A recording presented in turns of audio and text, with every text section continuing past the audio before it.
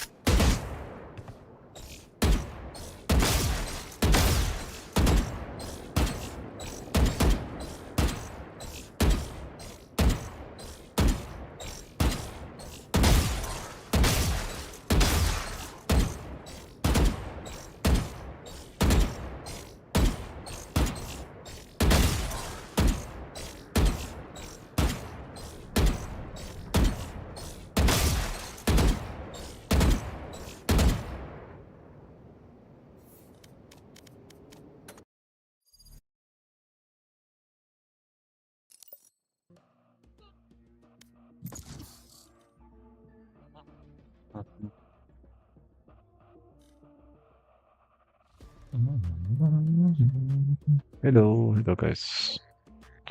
Hello guys.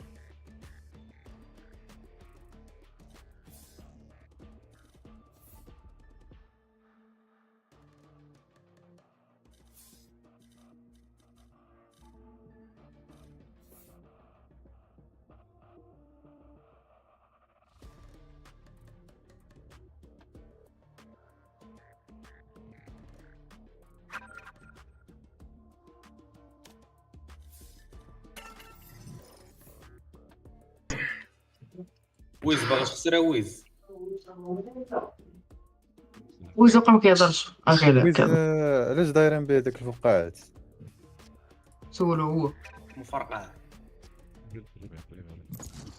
وقيلا ضارب اكسبتني وقيلا ضارب وين ستريك راه عندك الطفل. لا كان عندك الزعما ما مشينا صاحبي كنعرفو واش ديال البريمير فاش تربح بريمير كتعطيك هكاك. اوكي يعني خصك تكون تقصر مزيان تكون عرقان. غريبه هبطني ديك النهار قلت لها شريت مع نزارك الكونت قال لي سير تحول تا وهي رحمه. وانا على كاردات كاينين في هذا الكونط اصاحبي الاخر. هاد الدري هذا هو اسامه واقيلا. ايه دايرين اصاحبي وات ذا فاك عمري شفتهم في حياتي.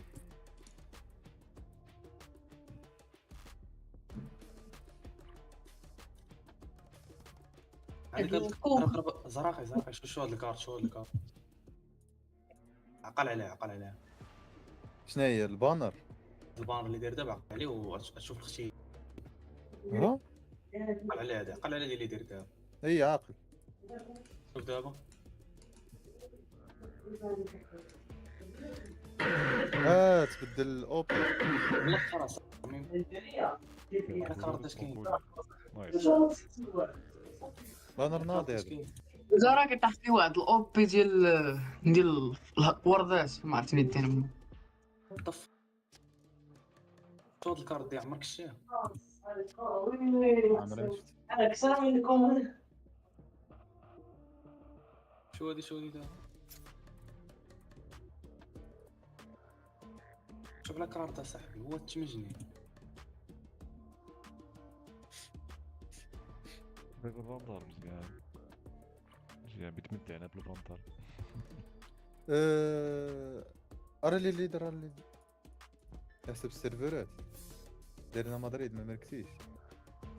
حيت لندن حيدها. لندن كان فيها الافير فين.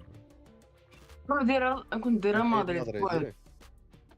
دير مدريد باري فرانكفورت نعطينا ديال الموضوع على فيها البنغريو. هاني لعبوا في مدريد. ماعنديش مشكل. هو على عنده حسب، مدريد هي ديك. سيمات اللي ضدنا كانوا حامضين. دير باري ومدريد بجوج. مأكد. جيت حنا سير على الله. متأكد.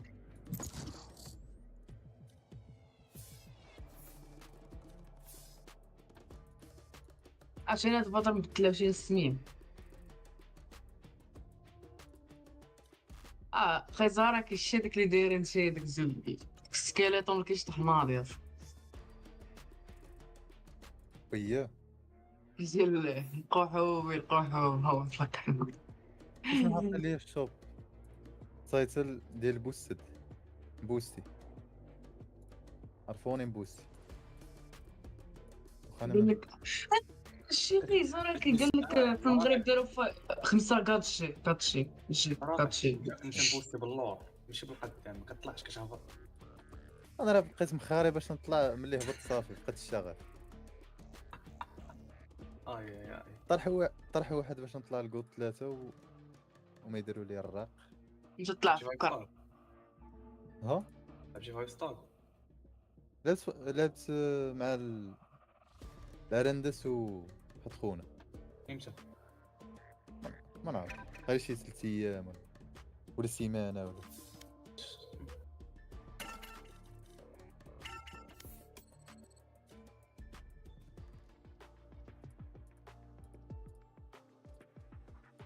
Match found.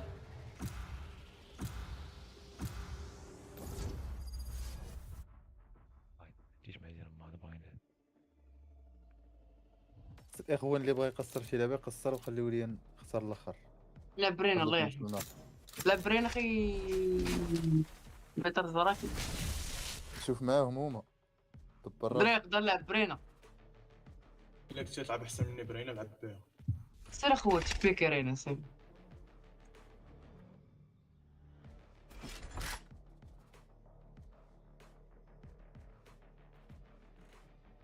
لعب لكم سكاي. لعب سكاي. كاملين انيشيتر الدراري ولا دير دابا واش لا انا لعب سكاي. سكاي. هذا مولف تاع اللعب ولكن لعب كيلجوي ما عنديش. لا انا لعب سكاي باش نهيلي ونفلاشي في نص. انت بغيتي نلعبو دابل انيشيتيف ولا دابل؟ انا بلا دبل انيشيتيف على مدريد ودير. اش بغيت تلعب زراك. دابل هيلر ولا نلعب كومبو؟ خير. وان ديوليس مزيانه ولا؟ ام ديك هو هذاك. راه مقوي. الام ديالي ناضي ولكن شامبر. ما فيه ما اللعب. ماشي ما فيه ما اللعب عيان. ايوا دير ماشي شوف وصلت لي بالك. راه ما لعبوش انتريات باش نقول لك. صافي نلعب شامبر. سير. لا برينيتي. غادي تلعب وين؟ تقول تقول لي انترا شوف غنترياردي معاكم. شفت الروندات كنخسرهم صافي. اش غنطري هارد يا اخي ما كاين انترا. سبليت شيل وصال. انا دائما جالسين مع القلاع ولا صراحه عقلتي راه خوتنا فين طاحوا معنا واحد المره. زيد بالجي زيد خرواه زيد خضر. حالتي قلت عليهم. نزلت تلعب شحال هادي. المهم هادشي اللي هو الدراري انا يلاه دخلت باقي ما سخنت ما والو. مغاربه هذو. حطونا مع مغاربه صاحبي، مغاربه كيكونوا عباده صاحبي في فال.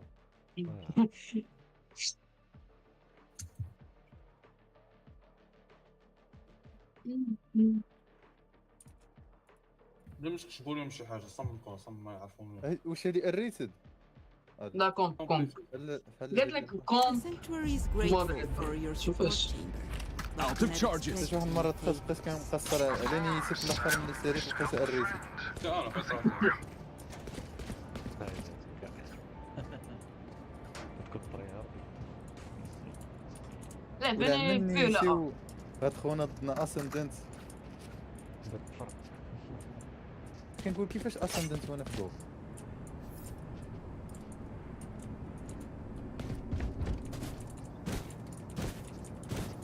مشي لعب دري انا بي ولا ايوا كلمنا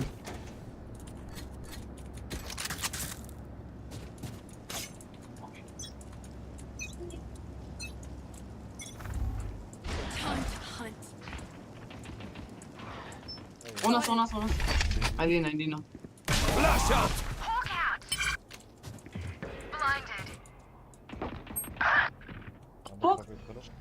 اسمع رينا ضربت 30 ريس ضربت 30 و 11 11 عطيت اليورو Concussing. ما تسقنيش بولا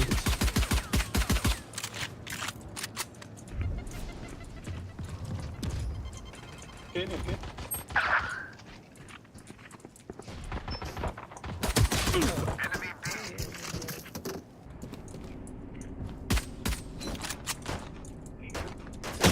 Last player standing. To the bottom. رايح فلانكيو بزاف شكون اللي فلانكه؟ فينيكس Their فينيكس Cypher فينيكس knows من too فين much. كيبقى الاخر تي بي سي تاع شامبر كانت شي لا اصلا كون تجيبا يموت حيت كان شامبر بقى مع قدامه شوف بقى قدامه صيفر يورو على التكليمن فيت كانت على التكليمن في البلاصه اللي ماتت فيها رينا وكان زي فينيكس في هذاك التريبورتا يموت فهمتي انا تليبورت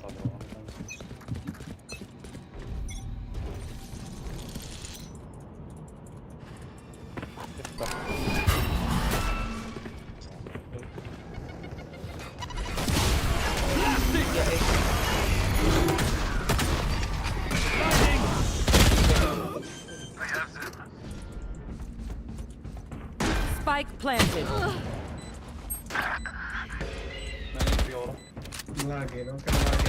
Last player standing.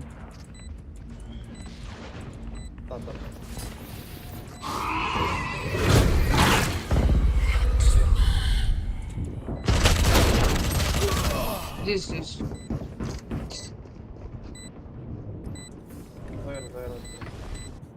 هادو مغاربة عزاو Last thing I need is some hero messing things up. عندك ديك الروندا ايكو.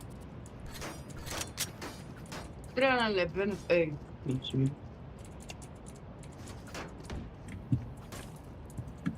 ما عنديش والله ما عنديش سكين اني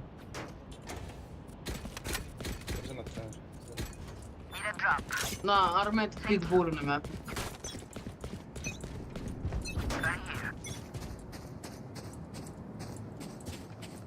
Gun here. انت شي واحد Spotted B. Clearing out.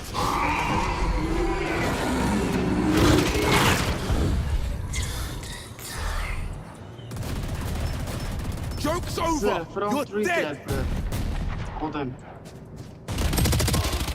Enemy spotted B.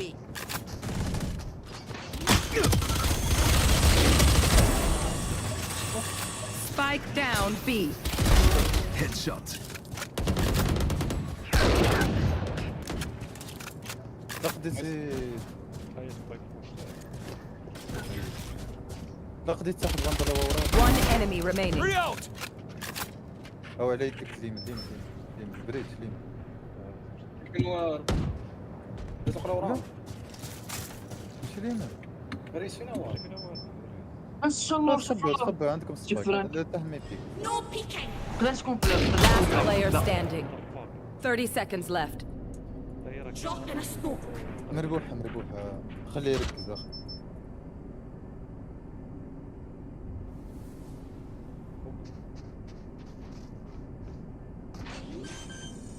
فيك فيك هذيك فيك هذيك فيك. 10 seconds left. Spike planted.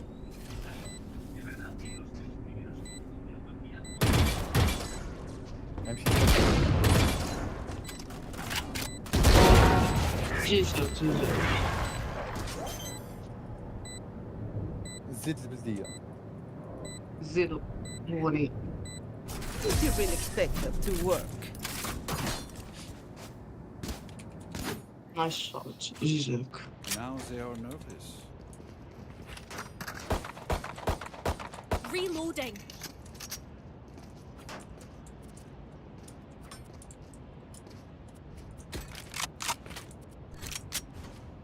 كاين شي ريبر بطاط. دير لي انا نعطيك هكاك. Reloading.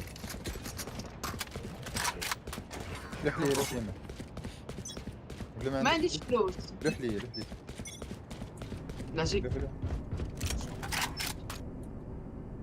واحد شاور الدراري.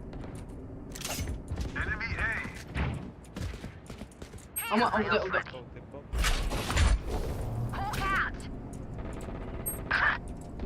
بزاف هذا Cussing!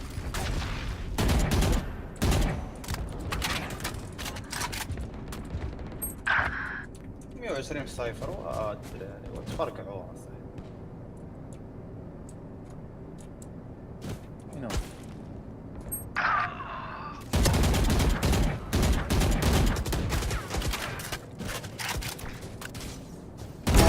Dusted. هم عند انا نقول لك Last player standing.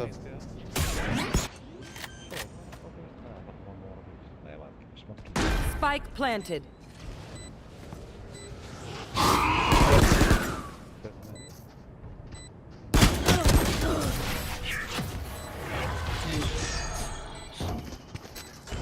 ديما قارني ديك فينيكس I'll do بديك my job. وديك You do اسم yours. صغير ديما قارني بيه قلت ديما تلقى ما يخشي لي شكون هذا.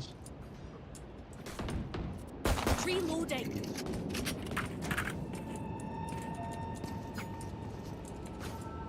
شوف داك اللي كيسموك يبقى دير سموك بحال هكا يدير في الصندوق.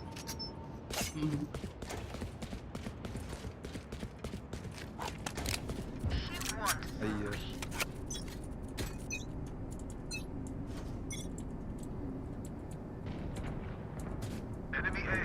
يجي فلانك كارون بزاف.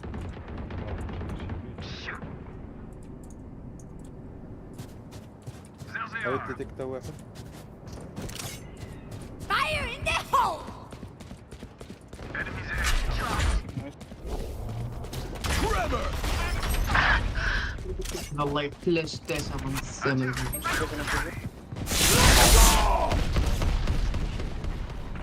One enemy Raise remaining. over. ريز تيكتا تيكتا.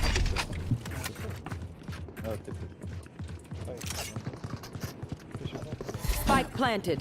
كرسي من السيشن كل تفرقوا انا نمشي في دقه واحده اجي في دقه واحده. نضرب لكم شي اسم فرق هذا. ضربت توكن كم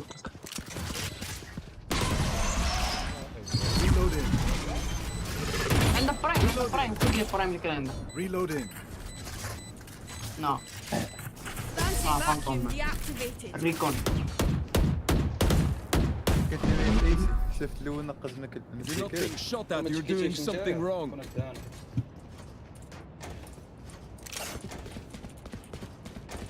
شو هذا يصير لي النبض؟ Help a girl out. الله يعزك اخي قلوب. هاك لا بشري. لا لا عندي الكيوس. رينا ديال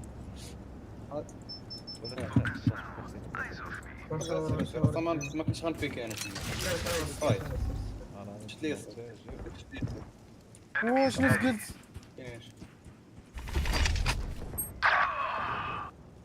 زقت بزاف. Flash out.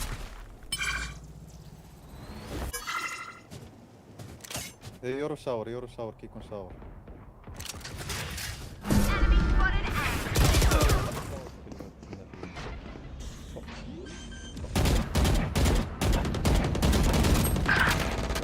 Last player standing. نو باك اب انا غنبيكي غيفتحوني من الجهه ديال Spike planted. Wow, refreshing. فيد 1 اتش بي.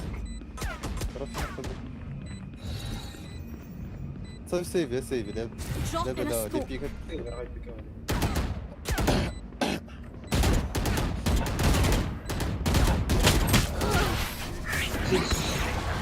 عياني اللي ضد الناس. فايدة 320 Meaningless. Help a girl عارف out, الاول would بقيت you? نتخانق مع الطراب دازو كنقدر نقصد 3 دازو وانا جالس نتخانق مع الطراب. بس هي تشامبر ريفر لا في الام مشابه. دخلوا بحال داخلين في السوق دقيقة. بقاو مسيكين التيم مثلا. Time to hunt.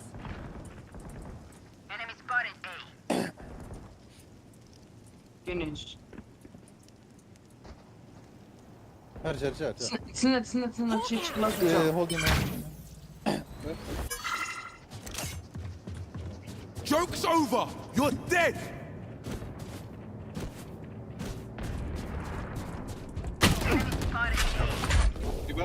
Concussing!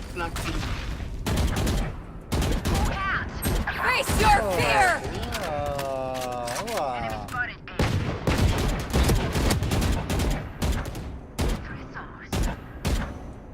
Reloading. تايمينغ هو Heal up, squad. انا كنت باغي تشيكي يا صاحبي Reloading. وطلت عارف عندي انا. Stealing sight. Enemy spotted B. One enemy remaining. My ult is ready. 30 seconds left.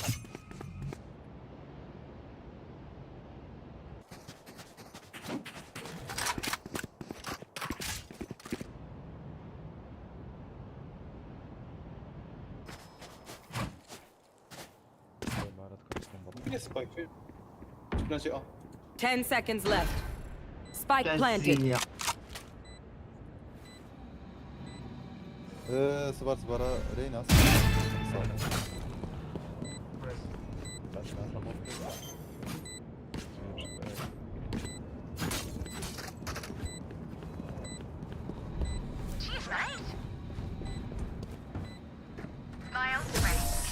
glass.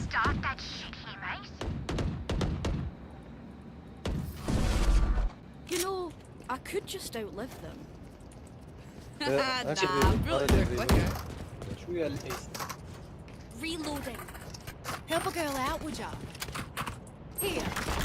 دري هذا شي جوج شدوا لي الصايت ماشي يغدرون غادي نمشي لأو جوج نشوف ندير الالت. تقدر تسموكي يا طوب من هنا اجي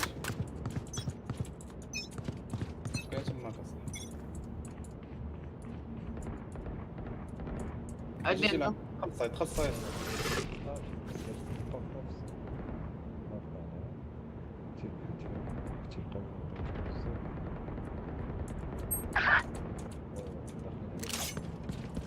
انا حطيت كلشي قاصد. Who's next?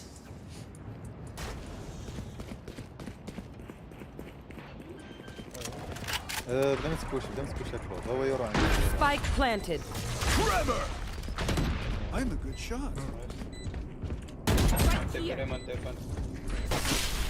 Plastic!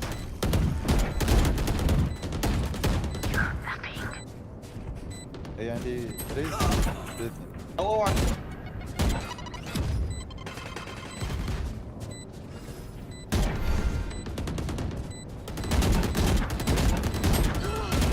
Back like I never left. هو واحد جالس Last player standing. ايش كنت تايم مليون غير كلوب شو رينا بديتكم كاملين. شو اسمع كلوب قالت شي دقات هي حداه وكتقلب فيه ما عرفتش They think علاش. you're better than us.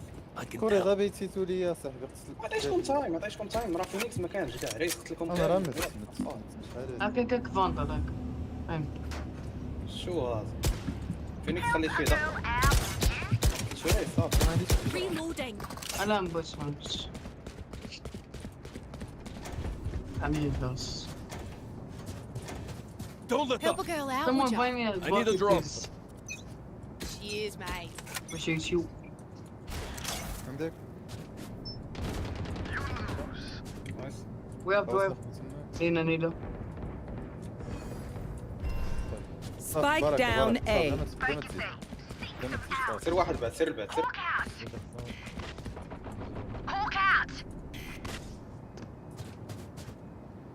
ناخذ ابقى معايا فلوس. شي بريمستون Cussing. Healing over here. هاي سبايك عندي. Spike down A. على ستانا برو. Heal ليه up, من squad. صاحبي مخدع. Enemy spotted B. قنت. نبقى شو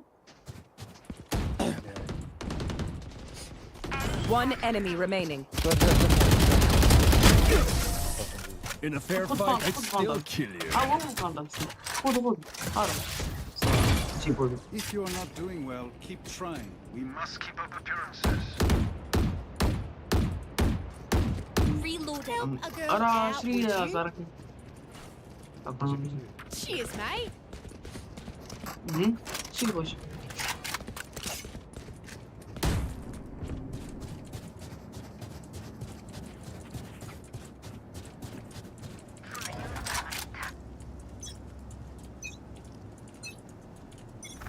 Time to hunt. نسيت.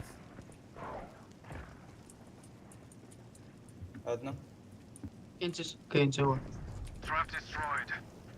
شاور كاينين شاور.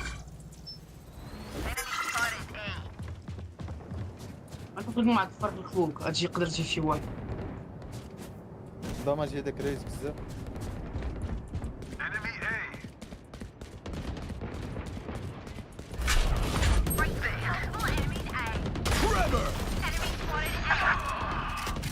Reloading. راه خويا راه بزاف دقاتو فيه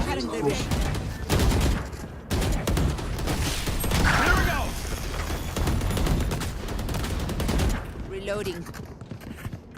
Last player standing. هذا انا اني جيش لا ما تقدرش تقتل واحد. Help a girl out, would ya? طاطا يكونون ملاوي في ديفنس بواحد.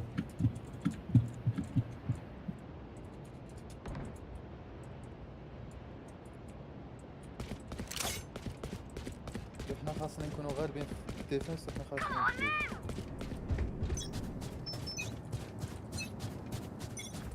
Joke's over. You're dead. ايه نوان شو سميتك بريتش ندخل فلاش فلاش Spike planted.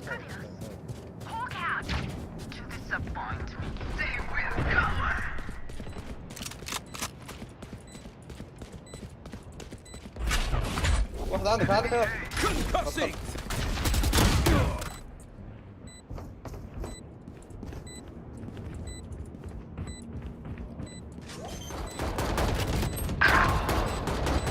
Last player standing. برادر بزاف اما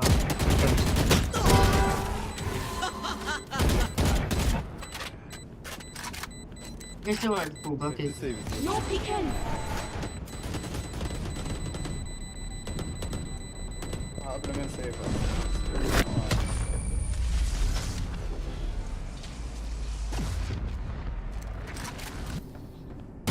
Last round in the half. No point saving. Spend it all. ارى لي الريفر. Help a girl out, would you? Help a girl out, would ya? Cheers, mate.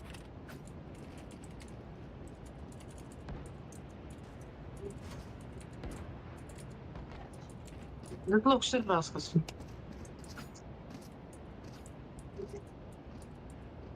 I'll no lose to these bears.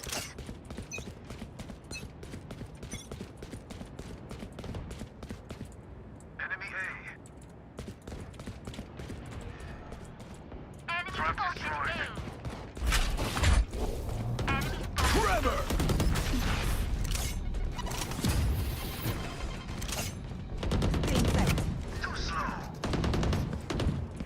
انتم جدوا راسكم راسك غير جمعكم حبوا جميع الناس.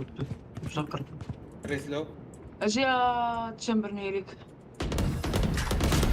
Cypher game.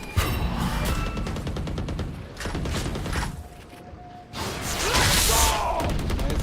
Reloading. Fire in the hole! One enemy remaining. ريسلو ريسلو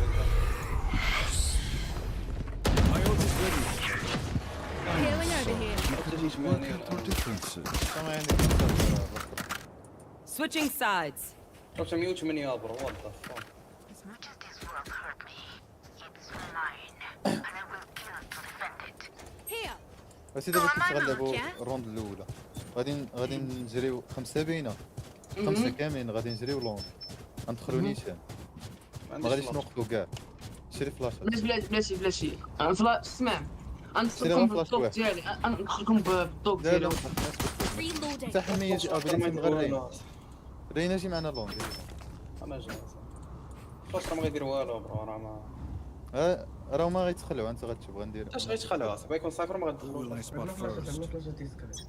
وراه غنهرسوا صايفر وقع صايفر عرفت كتقول غتجري بالزربه وتقول تعرف غاجري Concussing!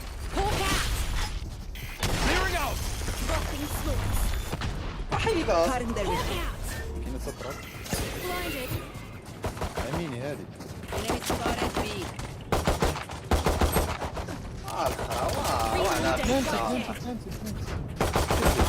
يعني بلان.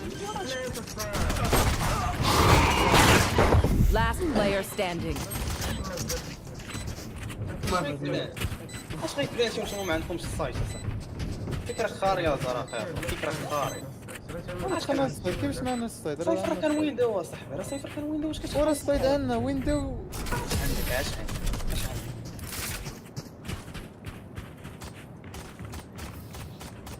They think they're so My bad, my bad. secure. دري ما يبغى ما بغيتو تربحوا خصكم الزير كل واحد خلينا نوصل الصيد اصاحبي لا ما تقول لي ويندو ديك الفكره ديال الصيد حيد كل لاعب كومب انا في سولو وما كنلعبش الصيد كل واحد ديالك وصول ما كان طريق المهم راك تسلو واحد ديالك Here. Reloading. بلاش نرمي الطوق ديالي انا معكم. كاين لكم الصيد. Hunt. Scout the storm. شنو يحكم كاين Hawk out. Flash out! كنقول لك ما نلعبوش هكا باش تي ما عرفتش شنو Our carrier's dead. Spike down A. واحد Take it out. هذا الشيء بشي Last player standing. على ولدي ديما تلاقى مات لك حال هذا ديما زعما جي شراك جولد برو كدير اللعب ديال الايرون Time to take these arms for a spin. ارى لي الريفر Help a girl out, would you? Cheers, mate. واحد لعب اودين شوف اجرز الدم برو هذا كربا فينا ولات عرفت تخسر باش نقول لكم ملي كنقول ندخلو كنجريو كلوف راه ما سموكي ماشي حتى سموك من عندك الصراحه راه انت انت ما كتعرف السموك كتلعب الطوق تخيل لا قبيله اول روند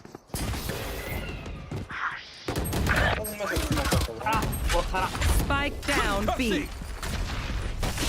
Blasting! ادخل الشامبر جاي من ورانا جاي من ورانا عندك بريتش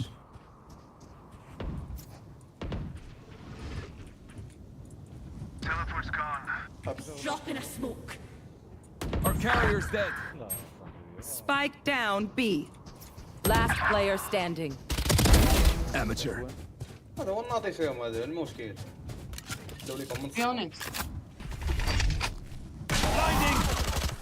Got the spike.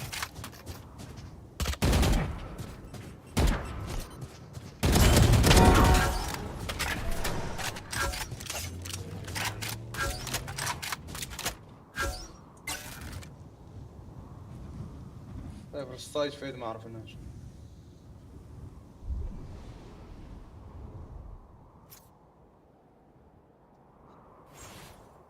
Thirty seconds left. قلت لك هذا طريب.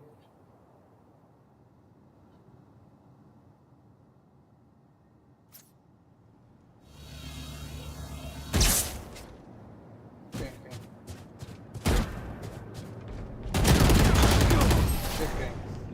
يا اخوان ما درتوش من الاول ملي ما درتوش اللي قلتو راه ما غتربحوش. راه بعدا في الروند الاول راه دخلنا في السايد. بغيت تروح هاد وانا ما دخلنا في السايد حتى مره، عرفت الشعر. كلوف كنتي سموكيتي في اول روند كنا غنربح، ولكن شفت هو راه سموك ولكن ما سموكاش. سموكيتي ولكن ما عرفتش سموك. كاين سموكيتي. انا لك نقول لك شنو كان لك سموكي سيتي ويندو. ويندو ما كانش عندي. ورانا داخلين اصاحبي. شوف اجي ندخلو نيشان، اجي ندخلو نيشان. سير دخلوا غتلقاو طرابات صفر. دابا حيت طرابات صفر ما غندخلوش ياك. اخوان راه غتخسروا. حبسوا الريفي. بريتش اش كدير ورايا ابا. Enemy spotted. راه غتخسروا بالنهار لكم راه غتخسروا. Hit the foe. خليهم فندر. Gun here. فندر. Clearing out. Heal up, squad. Hellcats. Blinded.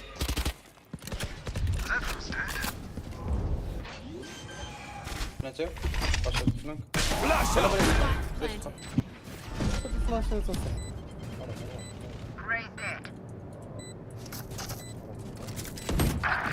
راسيتي وضربوا الاخر. One enemy remaining. Headshot. My ult's ready. ما فهمتش انا هاد التيم مبروك. Who's next?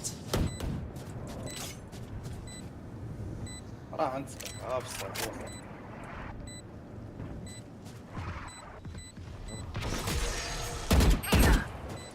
ديروا التيبا والدراري التيبا ولا كاين الشعب تيبا. Blinding. My ult's ready.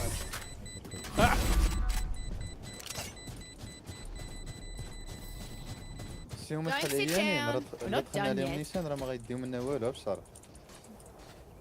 لا راه كتعطيني فونتوم ديالك ونعطيك فاندر. اما لعبنا بحال هكا راه الناضي فيهم ولا يبقى يبوشينا يبقى ياخذ فينا واحد بواحد.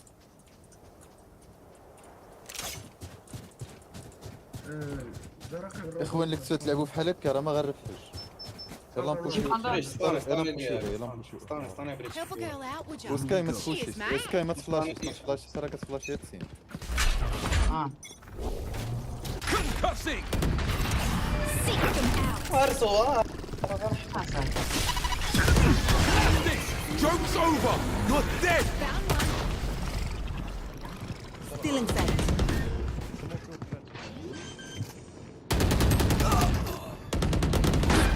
planted. Time to go. Flash out.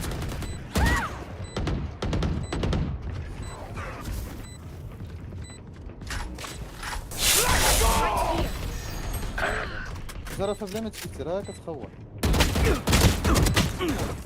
هو مسموم. Phoenix kill. One enemy remaining.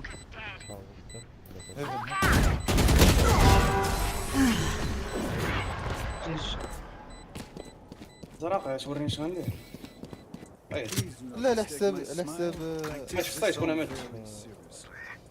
لا هو كنت مشيتي ما مشيتي هو لا راه كاين فاندر ذاك فاندر صراحه. صبر كون ما مشيتش غي غيسمعوني وراهم وغيتزاير. Cheers, ولكن mate. برو راه اللي في الصيف ما Help a girl out, would you? غاديش غيقتلوهم. زعما تقوليش نعطيهم ساوند شكون اللي يتوتر ما غاديش يقتلوهم. Time to mobilize الاخرين my يعرفوني pack. بلانك راه يقتلوني. يا اخوان يلا هولوند نيشان طرابات ما تحطوش طرابات انا كنحيد طرابات سيروا اجي والله. اش ريت قلت لهم اصاحبي فاندر. Clearing out.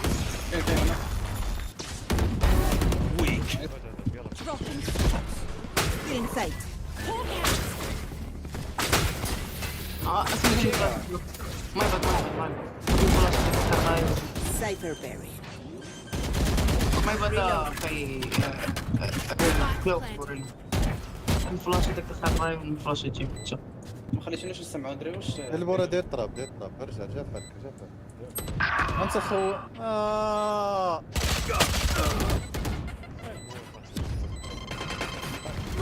Cutting their vision. فاك One enemy remaining. I think that's it. ما هي خي خويا بريتش راه دير طراب البو مشاو I'll say one of my creatures. It's a good thing, right?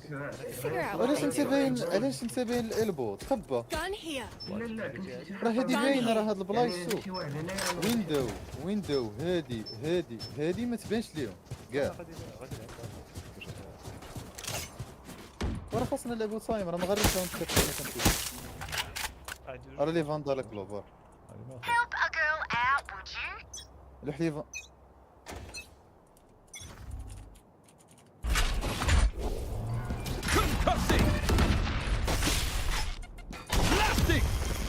يا اخوان ما غاتكوشيش سايد وحده بدينا عاوتاني كنصورو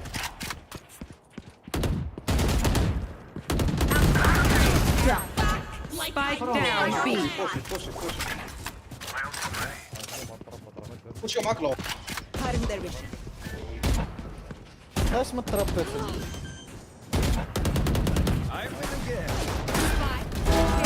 One enemy remaining. Enemy defender spawn. رجع في حالك صافي اش كدير اصاحبي اش كدير ريح هو قاسم ها هو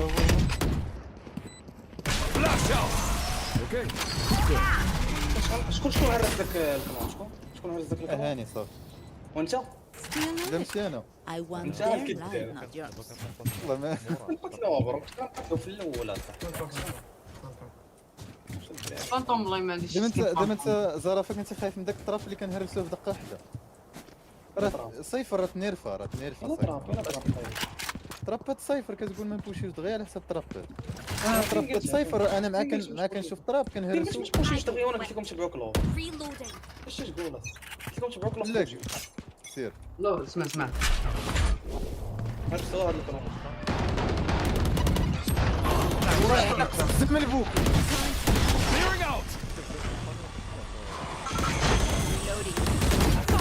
راه ستانيتيني انا مستانيتيني Reloading. That spike carrier's down. I got the spike. Spike down A. اخوان واش كتسمعوا من تقبتكم اصاحبي راه قلنا لكم ما تبقاو تبوشيو معانا الله يهديك واش كيطبقت Heal راه up, صايفر squad. كاين تحتيه Hawk out. منين كيسوي وي دي سي بودا سي قلاوس Spike planted. اش كدير اخويا One enemy remaining. راه ويندو تتخبى ما تبلش سكاي دير بريتش صافي بقيت فلاش بهذيك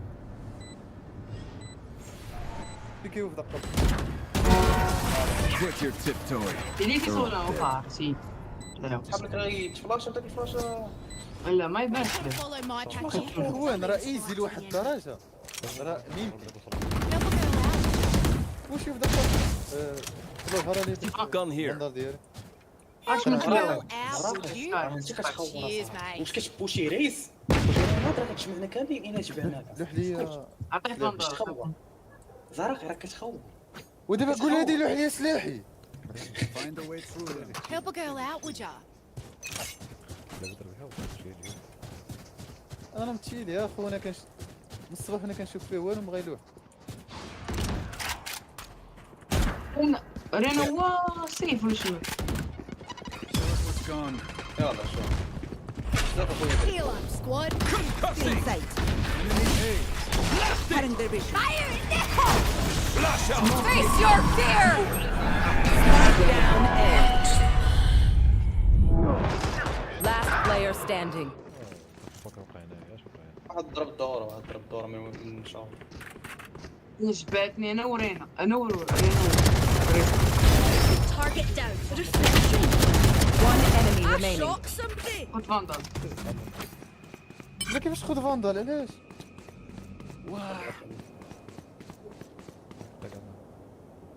شو خليه يلعب لعبه خليه لا مسد.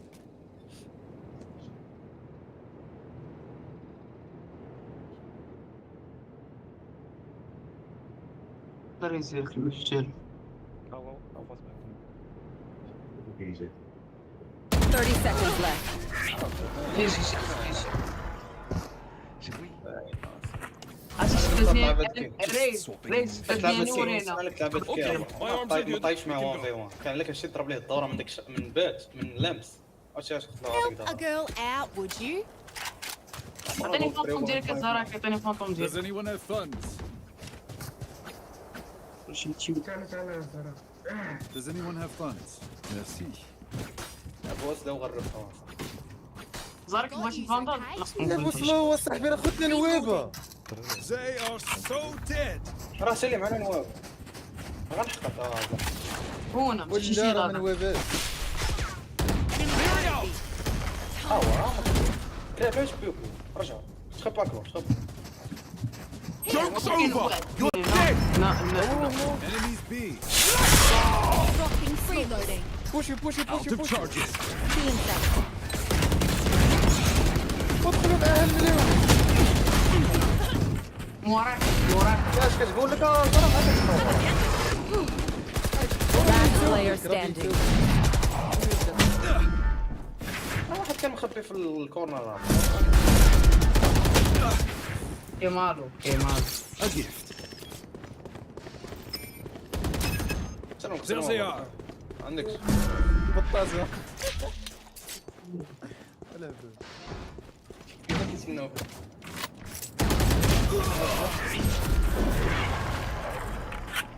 فكرة غبية زرقاء باش نقول ماشي فكره غبيه راه غبية بزاف راه بيتوبي Can't راه play. الصراحه راه بيتوبي تيم بيتوبي التيم ديالك بيتتبي انا راه قلت دابا اسمع دابا انا راه قلت دخلوا ما قلتش دخل انت راه التيم ديالك بيتتبي المشكل ماشي مني انا قلت دخلوا كاملين خلاوك دخلتي بوحدك Help a girl out, would ya?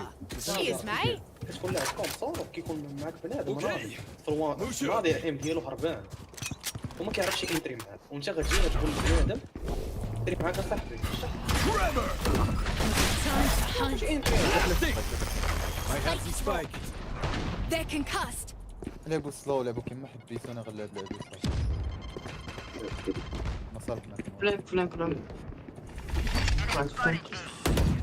Enemy Drop in A. a smoke.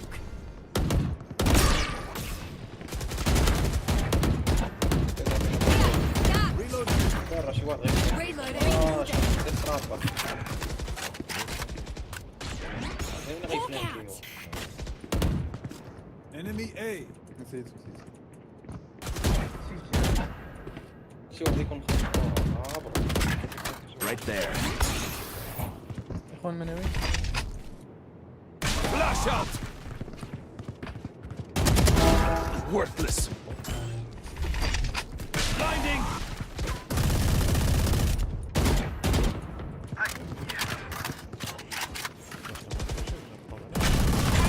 Reloading.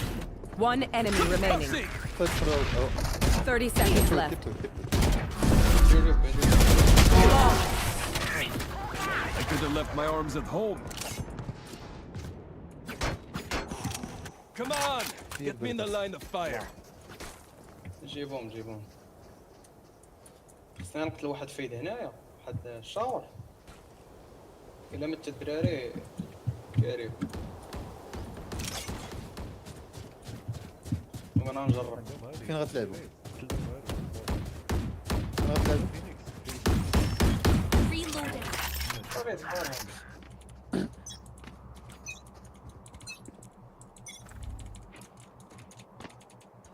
Right here. Time to Forever. here. Clearing out.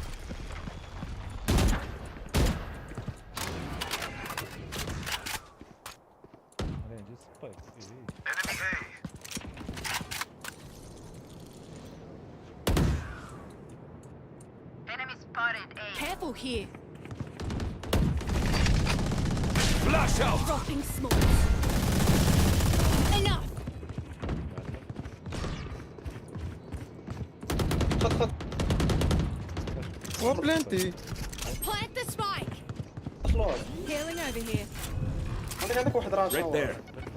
Spike planted. Back like I never left. ها في واحد فلانك.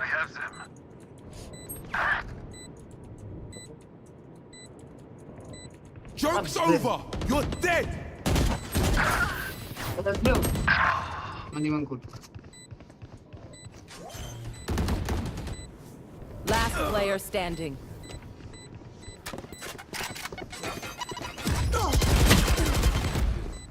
شكرا. داري جربوا تلعبوا شي لعبه اخرى من غير فالورانت. Defenders win.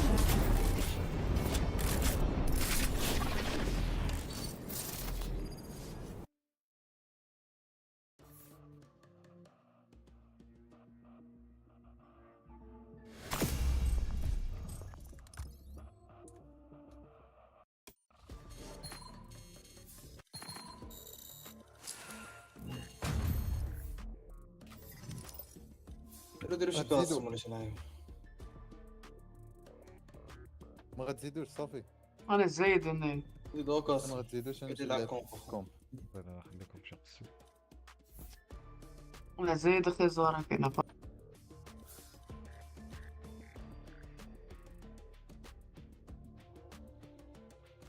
For them in the long term. This must be the power and the direction of your mind whenever you encounter some problem, to bore deeper and deeper until you get at something basic and at the root. Never be satisfied with what presents itself to your eyes. See what underlies it all, absorb it, and then dig deeper.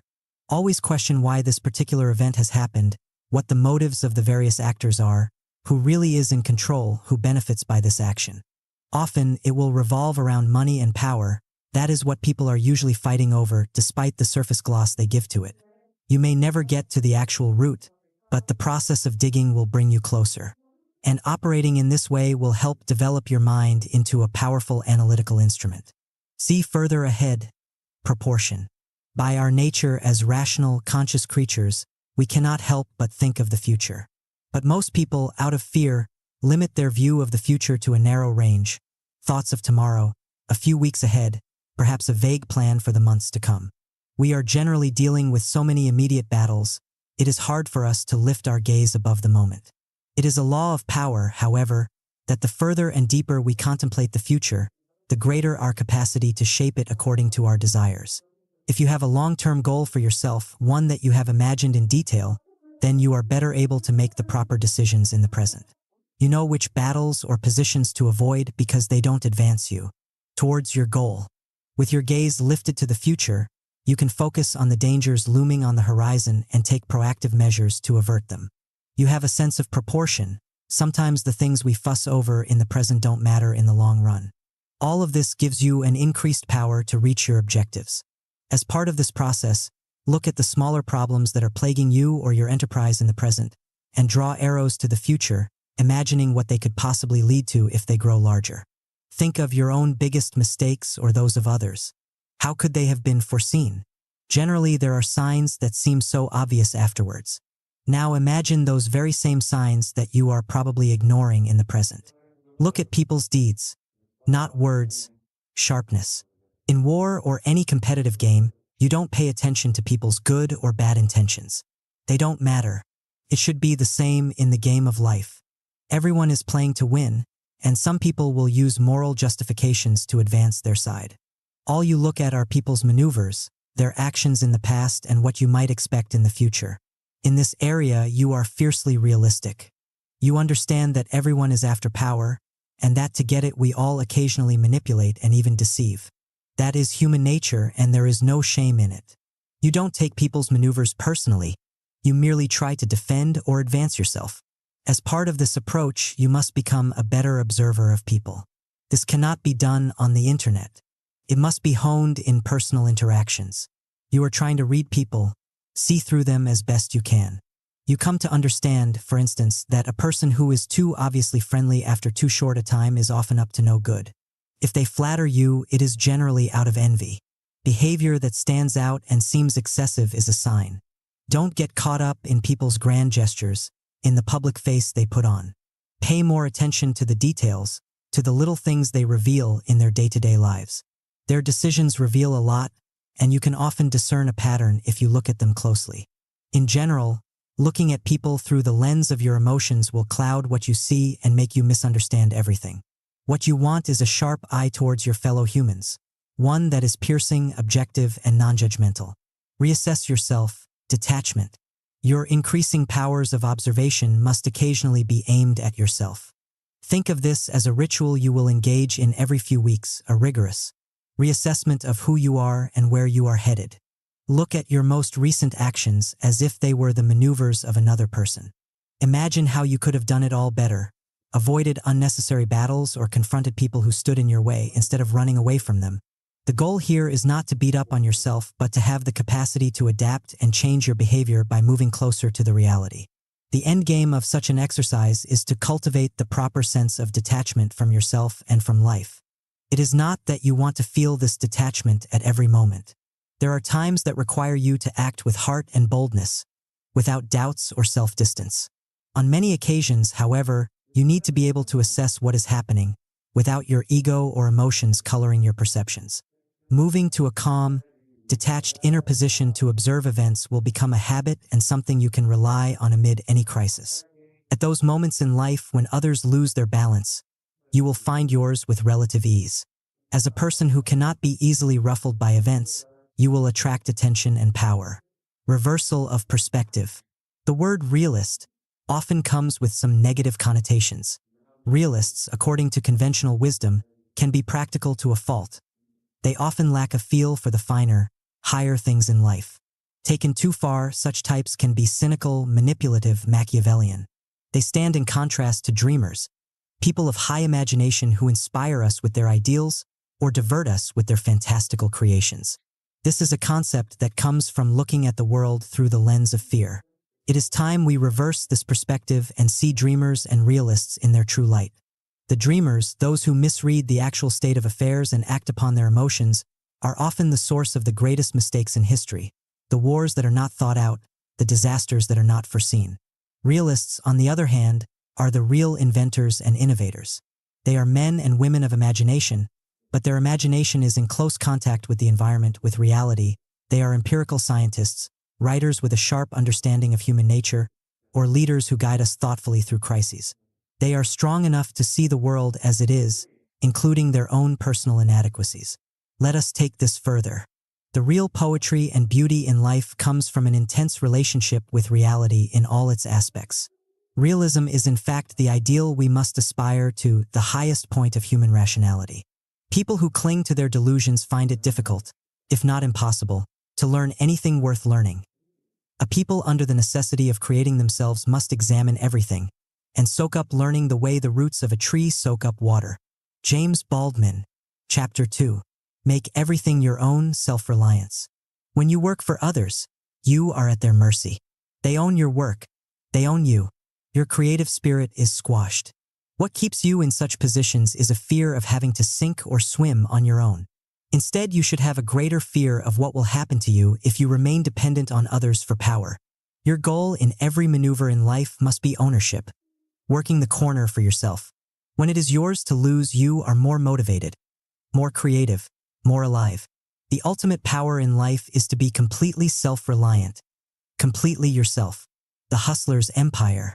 Human nature is so constituted that it cannot honor a helpless man, although it can pity him, and even this it cannot do long, if the signs of power do not arise.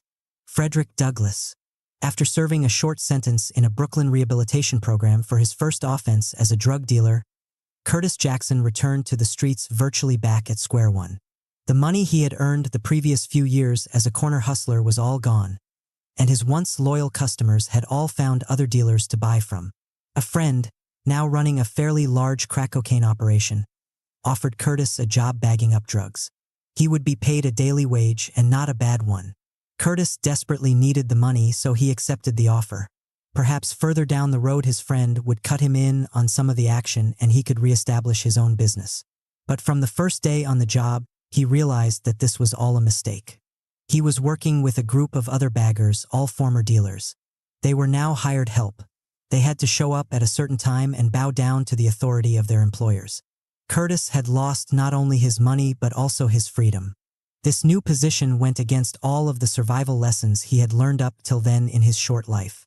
Curtis had never known his father, and his mother had been murdered when he was 8 years old. His grandparents had essentially raised him. They were loving and kind, but they had a lot of children to look after and not much time to give individual attention.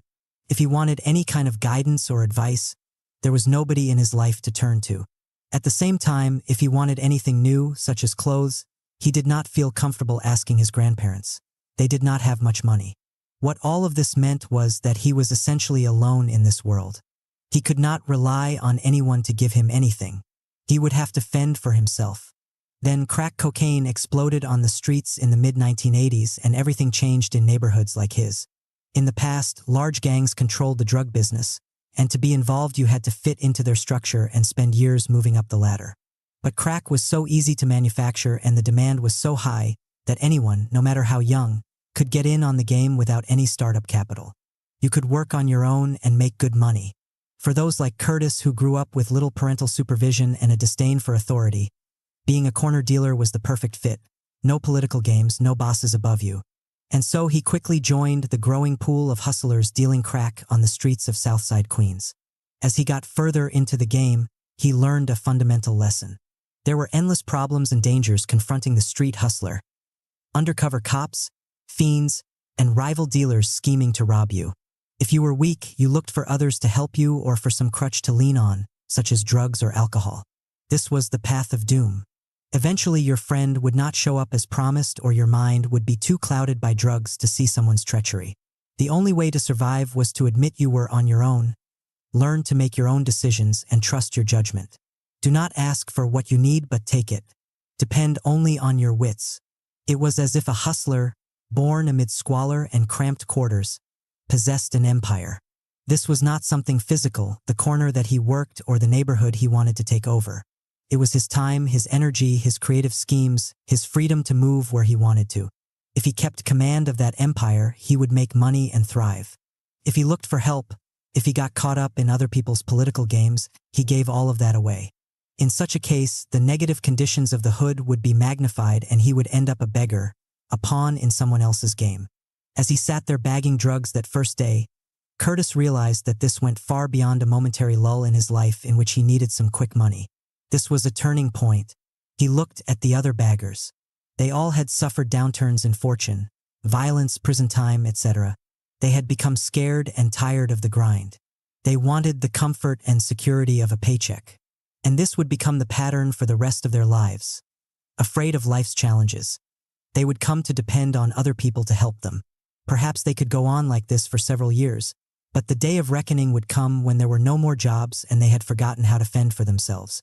It was ludicrous for Curtis to imagine that the man now employing him to bag would someday help him set up shop. Bosses don't do things like that, even if they're your friends. They think of themselves and they use you. He had to get out now, before that empire slipped from his hands and he became yet another former hustler dependent on favors. He quickly went into full hustling mode and figured his way out of the trap. At the end of the first day, he made a deal with the baggers. He would dole out the daily cash he had been paid for the job to all of them. In return, he would teach them how to put less crack in each capsule but make it look full. He had been doing this on the street for years. They were then to give Curtis the extra crack that was left over from each capsule. Within a week, he had accumulated enough drugs to return to hustling on the streets, on his terms. After that, he swore to himself he'd never work for another person ever again. He would rather die. Years later, Curtis, now known as 50 Cent, had managed to segue into a music career, and after a fierce mixtape campaign on the streets of New York in which he became a local celebrity, he gained the attention of Eminem, who helped sign him to a lucrative deal on his own label within Interscope Records. For the launch of his debut album, Get Rich or Die Tryin', there was a lot of work to do. A marketing campaign, videos, artwork, and so he went to Los Angeles to work with Interscope on these projects. But the more time he spent in their cushy offices, the more he had the feeling that he was at yet another turning point in his life. The game these music executives were playing was simple. They owned your music and a lot more.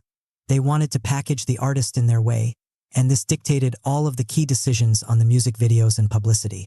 In return, they lavished you with money and perks. They created a feeling of dependence.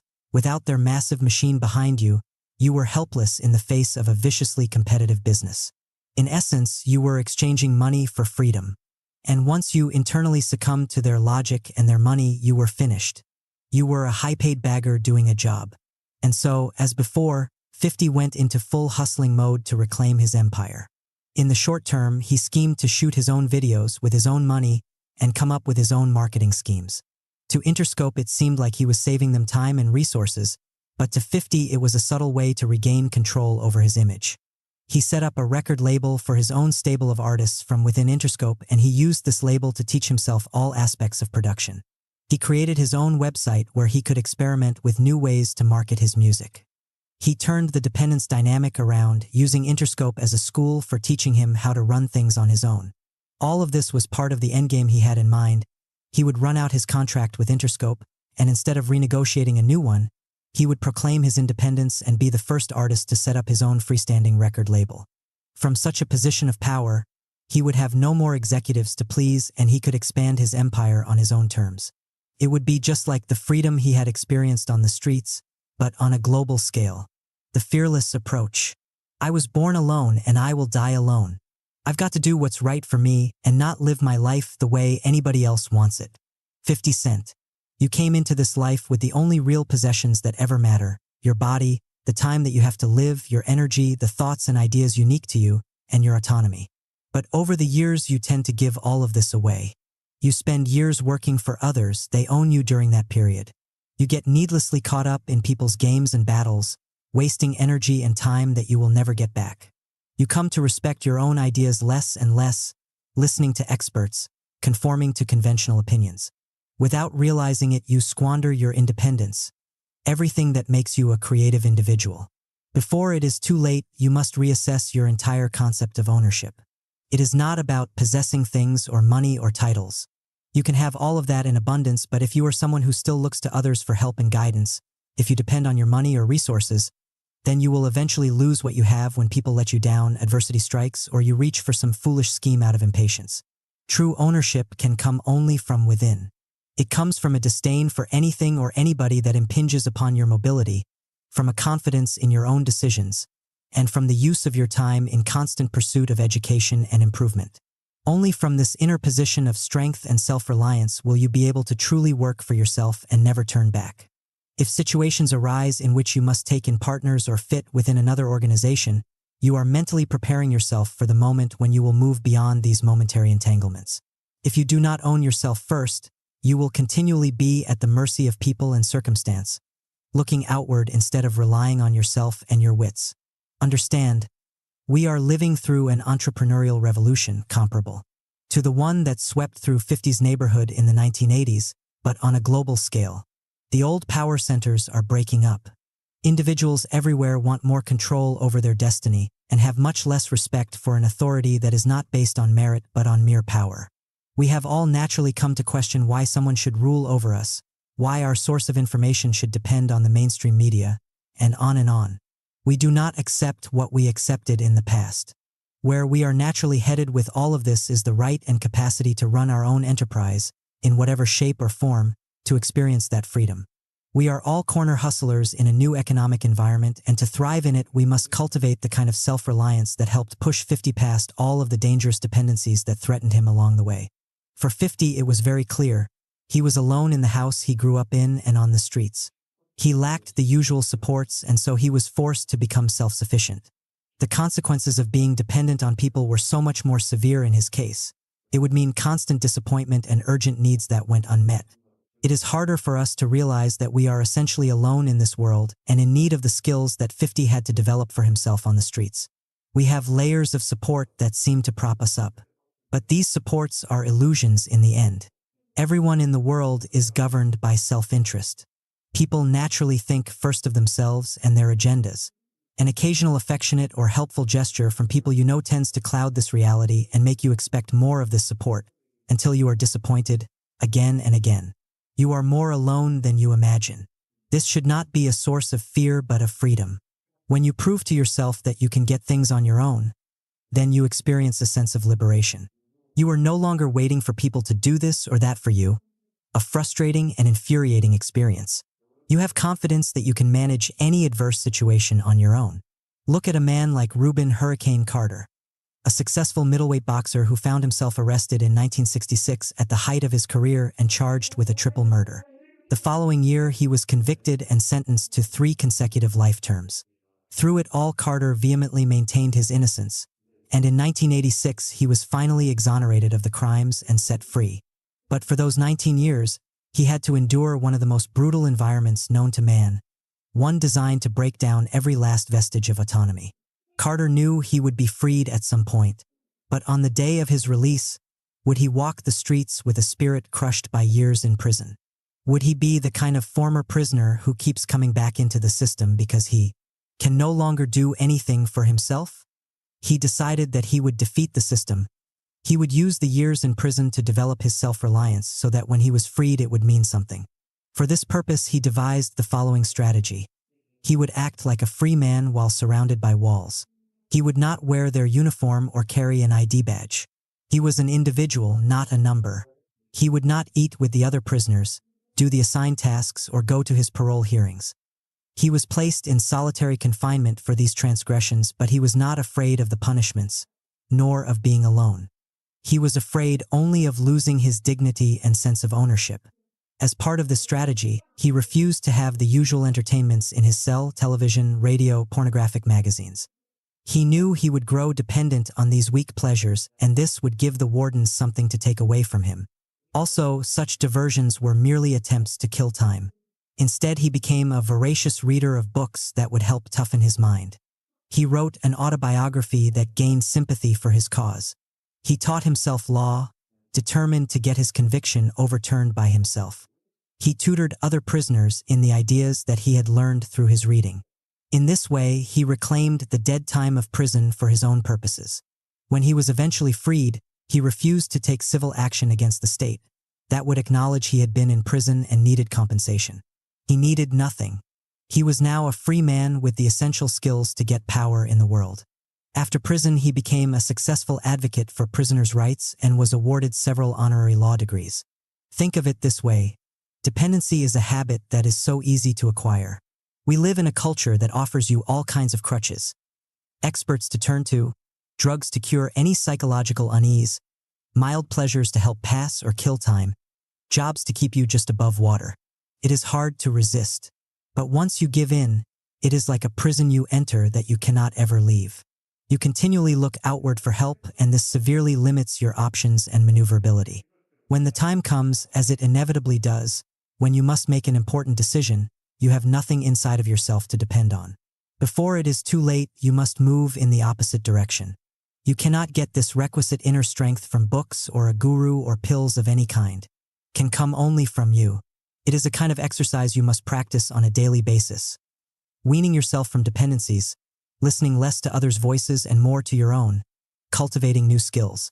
As happened with Carter and with 50, you will find that self-reliance becomes the habit and that anything that smacks of depending on others will horrify you. Keys to fearlessness. I am owner of my might, and I am so when I know myself as unique. Max Stirner. As children, we all faced a similar dilemma. We began life as willful creatures who had yet to be tamed.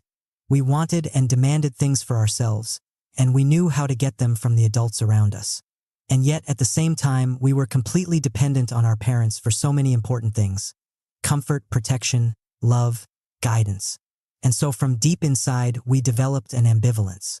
We wanted the freedom and power to move on our own, but we also craved the comfort and security only others could give us. In adolescence, we rebelled against the dependent part of our character. We wanted to differentiate ourselves from our parents and show that we could fend for ourselves. We struggled to form our own identity and not simply conform to our parents' values. But as we get older, that childhood ambivalence tends to return to the surface. In the face of so many difficulties and competition in the adult world, A part of us yearns to return to that childish position of dependence. We maintain an adult face and work to gain power for ourselves, but deep inside we secretly wish that our spouses, partners, friends, or bosses could take care of us and solve our problems. We must wage a ferocious war against this deeply embedded ambivalence, with a clear understanding of what is at stake. Our task as an adult is to take full possession of that autonomy and individuality we were born with. It is to finally overcome the dependent phase in childhood and stand on our own. We must see the desire for a return to that phase as regressive and dangerous. It comes from fear of being responsible for our success and failure, of having to act on our own and make the hard decisions. We will often package this as the opposite, that by working for others, being dutiful, fitting in, or subsuming our personality to the group, we are being a good person. But that is our fear speaking and deluding us. If we give in to this fear, then we will spend our lives looking outward for salvation and never find it. We will merely move from one dependency to another. For most of us, the critical terrain in this war is the work world.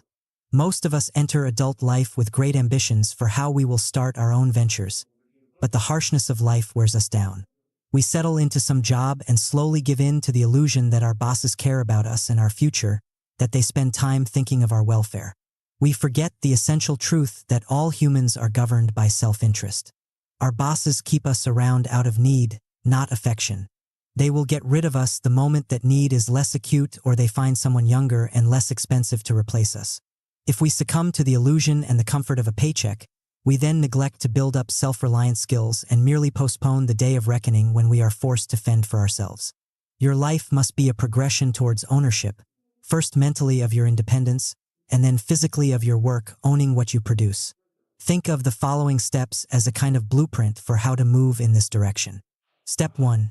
Reclaim dead time. When Cornelius Vanderbilt, 1794 to 1877, was 12 years old, he was forced to work for his father in his small shipping business. It was drudge work and he hated it. Cornelius was a willful, ambitious child, and so in his mind he made the following determination.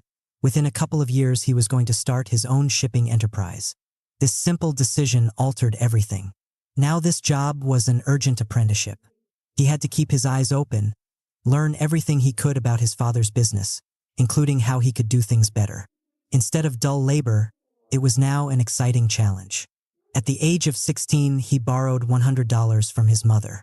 He used the money to buy a boat and began ferrying passengers between Manhattan and Staten Island. Within a year, he paid back the loan. By the time he was 21, he had made a small fortune and was on his way to becoming the wealthiest man of his time. From this experience, he established his lifelong motto: never be a minion, always be an owner. Time is the critical factor in our lives, our most precious resource.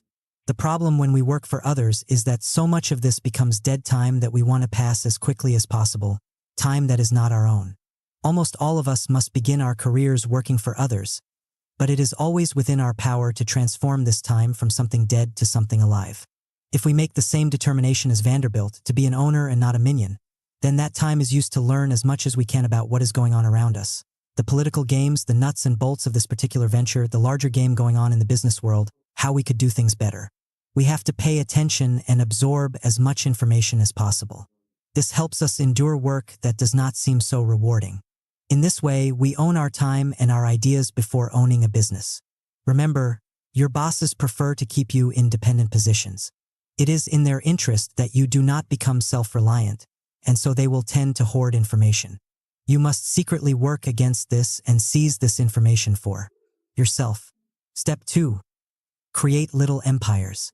While still working for others, your goal at some point must be to carve out little areas that you can operate on your own, cultivating entrepreneurial skills.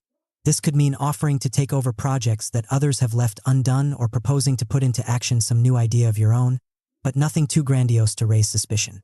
What you are doing is cultivating a taste for doing things yourself, making your own decisions, learning from your own mistakes. If your bosses do not allow you to make such a move on any scale, then you are not in the right place. If you fail in this venture, then you have gained a valuable education. But generally taking on such things on your own initiative forces you to work harder and better. You are more creative and motivated because there is more at stake. You rise to the challenge. Keep in mind the following. What you really value in life is ownership, not money. If ever there is a choice, more money or more responsibility, you must always opt for the latter. A lower-paying position that offers more room to make decisions and carve out little empires is infinitely preferable to something that pays well but constricts your movements. Step 3. Move higher up the food chain. In 1499, Pope Alexander VI managed to carve out a principality for his son, Cesare Borgia, in the Romagna district of Italy. This was not easy. All kinds of rival powers were competing for control of the country. Families that dominated the political scene, foreign kings scheming to take over certain regions, city-states with spheres of influence, and finally the church itself. To secure Romagna for his son, the Pope had to win over one of the two most powerful families in Italy, make an alliance with King Louis XII of France, and hire a mercenary army. Cesare Borgia was a shrewd young man. His goal was to expand beyond Romagna and eventually unify all of Italy, making it a great power. But his position now depended on various outside forces that controlled his destiny, each one above the other, the army beholden to the powerful families and King of France, then the Pope himself who could die any day and be replaced by someone antagonistic to Borgia. These alliances could shift and turn against him. He had to eliminate these dependencies one by one until he could stand on his own with nobody above him. Using bribery, he put himself at the head of the family faction his father had allied him with, then moved to eliminate its main rival. He worked to get rid of the mercenary army and establish his own. He schemed to make alliances that would secure him against the French king who now saw him as a threat. He gobbled up more and more regions. He was on the verge of expanding his base to a point of no return when he suddenly fell gravely ill in 1504. Shortly thereafter, his father died and was soon replaced by a pope determined to stop Cesare Borgia. Who knows how far he could have gotten if his plans had not become unraveled by such unforeseen circumstances. Borgia was a kind of self-reliant entrepreneur before his time. He understood that people are political creatures, continually scheming to secure their own interests. If you form partnerships with them or depend upon them for your advancement and protection, you are asking for trouble. They will either turn against you at some point or use you as a cat's paw to get what they want. Your goal in life must be to always move higher and higher up the food chain, where you alone control the direction of your enterprise and depend on no one.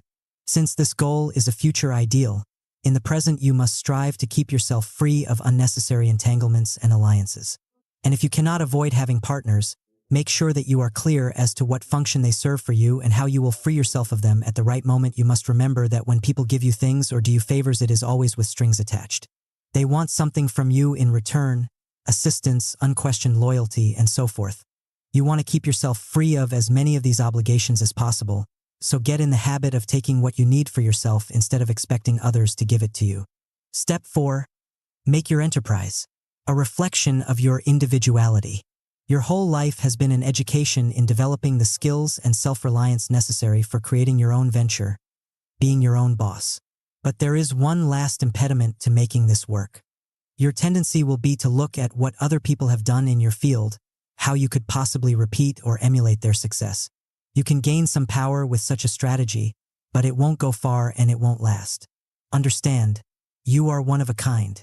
Your character traits are a kind of chemical mix that will never be repeated in history. There are ideas unique to you, a specific rhythm and perspective that are your strengths, not your weaknesses. You must not be afraid of your uniqueness, and you must care less and less what people think of you. This has been the path of the most powerful people in history. Throughout his life, the great jazz musician Miles Davis was always being pushed into making his sound fit the particular rage of the time. Instead, he kept insisting on putting his own stamp on anything he played. As he got older, this became more and more extreme until he revolutionized the jazz world with his constant innovations in sound. At a certain point, he simply stopped listening to others. John F. Kennedy refused to run a campaign like Franklin Delano Roosevelt or any other American politician in the past. He created his own inimitable style, based on the times he lived in and his own personality. By going his own way, he forever altered the course of political campaigning. This uniqueness that you express is not anything wild or too strange. That is an affectation in itself. People are rarely that different. Rather, you are being yourself as far as you can take that. The world cannot help but respond to such authenticity. Reversal of perspective. We might think of people who are independent and used to being alone as reclusive, prickly, and hard to be around. In our culture, we tend to elevate those who are smooth talkers, seem more gregarious, and fit in better, conforming to certain norms. They smile and seem happier. This is a superficial appraisal of character. If we reverse our perspective and look at this from the fearless point of view, we come to the opposite conclusion. People who are self-sufficient are generally types who are more comfortable with themselves. They do not look for things that they need from other people. Paradoxically, this makes them more attractive and seductive. We wish we could be more like that and want to be around them, hoping that some of their independence might rub off on us. The needy, clingy types, often the most sociable, unconsciously push us away. We feel their need for comfort and validation, and secretly we want to say to them, "Get it for yourself. Stop being so weak and dependent." Those who are self-reliant turn to people out of strength, a desire for pleasant company or an exchange of ideas.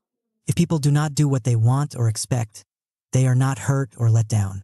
Their happiness comes from within and is all the more profound for that reason. Finally, do not be taken in by the culture of ease. Self-help books and experts will try to convince you that you can have what you want by following a few simple steps. Things that come easy and fast will leave you just as fast. The only way to gain self-reliance or any power is through great effort and practice. And this effort should not be seen as something ugly or dull. It is the process of gaining power over yourself that is the most satisfying of all, knowing that step by step you are elevating yourself above the dependent masses. There is a time in every man's education when he arrives at the conviction that imitation is suicide, that though the wide universe is full of good, no kernel of nourishing corn can come to him but through his toil bestowed on that plot of ground which is given to him to till. The power which resides in him is new in nature, and none but he knows what that is which he can do, nor do know until he has tried. Ralph Waldo Emerson. Chapter 3. Turn shit into sugar, opportunism. Every negative situation contains the possibility for something positive, an opportunity. It is how you look at it that matters. Your lack of resources can be an advantage, forcing you to be more inventive with the little that you have. Losing a battle can allow you to frame yourself as the sympathetic underdog. Do not let fears make you wait for a better moment or become conservative. If there are circumstances you cannot control, make the best of them. It is the ultimate alchemy to transform all such negatives into advantages and power. Hood alchemy. If one is continually surviving the worst that life can bring, one eventually ceases to be controlled by a fear of what life can bring. James Baldwin. For well over a year 50 Cent had been working on what was meant to be his debut album, Power of the Dollar, and finally in the spring of 2000 it was ready to be released by Columbia Records. It represented to him all the struggles he had been through on the streets, and he had hopes that it would turn his life around for good. In May of that year, however, a few weeks before the launch date, a hired assassin shot 9 bullets into him while he sat in the back of a car, one bullet going through his jaw and nearly killing him. In a flash, all of the momentum he had built up reversed itself. Columbia canceled the release of the record and dropped 50 from his contract. There was too much violence associated with him. It was bad for business. A few inquiries made it clear that other labels felt the same. He was being blackballed from the industry. One executive told him flatly he would have to wait at least 2 years before he could think of resurrecting his career. The assassination attempt was the result of an old drug beef from his days as a dealer. The killers could not afford to let him survive and would try to finish the job. 50 had to keep a low profile. At the same time, he had no money and could not return to street hustling. Even many of his friends, who had hoped to be part of his success as a rapper, started to avoid him. In just a few short weeks, he had gone from being poised for fame and fortune to hitting the bottom. And there seemed no way to move out of the corner he found himself in. Could this be the end of all his efforts? It would have been better to die that day than to feel this powerlessness. But as he lay in bed at his grandparents' house, recovering from the wounds, he listened a lot to the radio, and what he heard gave him an incredible rush of optimism. An idea started, taking shape in his mind that the shooting was in fact a great blessing in disguise, that he had narrowly survived for a reason. The music on the radio was also packaged and produced. Even the tough stuff, the gangsta rap, was fake. The lyrics did not reflect anything from the streets that he knew. The attempt to pass it off as real and urban angered him to a point he could not endure.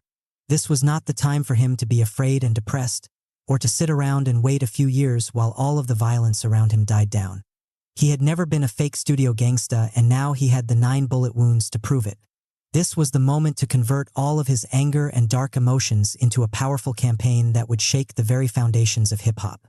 As a hustler on the streets, 50 had learned a fundamental lesson. Access to money and resources is severely limited in the hood. A hustler must transform every little event and every trifling object into some gimmick for making money. Even the worst shit that happens to you can be converted into gold if you are clever enough. All of the negative factors now facing him, little money, no connections, the price on his head, could be turned into their opposites, advantages, and opportunities. That is how he would confront the seemingly insurmountable obstacles now in his path. He decided to disappear for a few months and, holed up in various friends' houses, he began to recreate himself and his music career. With no executives to have to please or worry about, he could push his lyrics and the hard sounds as far as he wanted.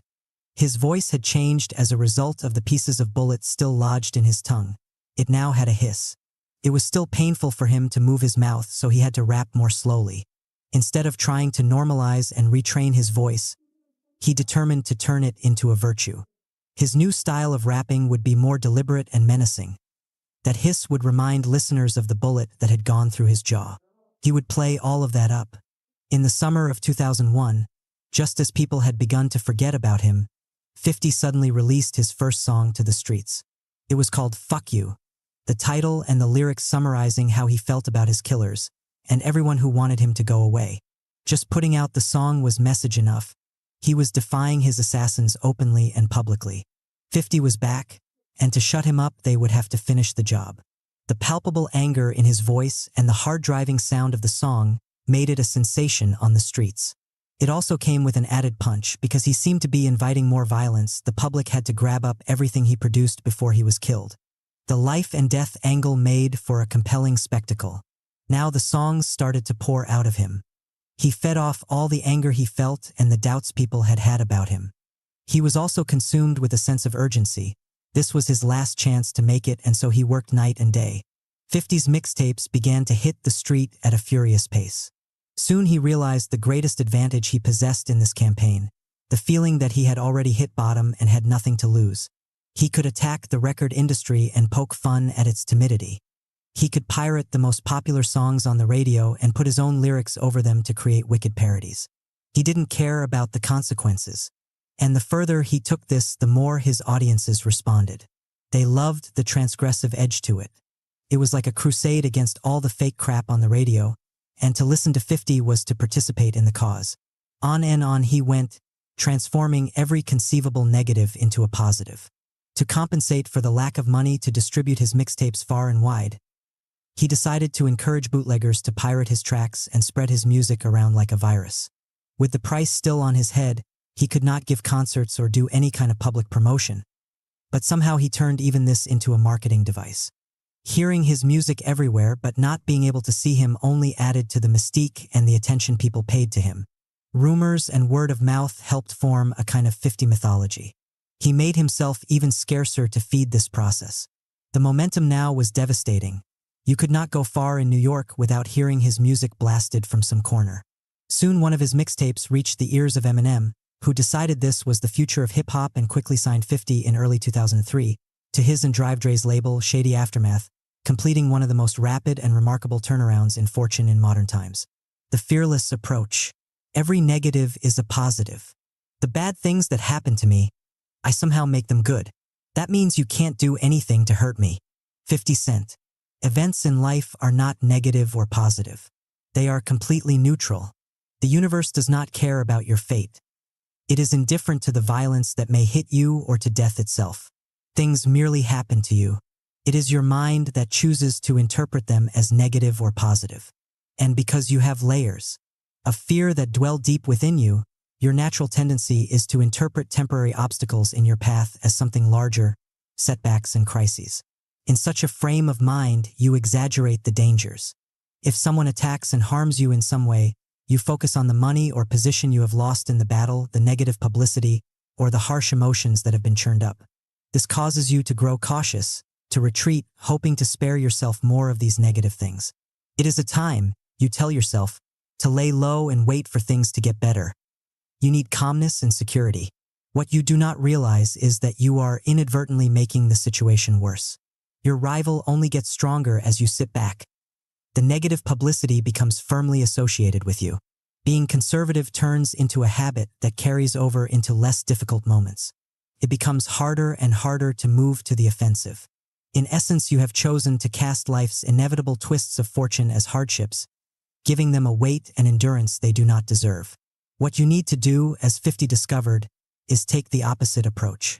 Instead of becoming discouraged and depressed by any kind of downturn, you must see this as a wake-up call, a challenge that you will transform into an opportunity for power. Your energy levels rise. You move to the attack, surprising your enemies with boldness. You care less what people think about you, and this paradoxically causes them to admire you. The negative publicity is turned around. You do not wait for things to get better. You seize this chance to prove yourself. Mentally framing a negative event as a blessing in disguise makes it easier for you to move forward. It is a kind of mental alchemy, transforming shit into sugar.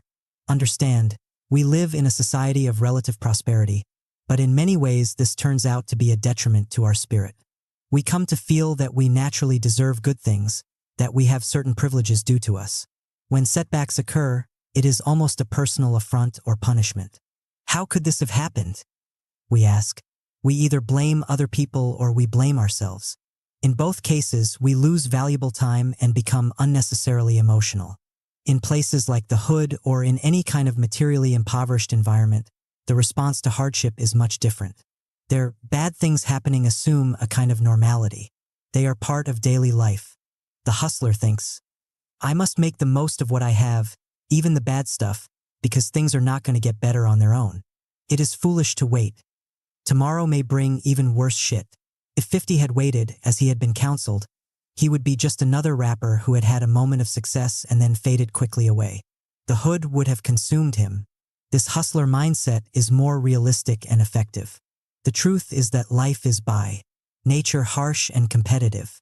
No matter how much money or resources you have accumulated, someone will try to take them from you, or unexpected changes in the world will push you backward. These are not adverse circumstances, but merely life as it is. You have no time to lose to fear and depression, and you do not have the luxury of waiting. All of the most powerful people in history demonstrate in one way or another this fearless attitude towards adversity. Look at George Washington. He was a wealthy landowner, but his attitude towards life had been forged by years fighting for the British in the French and Indian War, amid the harsh environment of frontier America. In 1776, Washington was made Supreme Commander of the American Revolutionary Army. At first glance, this position seemed more like a curse. The army was a semi-organized mob. It had no training, was poorly paid and outfitted, and its morale was low. Most of the soldiers did not really believe they could succeed in defeating the all-powerful British. Throughout 1777, British forces pushed this weak American army around, from Boston to New York, until by the end of the year Washington had been forced to retreat to New Jersey. This was the darkest moment in his career and in the war for independence. Washington's army had dwindled to a few thousand men. They had little food and were poorly clothed during one of the bitterest winters in memory. The American Continental Congress, fearing imminent disaster, fled from Philadelphia to Baltimore.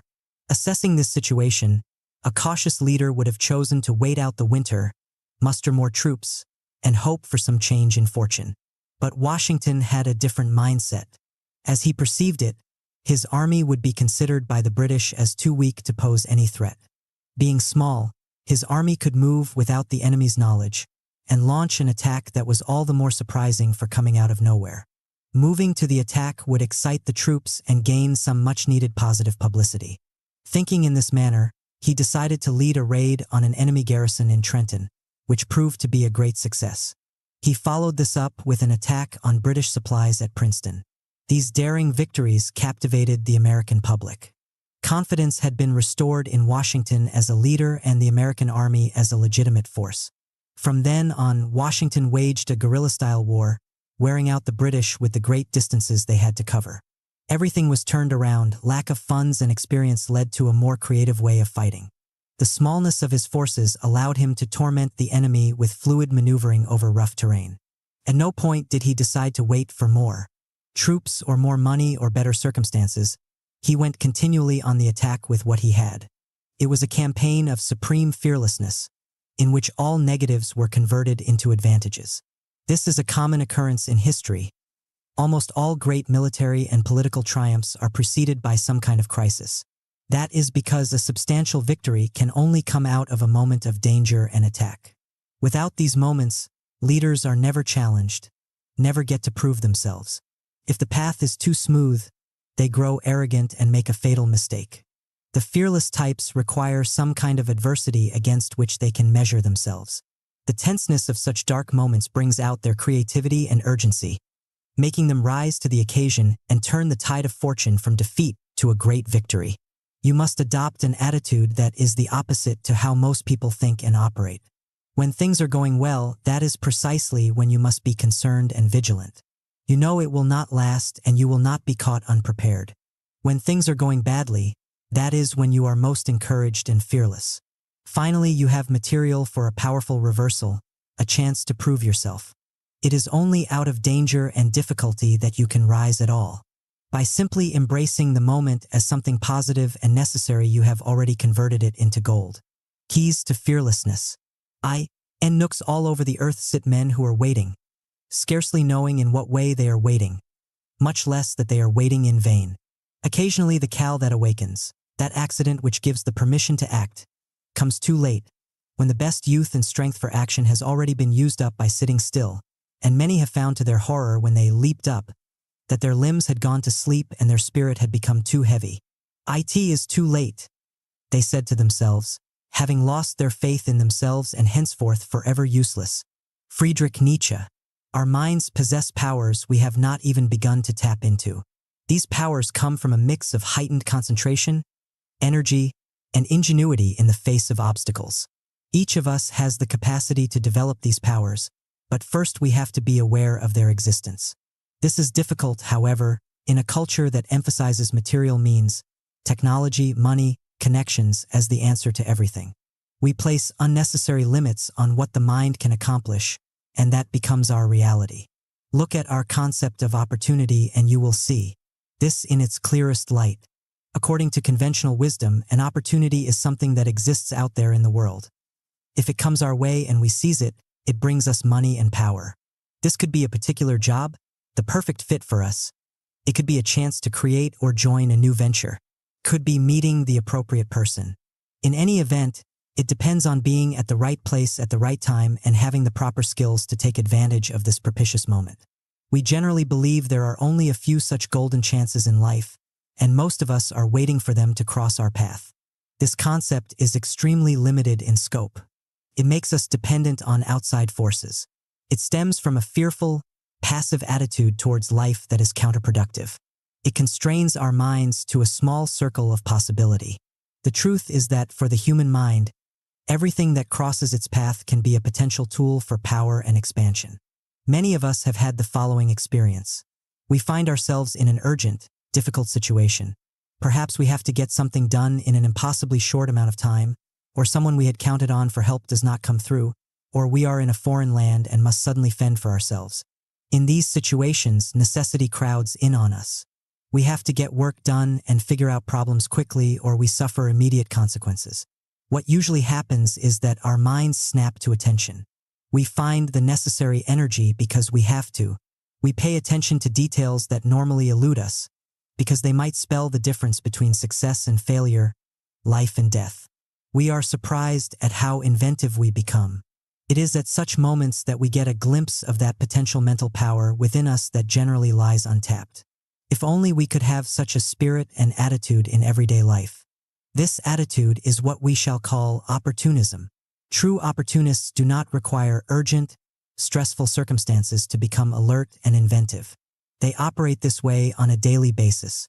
They channel their aggressive energy into hunting down possibilities for expansion in the most banal and insignificant events. Everything is an instrument in their hands, and with this enlarged notion of opportunity, they create more of it in their lives and gain great power.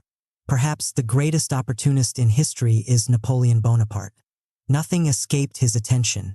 He focused with supreme intensity on all of the details, finding ways to transform even the most trivial aspects of warfare, how to march and carry supplies, how to organize troops into divisions, into tools of power. He ruthlessly exploited the slightest mistake of his opponents. He was the master at turning the worst moments in battle into material for a devastating counterattack. All of this came out of Napoleon's determination to see everything around him as an opportunity. By looking for these opportunities, he found them. This became a mental skill that he refined to an art. This power is open to each and every one of us if we put into practice the following 4 principles of the art. Make the most of what you have. In 1704, a Scottish sailor named Alexander Selkirk found himself marooned on a deserted island some 400 miles off the coast of Chile. All he had with him was a rifle, some gunpowder, a knife, and some carpenter's tools. In exploring the interior, he saw nothing but a bunch of goats, cats, rats, and some unfamiliar animals that made strange noises at night. It was a shelterless environment. He decided to keep to the shoreline, slept in a cave, found enough to eat by catching fish, and slowly gave way to a deep depression. He knew he would run out of gunpowder, his knife would get rusty, and his clothes would rot on his back. He could not survive on just fish. He did not have enough supplies to get by, and the loneliness was crushing. If only he had brought over more materials from his ship. Then suddenly the shoreline was invaded by sea lions. It was their mating season. Now he was forced to move inland. There, he could not simply harpoon fish and sit in a cave brooding. He quickly discovered that this dark forest contained everything he needed. He built a series of huts out of the native woods. He cultivated various fruit trees. He taught himself to hunt the goats. He domesticated dozens of feral cats. They protected him against the rats and provided him much-needed companionship. He took apart his useless rifle and fashioned tools out of it. Recalling what he learned from his father, who had been a shoemaker, he made his own clothes out of animal hides. It was as if he had suddenly come to life and his depression disappeared. He was finally rescued from the island, but the experience completely altered his way of thinking. Years later, he would recall his time there as the happiest in his life. Most of us are like Selkirk when he first found himself stranded. We look at our material resources and wish we had more. But a different possibility exists for us as well, the realization that more resources are not necessarily coming from the outside and that we must use what we already have to better effect. What we have in hand could be research material for a particular book, or people who work within our organization. If we look for more information outside people to help us, it won't necessarily lead to anything better. In fact, the waiting and the dependence makes us less creative. When we go to work with what is there, we find new ways to employ this material. We solve problems, develop skills we can use again and again, and build up our confidence. If we become wealthy and dependent on money and technology, our minds atrophy and that wealth will not last. Turn all obstacles into openings. The great boxer Joe Louis encountered a tremendous obstacle in the racism of the 1930s. Jack Johnson had preceded Louis as the most famous black boxer of his time. Johnson was supremely skilled and he beat his white opponents with ease. But he was an emotional fighter. Encountering hostile crowds that chanted "Kill the nigger" only made him more heated and angry. He found himself in constant trouble and quickly burned out from all the hatred. Louis was equally talented, but as he perceived it, he could not gloat or show emotion in the ring. That would incite the white audiences and feed into the stereotype of the out-of-control black boxer. And yet a fighter thrives off his emotions, his fighting spirit, and uses this to overwhelm his opponent. Instead of rebelling against this state of affairs or giving up, Louis decided to use it to his advantage. He would show no emotions in the ring. After knocking someone out, he would calmly return to his corner. Opponents and the audience would try to bait him into an emotional response, but he resisted. All of his spirit and anger went into forging this cold and intimidating mask. The racists could not rail against this. He became known as the Embalmer. And it was enough to see his grim expression when you entered the ring to feel your legs getting weak.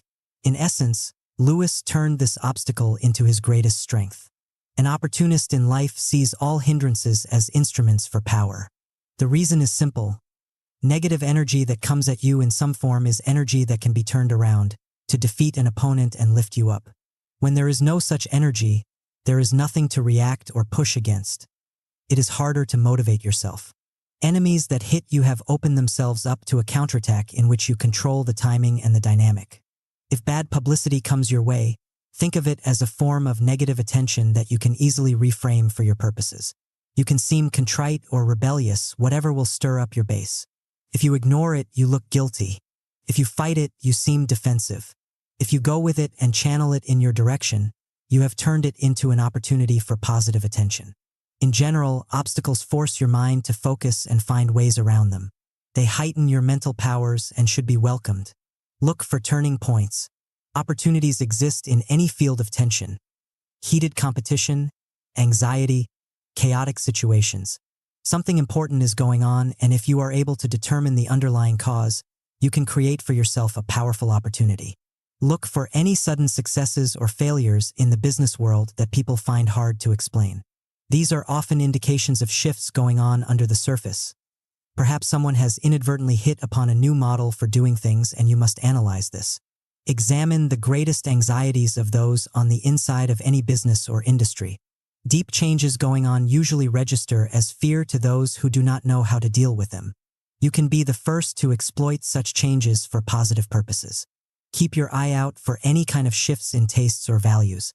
People in the media or the establishment will often rail against these changes, seeing them as signs of moral decline and chaos. People fear the new. You can turn this into an opportunity by being the first to give some meaning to this apparent disorder, establishing it as a positive value. You are not looking for fads, but deep-rooted changes in people's tastes. One opportunity you can always bank on is that a younger generation will react against the sacred cows of the older generation. If the older set valued spontaneity and pleasure, you can be sure that the younger set will crave order and orthodoxy. By attacking the values of the older generation before anyone else, you can gain powerful attention. Move before you are ready. Most people wait too long to go into action, generally out of fear. They want more money or better circumstances. You must go the opposite direction and move before you think you are ready. It is as if you are making it a little more difficult for yourself, deliberately creating obstacles in your path. But it is a law of power that your energy will always rise to the appropriate level. When you feel that you must work harder to get to your goal because you are not quite prepared, you are more alert and inventive. This venture has to succeed, and so it will.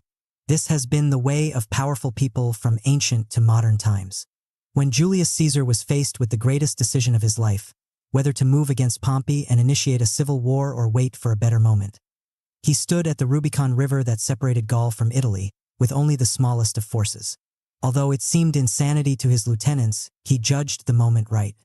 He would compensate for the smallness of his troops with their heightened morale and his own strategic wits. He crossed the Rubicon, surprised the enemy, and never looked back. When Barack Obama was contemplating a run for president in 2006, almost everyone advised him to wait his turn. He was too young, too much of an unknown. Hillary Clinton loomed over the scene. He threw away all their conventional wisdom and entered the race. Because everything and everyone was against him, he had to compensate with energy, superior strategy, and organization. He rose to the occasion with a masterful campaign that turned all of its negatives into virtues. His inexperience represented change, etc. Remember, as Napoleon said, the moral is to the physical as 3 to 1, meaning the motivation and energy levels you or your army bring to the encounter have 3 times as much weight as your physical resources. With energy and high morale, a human can overcome almost any obstacle and create opportunity out of nothing. Reversal of perspective. In modern usage, opportunist is generally a derogatory term that refers to people who will do anything for themselves. They have no core values beyond promoting their own needs. They contribute nothing to society. This, however, is a misreading of the phenomenon and stems from an age-old elitism that wants to see opportunities kept as privileges for a powerful few. Those from the bottom who dare to promote themselves in any way are seen as Machiavellian, while those already on the top who practice the same strategies are merely smart and resourceful. Such judgments are a reflection of fear. Opportunism is in fact a great art that was studied and practiced by many ancient cultures. The greatest ancient Greek hero of them all, Odysseus, was a supreme opportunist. In every dangerous moment in his life, he exploited some weakness his enemies left open to trick them and turn the tables. The Greeks venerated him as one who had mastered life's shifting circumstances. In their value system, rigid, ideological people who cannot adapt, who miss all opportunities, are the ones who deserve our scorn. They inhibit progress.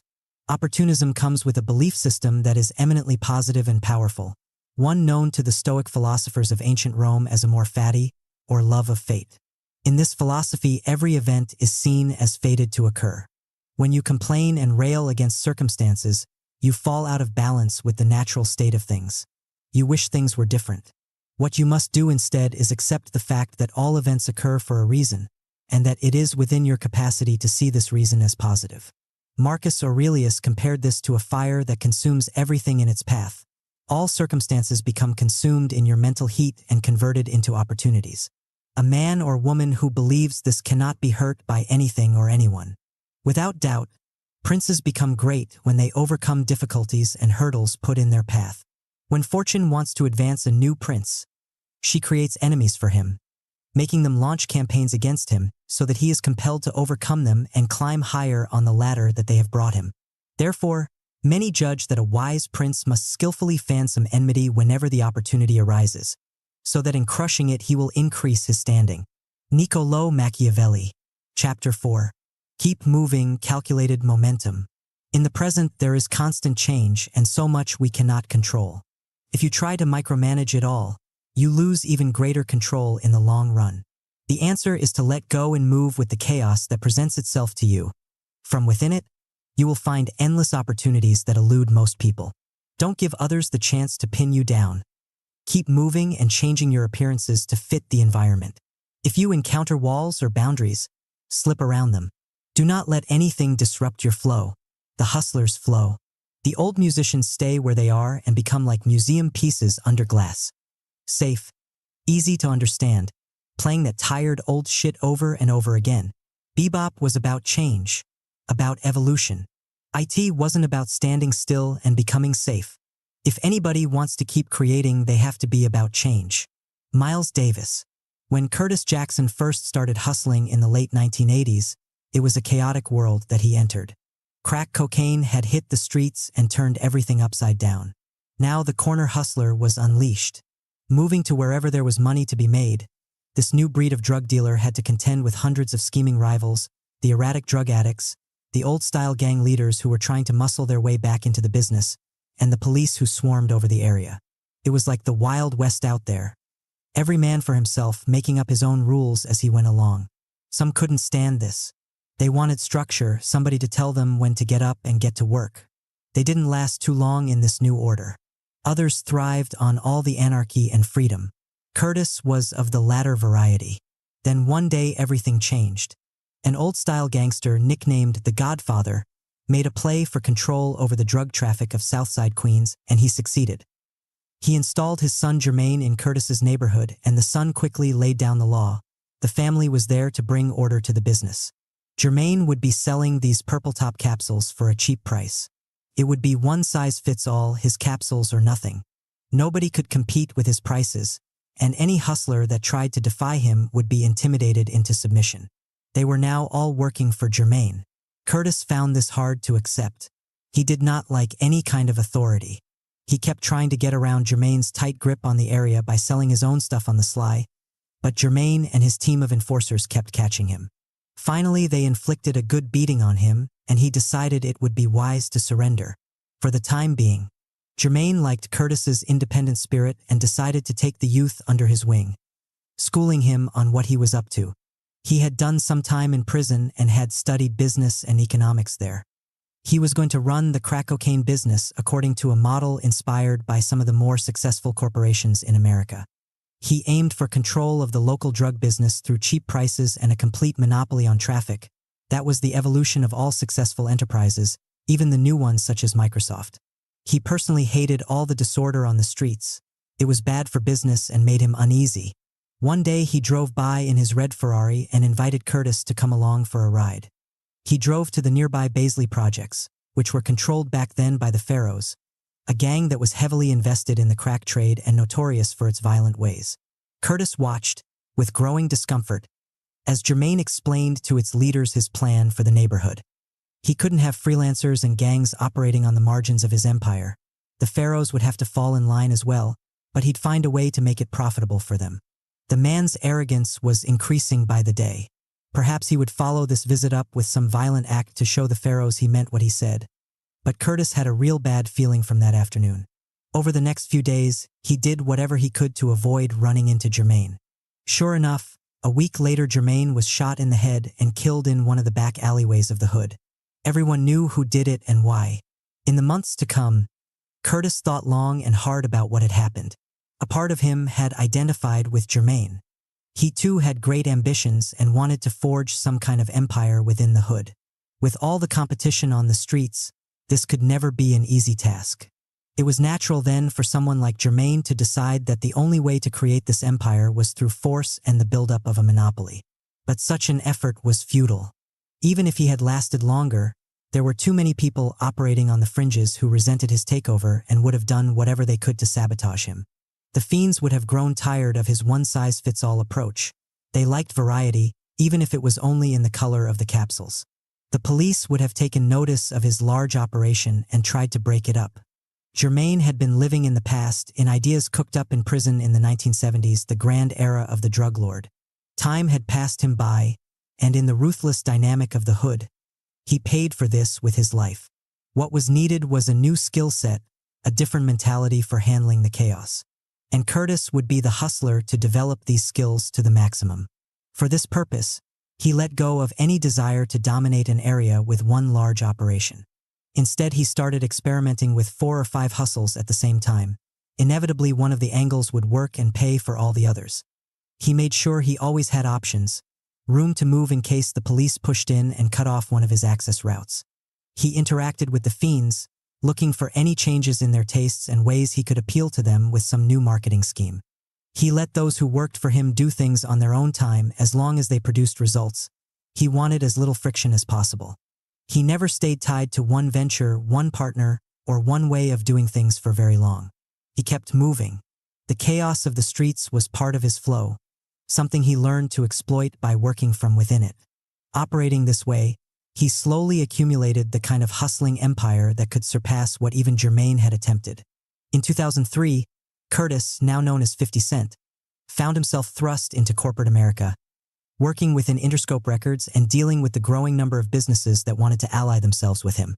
Coming from the streets, with no formal business background, it was natural for him to feel intimidated in this new environment. But within a few months, he saw things differently. The new skills he had developed in the hood were more than adequate. What he noticed about the business executives he dealt with was rather shocking. They operated by these conventions that seemed to have little to do with the incredible changes going on in the business environment. The record industry, for instance, was being destroyed by digital piracy, but the executives could only think of somehow maintaining their monopoly on ownership and distribution. They were incapable of adapting to the changes. They interacted only with themselves, not with their customer base, so their ideas never evolved. They were living in the past when all of the business models were simple and control was easy to come by. They had the Jermaine mentality through and through, and in 50's mind they would someday suffer a similar fate. 50 would stay true to his street strategies. He would opt for fluid positions and room to move. This meant branching out into ventures that were not at all traditional for a rapper, Vitamin Water, a line of books, an alliance with General Motors and Pontiac. These associations seemed disorderly and random, but it was all tied to his compelling image that he continued to shape. He worked 5 different angles at the same time. If one venture failed, he learned and moved on. The business world was like a laboratory that he would use for constant experimentation and discovery. He would mix and mingle with his employees up and down the line, and with his audience, allowing them to alter his ideas. The centerpiece of this flow strategy would be the internet, a chaotic space with endless opportunity for a hustler like himself. Without knowing exactly where it would lead, he began putting together his own website. At first, it was a place to showcase new videos and get feedback from the public. Soon it began to morph into a social network, bringing together his fans from all over the world. This gave him endless space to market his brand and track the changing moods of his audience. His website would continue to evolve like a living organism. He placed no limits on what it could become. Years later, having moved beyond music into as many varied realms as possible, 50 could look back on all the people he had left far behind. the record executives, fellow rappers, and business leaders who had gone astray amid all the rapid fluctuations in the early part of the century, a whole gallery of germane types who had no flow. No matter the changes to come, he would continue to thrive in this new Wild West environment, just as he had on the streets. The fearless approach. 50 Cent is a person I created. Soon it will be time to destroy him and become somebody else. 50 Cent. As infants, we were surrounded by many things that were unfamiliar and unpredictable. People acting in ways that did not make sense, events that were hard to figure out. This was the source of great anxiety. We wanted the world around us to be more familiar. What was not so predictable became associated in our minds with darkness and chaos, something to dread. Out of this fear, a desire was born deep inside of us to somehow gain greater control over the people and events that eluded our grasp. The only way we knew how to do this was to grab and hold, to push and pull, exerting our will in as direct a manner as possible to get people to do what we wanted. Over the years, this can become a lifelong pattern of behavior, more subtle as an adult but infantile at heart. Every individual we come across in life is unique, with his or her own energy, desires, and history. But wanting more control over people, our first impulse is generally to try to push them into conforming to our moods and ideas, into acting in ways that are familiar and comfortable to us. Every circumstance in life is different, but this elicits that old fear of chaos and the unknown. We cannot physically make events more predictable, but we can internally create a feeling of greater control by holding on to certain ideas and beliefs that give us a sense of consistency and order. This hunger for control, common to all of us, is the root of so many problems in life. Staying true to the same ideas and ways of doing things makes it that much harder for us to adapt to the inevitable changes in life. If we try to dominate a situation with some kind of aggressive action, this becomes our only option. We cannot give in or adapt or bide our time. That would mean letting go of our grip, and we fear that. Having such narrow options makes it hard to solve problems. Forcing people to do what we want makes them resentful. Inevitably, they sabotage us or assert themselves against our will. What we find is that our desire to micromanage the world around us comes with a paradoxical effect. The harder we try to control things in our immediate environment, the more likely we are to lose control in the long run. Most people tend to think of these forms of direct control as power itself, something that shows strength, consistency, or character. But in fact, the opposite is the case. They are forms of power that are infantile and weak, stemming from that deep-rooted fear of change and chaos. Before it is too late, you need to convert to a more sophisticated, fearless concept of power, one that emphasizes fluidity. Life has a particular pace and rhythm, an endless stream of changes that can move slowly or quickly. When you try to stop this flow mentally or physically by holding on to things or people, you fall behind. Your actions become awkward because they are not in relation to present circumstances. It is like moving against a current as opposed to using it to propel you forward. The first and most important step is to let go of this need to control in such a direct manner. This means that you no longer see change and chaotic moments in life as something to fear, but rather as a source of excitement and opportunity. In a social situation in which you want the ability to influence people, your first move is to bend to their different energies. You see what they bring and you adapt to this, then find a way to divert their energy in your direction. You let go of the past way of doing things and adapt your strategies to the ever-flowing present. Often what seems like chaos to us is merely a series of events that are new and hard to figure out. You cannot make sense of this apparent disorder if you are reactive and fearful, trying to make everything conform to patterns that exist only in your mind. By absorbing more of these chaotic moments with an open spirit, you can glimpse a pattern, a reason why they are occurring, and how you can exploit them. As part of this new concept, you are replacing the old stalwart symbols of power, the rock, the oak tree, etc., with that of water, the element that has the greatest potential force in all of nature. Water can adapt to whatever comes its way, moving around or over any obstacle. It wears away rock over time. This form of power does not mean you simply give in to what life brings you and drift.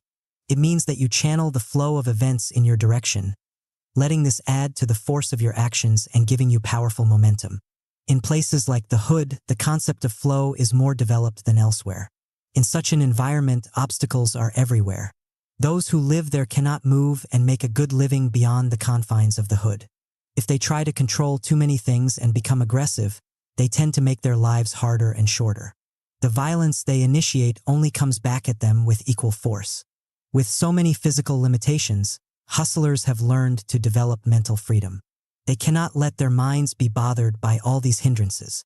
Their thoughts have to keep moving, creating new ventures, new hustles, new directions in music and clothes. That is why trends change so quickly in the hood, which often serves as the engine for new styles in the culture at large. With people, hustlers have to adapt to all of their differences, wearing the mask that is appropriate for each situation, deflecting people's suspicions. Hustlers are consummate chameleons. If they can maintain this mental and social fluidity, they can feel a degree of freedom beyond all the physical confinements of the hood. You too face a world full of obstacles and limitations. A new environment where the competition is more global, complicated, and intense than ever before. Like the hustler, you must find your freedom through the fluidity of your thoughts and your constant inventiveness. This means having a greater willingness to experiment, trying several ventures without fear of failing here or there. It also means constantly looking to develop new styles, new directions you can take, freeing yourself up from any inertia that comes with age. In a world full of people who are too conventional in their thinking, who respect the past far too much, such flow will inevitably translate into power and more room to move. The fearless types in history all reveal a greater capacity to handle chaos and to use it for their purposes. No greater example of this can be found than Mao Zedong. China in the 1920s was a country on the verge of radical change. The old imperial order that had suffocated China for centuries had finally fallen apart. But fearing the disorder that could be unleashed in such a vast country, the two parties vying for control, the nationalists and the communists, opted to try to contain the situation as best they could. The nationalists offered the old-style imperial order with a new face. The communists decided to impose on China the Lenin model, waging a proletariat revolution, centered in urban areas, controlling key cities in the country and enforcing strict adherence to party dogma among its followers. This had worked well in the Soviet Union, creating order in a short period of time, but it had no relevance to China. By the end of the decade, the strategy was failing miserably. On the verge of annihilation, the communists turned to Mao, who had a totally different concept of what to do. Mao had been raised in a small village among the country's vast peasant population. As part of his upbringing, he was immersed in the ancient belief systems of Taoism, which saw change as the essence of nature and conforming to these changes as the source of all power. In the end, according to Taoism, you are stronger by having a softness that allows you to bend and adapt. Mao was not afraid of the vast size and population of China. The chaos this could represent would simply become part of his strategy. His idea was to enlist the help of the peasantry so that communist soldiers could blend into the countryside like fish in water. He would not attack city centers or try to occupy any single position in the country. Instead, he would move the army around, like a vaporous force that would attack and then disappear, the enemy never knowing where it was coming from or what it was up to. This guerrilla force would stay in constant motion, allowing the enemy no breathing space and giving them a sense of chaos. The nationalists epitomized the opposite school of fighting, conventional to the core. When Mao finally unleashed on them his new brand of warfare, they could not adapt. They held on to key positions, while the communists encircled them in the vast spaces of China. The nationalists' control narrowed to the point of a few cities, and soon they crumbled completely in one of the most remarkably swift turnarounds in military history. Understand, it is not only what you do that must have flow, but also how you do things. It is your strategies, your methods of attacking problems, that must constantly be adapted to circumstances. Strategy is the essence of human action, the bridge between an idea and its realization in the world. Too often these strategies become frozen into conventions, as people mindlessly imitate what worked before. By keeping your strategies attuned to the moment, you can be an agent of change, the one who breaks up these dead ways of acting, gaining tremendous power in the process. Most people in life are rigid and predictable. That makes them easy targets. Your fluid, unpredictable strategies will drive them insane. They cannot foresee your next move or figure you out. That is often enough to make them give way or fall apart. Keys to fearlessness. Thus one's victories in battle cannot be repeated. They take their form in response to inexhaustibly changing circumstances. It can be likened to water. As water varies its flow according to the fall of the land. Sun Tzu. All of us have experienced at some point in our lives a feeling of momentum. Perhaps we do something that strikes a chord and we get recognized for it. This positive attention fills us with unusual confidence, which in turn attracts people to us. Now brimming with self-belief, we are able to pull off another good action. Even if it is not so perfect, people will now tend to overlook the rough patches. We have the aura of success about us. So many times in life, one good thing seems to follow another. This will go on until inevitably we disrupt the flow. Perhaps we overreach with an action that breaks the spell, or we keep repeating the same things and people grow tired of us and move on to someone else. Just as quickly, the opposite momentum can afflict us. Our own insecurities start to get in the way. The little imperfections that people overlooked before now seem glaring. We enter a run of bad fortune and feelings of depression render us more and more immobile. On either end of the spectrum, we recognize the phenomenon, but we treat it as if it were something mystical, beyond conscious control and explanation. But it is not as mysterious as we might think. In the midst of any run of momentum, we generally feel more open. We allow ourselves to be carried along. The confidence we have when things are going well makes people get out of our way or join our side, giving our actions added force. Sometimes a feeling of urgency, we have to get something done, pushes us to act in a particularly energetic manner, and this starts a good run. This is often accompanied with a feeling that we have little to lose by trying something bold. Perhaps feeling somewhat desperate, we loosen up and experiment. What ties this all together is that something inside of us opens up and we allow a greater range of motion. Our style becomes freer and bolder, and we move with the current.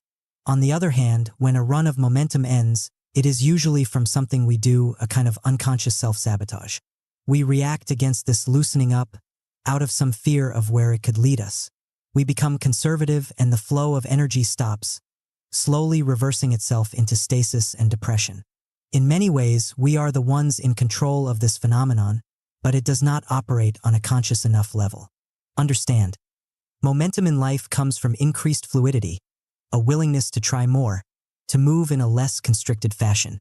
On many levels, it remains something hard to put into words, but by understanding the process, becoming more conscious of the elements involved, you can place your mind in a readied position, better able to exploit any positive movement in your life.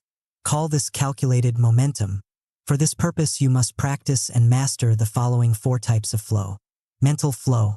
In the time of Leonardo da Vinci's youth, mid-15th century, knowledge had hardened into rigid compartments. In one slot, there was philosophy and scholasticism. In another, the arts, which were considered more like simple crafts. In yet another, science, which was not yet very empirical. On the margins stood all forms of dark knowledge, the arts of the occult. Da Vinci was the illegitimate son of a notary, and because of this murky social position, he was denied the usual formal education, all of which became a great blessing in disguise. His mind was freed from all the prejudices and rigid categories of thinking that prevailed at the time. He went to serve an apprenticeship in the studio of the great artist Verrocchio, and once he began to learn there the craft of drawing and painting, a process was set in motion that led to the forming of one of the most original minds in the history of mankind. Knowledge in one field simply opened up in Da Vinci an insatiable hunger to learn something else in a related field.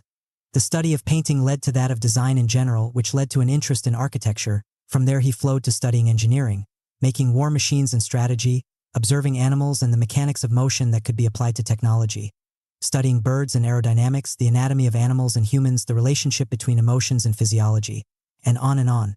This incredible stream of ideas even overflowed into areas of the occult. His mind would recognize no boundaries. He sought the connections between all natural phenomena.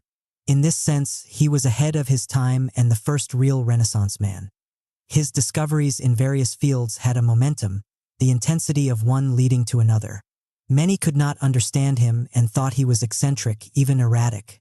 But great patrons such as King François I of France, and even Cesare Borgia, recognized his genius and sought to exploit it.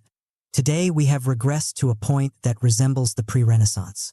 Knowledge has once again hardened into rigid categories, with intellectuals shut off in various ghettos. Intelligent people are considered serious by virtue of how deeply they immerse themselves in one field of study, their viewpoint becoming more and more myopic. Someone who crosses these rigid demarcations is inevitably considered a dilettante. After college, we are all encouraged to specialize, to learn one thing well and stick to it. We end up strangling ourselves in the narrowness of our interests. With all of these restrictions, knowledge has no flow to it. Life does not have these categories. They are mere conventions that we mindlessly abide by. Da Vinci remains the icon and the inspiration for a new form of knowledge. In this form, what matters are the connections between things, not what separates them. The mind has a particular momentum itself. When it heats up and discovers something new, it tends to find other items to study and illuminate. All of the greatest innovations in history come from an openness to discovery, one idea leading to another, sometimes coming from unrelated fields. You must develop this spirit and the same insatiable hunger for knowledge. This comes from widening your fields of study and observation, letting yourself be carried along by what you discover. You will find that you will come up with unexpected ideas, the kind that will lead to new practices or novel opportunities. If things run dry in your particular line of work, you have developed your mind along other lines that you can now exploit. Having such mental flow will allow you to constantly think around any obstacle and maintain your career momentum. Emotional flow. By nature, we are emotional creatures. It is how we primarily react to events. Only afterwards are we able to see that such emotional responses can be destructive and need to be reined in. You cannot repress this part of human nature, nor should you ever try. It is like a flood that will overwhelm you all the more for your attempts to dam it up. What you want is for these endless emotions that assail you during the day to wash over you, to never hold on to one single emotion for very long. You are able to let go of any kind of obsessive feeling. If someone says something that bothers you, you find a way to move quickly past the feeling, either to excuse what they said, to make it less important, or to forget. Forgetting is a skill that you must develop in order to have emotional flow. If you cannot help but feel anger or disgust in the moment, make it a point to not let it remain the following day. When you hold on to emotions like that, it is as if you put blinders on your eyes. For that amount of time, you see and feel only what this emotion dictates, falling behind events. Your mind stops on feelings of failure, disappointment, and mistrust, giving you that awkwardness of someone out of tune with the moment. Without realizing it, all of your strategies become infected by these feelings, pushing you off course. To combat this, you must learn the art of counterbalance. When you are fearful, force yourself to act in a bolder fashion than usual. When you feel inordinate hate, find some object of love or admiration that you can focus on with intensity. One strong emotion tends to cancel out the other and help you move past it. It might seem that intense feelings of love, hate, or anger can be used to impel you forward on some project, but that is an illusion. Such emotions give you a burst of energy that falls quickly and leaves you as low as you were high. Rather, you want a more balanced emotional life with fewer highs and lows. This not only helps you keep moving and overcoming petty obstacles, but it also affects people's perceptions of you. They come to see you as someone who has grace under pressure, a steady hand, and they will turn to you as a leader. Maintaining such steadiness will keep that positive flow in motion. Social flow. Working with people on any level can be a disorderly affair. They bring their differences and own energy to the project, as well as their own agendas. The natural tendency for a leader is to try to tamp down these differences and get everyone on the same page. This seems like the strong thing to do, but in fact it stems from that infantile fear of the unpredictable. And in the end it becomes counterproductive, as those who work for you bring less and less energy to the task. After an initial burst of enthusiasm in your venture, the discontent of those working for you can quickly stifle any momentum you had developed. Early in his career, the great Swedish director Ingmar Bergman used this more tyrannical approach in dealing with his actors, but he began to be dissatisfied with its results and so decided to experiment with something different. He would sketch out the script for a film, leaving the dialogue mostly open. He would then invite his actors to bring their own energy and experiences into the mix, shaping the dialogue to fit their emotional responses. This would make the screenplay come alive from within, and sometimes it would require rewriting parts of the plot. In working with the actors on this level, Bergman would enter their spirit, mirroring their energy as a way to get them to relax and open up. He allowed for this more and more as his career evolved, and the results were astonishing. The actors came to love this, feeling more involved and engaged. They wanted to work with him, and their enthusiasm carried over into their performances, each one better than the last. His films had the feel of something much more lifelike and engaging than those structured around some rigid script. His work became increasingly popular as he went further with this collaborative process. This should be your model in any venture that involves groups of people. You provide the framework, based on your knowledge and expertise, but you allow room for this project to be shaped by those involved in it. They are motivated and creative, helping to give the project more flow and force. You are not going too far in this process. You set the overall direction and tone. You are simply letting go of that fearful need to make people do exactly as you desire. In the long run, you will find that your ability to gently divert people's energy in your direction gives you a wider range of control over the shape and result of the project. Cultural flow. In the 1940s, the great saxophone player Charlie Parker single-handedly revolutionized the world of jazz with his invention of the style known as bebop. But he watched it soon become the convention in jazz, and within a few years he was no longer the revolutionary figure worshipped by hipsters. Younger artists emerged who took his inventions to other levels. This was immensely disturbing to him, and he spiraled downward, dying at an early age. The trumpeter Miles Davis had been a part of Parker's ensemble, and he personally witnessed this decline. Davis understood the situation at its core.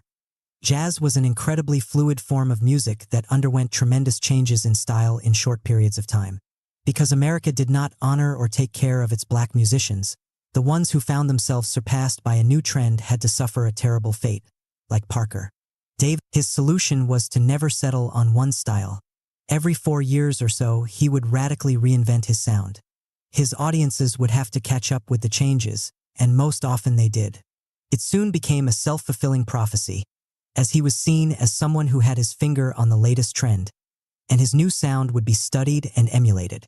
As part of this strategy, he would always hire the youngest generation of performers to work with him, harnessing the creativity that comes with youth. In this way, he developed a kind of steady momentum that carried him past the usual decline in a jazz musician's career. He kept this inventiveness up for over 30 years, something unheard of in the genre. Understand, you exist in a particular cultural moment with its own flow and style. When you are young, you are more sensitive to these fluctuations in taste, and so you generally keep up with the present. But as you get older, the tendency is for you to become locked in a style that is dead, one that you associate with your youth and its excitement. If enough time passes, your style lock can become quite ludicrous. You look like a museum piece. Your momentum will grind to a halt as people come to categorize you in a narrow period of time. Instead, you must find a way to periodically reinvent yourself. You are not trying to mimic the latest trend that will make you look equally ludicrous. You are simply rediscovering that youthful attentiveness to what is happening around you and incorporating what you like into a newer spirit. You are taking pleasure in shaping your personality, wearing a new mask. The only thing you really have to fear is becoming a social and cultural relic. Reversal of perspective. In Western culture, we tend to associate strength of character with consistency. People who shift around too much with their ideas and image can be judged as untrustworthy and even demonic. We honor those who are true to the past and certain timeless values. On the other hand, people who challenge and change the prevailing conventions are often viewed as destructive figures, at least while they are alive. The great Florentine writer Niccolò Machiavelli saw these values of consistency and order as products of a fearful culture and something that should be reversed. In his view, it is precisely our fixed nature, our tendency to hold to one line of action or thought, that is the source of human misery and incompetence. A leader can come to power through acts of boldness, but when the times shift and require something more cautious, he generally will continue with his bold approach. He is not strong enough to adapt.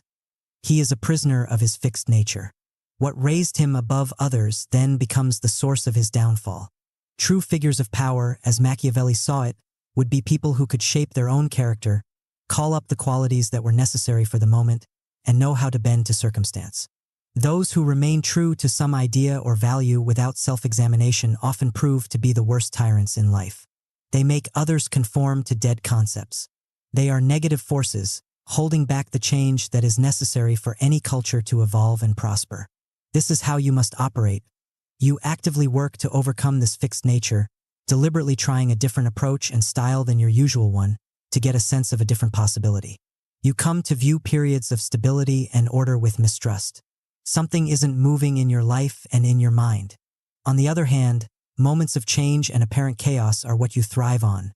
They make your mind and spirit jump to life. If you reach such a point, you have tremendous power. You have nothing to fear from moments of transition. You welcome, even create them. Whenever you feel rooted and established in place, that is when you should be truly afraid. People wish to be settled. Only as far as they are unsettled is there any hope for them. Ralph Waldo Emerson. Chapter 5. Know when to be bad. Aggression. You will always find yourself among the aggressive and the passive-aggressive who seek to harm you in some way. You must get over any general fears you have of confronting people, or you will find it extremely difficult to assert yourself in the face of those who are more cunning and ruthless. Before it is too late, you must master the art of knowing when and how to be bad. Using deception, manipulation, and outright force at the appropriate moments. Everyone operates with a flexible morality when it comes to their self-interest. You are simply making this more conscious and effective. The hustler's setup.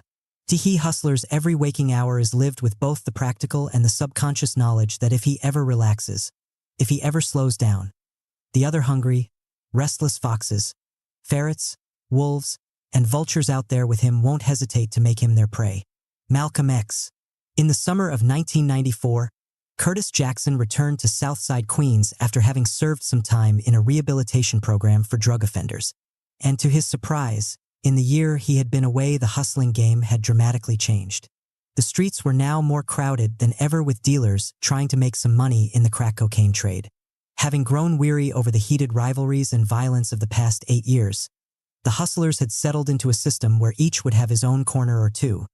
The drug fiends would come to them for quick transactions. It was easy and predictable for everyone. No need to fight or push people out of the way or even move around. When Curtis spread the word that he was looking to get his old crew together and start back where he had left off before rehab, he was met with suspicion and outright hostility. He could ruin the nice system they had in place with his ambitious hustling schemes. He had the feeling they would kill him before he could do anything, just to preserve this new order. The future suddenly seemed depressing and grim. He had decided months before to find a way out of the drug-dealing racket, but his plans depended on his ability to make some good money and save it so he could segue into a music career. Fitting into this one-corner system would mean he could never earn enough. A few years would go by and he would find it harder and harder to get out. But if he made a play to grab more turf and make some quick money, he would find few allies and many enemies among his fellow hustlers. It was not in their interest that he be allowed to expand his business. The more Curtis pondered the situation, the angrier he became. It seemed to him that everywhere he turned, people were trying to get in his way, restrain his ambitions, or tell him what to do. They pretended they were trying to keep order, when in fact it was just about getting power for themselves and holding on to it. In his experience, whenever he wanted something in life, he couldn't afford to be nice and submissive. He had to get active and forceful. It would be natural for him to feel a little skittish, coming fresh out of jail and trying to get his old life back together. But what he really had to be afraid of was being stuck and settling for the corner hustler's life. Now was exactly the time to get aggressive, to be bad, and to disrupt the system that was designed only to keep people like him down. He thought back to the great hustlers he had known in the neighborhood. One of their most successful strategies was the setup, a variation on the old con game of bait and switch. You distract people with something dramatic and emotional, and while they are not paying attention to you, you grab what you want. He had seen it executed dozens of times, and as he thought about it, he realized he had the material for the perfect distraction. While in rehab, he had befriended the ringleader of a gang of Brooklyn stick-up artists. They were notorious for their efficiency and intimidating presence. For the setup, Curtis would lay low for a few weeks, working a corner like everyone else and appearing to go along with the new system. He would then hire these stick-up artists on the sly to rob all of the neighborhood hustlers, including Curtis himself, of their jewelry, money, and drugs. They would make several sweeps of the area over the course of a few weeks. As part of the deal, they would keep the money and jewelry from the robberies. Curtis would get the drugs. Nobody would suspect his involvement. In the weeks to come, he watched with amusement as the sudden appearance of the stick-up artists in his neighborhood caused panic among the hustlers, some of whom were his friends. He pretended to share their distress. These Brooklyn gangstas were not to be messed with. Almost overnight, the dealer's whole way of life was disrupted. They were forced now to carry guns for protection, but this created a new set of problems. The police were everywhere, making random checks, and to be caught loitering with a gun would mean solid prison time. The hustlers could no longer simply stand on the street corner and wait for the drug fiends to come to them. They had to keep in constant motion to avoid the police. For some, getting called on their beepers was the only way to arrange a deal. Everything became more complicated and business slowed down. The old model, tight and static, had been exploded, and now Curtis moved into the breach with some new colored capsules he packaged and sold to the fiends. Sometimes he included in the sales some free capsules, which happened to be the drugs he had accumulated from the robberies. The fiends began to flock to him, while the other hustlers were too upset to notice the trick that had been played. By the time they had figured it out, it was too late. Curtis had expanded his business, and he was well on his way to buying his freedom. Several years later, Curtis, now known as 50 Cent, had carved out a path towards a career as a rapper. He had a deal with Columbia Records, and the future looked reasonably bright. But 50 was not one to be duped by the usual dreams. He quickly saw that there was only so much room for the top performers who could bank on a solid career in this business. He, along with everyone else, was fighting for crumbs of attention. The artists might get temporary success with a hit here or there, but it wouldn't last, and they had no power to alter the dynamic. What was worse, 50 had made some enemies in the business. He was an ambitious hustler with talent. There were people who mistrusted and feared him. They worked behind the scenes to make sure he would not get far in the industry. As 50 had learned, talent and good intentions are never enough in this world. You need to be fearless and strategic. When you face people's indifference or outright hostility, you have to get aggressive and push them out of your way by any means necessary, and not worry about some people disliking you. In this case, he looked for any opportunity to make such a bold move, and one evening a chance encounter provided this for him. At a club in Manhattan, 50 was talking with a friend from the neighborhood when he saw the rapper Ja Rule staring in his direction. Several weeks before, 50's friend had robbed Ja Rule of some jewelry in broad daylight. 50 expected Ja to come over and cause some trouble. Instead, he looked away and decided to ignore them. This was rather shocking. Ja Rule was then one of the hottest rappers in the business. He had built his reputation on being a gangsta from Southside Queens, his lyrics reflecting his tough guy image. He and his record label, Murder Incorporated, had allied themselves with Kenneth Supreme McGriff, former head of the Supreme Team, a gang that had dominated the New York drug business in the 1980s with its ruthless tactics. Supreme gave them street credibility, and Murder Incorporated gave Supreme an entree into the music business, something legitimate to distance himself from his dark past. No real hustler or gangsta would ever ignore the man who had robbed him so brazenly. What this meant to 50 was that Ja was fake, his lyrics and image all a show to make money. He was arrogant yet insecure. As he contemplated this, the idea for a masterful setup took shape in his mind, one that would draw attention and help catapult him past all of those who stood in his way. In the weeks to come, 50 began releasing diss tracks that took aim at Ja Rule, painting him as a studio gangsta who rapped about things that he had never experienced. Ja must have been annoyed, but he did not respond to 50's taunts. He was clearly too big to concern himself with small fry. 50's next move, however, could not be ignored. He released a song that detailed the activities of the most notorious gang leaders, including Supreme, in Southside Queens in the 1980s. As the song became popular on the streets, it brought Supreme the kind of attention he was trying to avoid, now that he was going legitimate. This made him angry and suspicious. What might 50 do next? He pressured Ja Rule to go after and destroy this upstart before he went too far. Ja was now forced into going after him. He tried whatever he could to shut 50 up. He spread nasty rumors about 50's past and attempted to block any record deals he might have. At one point, finding 50 in the same recording studio he was at, Ja and his cohort started a brawl. Ja wanted to intimidate 50 with his muscle and reputation, but this only made 50 increase the pace of diss tracks that he released. He wanted to push all of Ja's buttons, make him angry and insecure, burning for revenge. He'd stay cool and strategic while Ja would lose control. To this purpose, he called Ja a wanksta, a wannabe gangsta. He parroted his singing style, his lyrics, everything about his supposed tough guy image.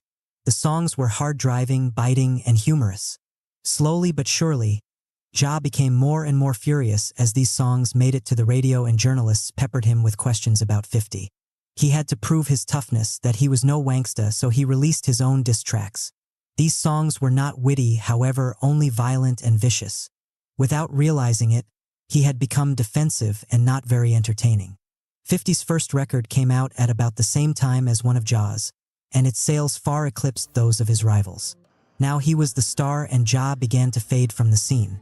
Befitting his new role, 50 stopped the attacks, almost out of pity for his former rival. Ja had served his purpose, and it was better to leave him to oblivion. The fearless approach. The way I learned it. The kid in the schoolyard who doesn't want to fight always leaves with a black eye. If you indicate you'll do anything to avoid trouble, that's when you get trouble. 50 Cent. Life involves constant battle and confrontation. This comes on two levels. On one level, we have desires and needs, our own interests that we wish to advance. In a highly competitive world, this means we must assert ourselves and even occasionally push people out of position to get our way.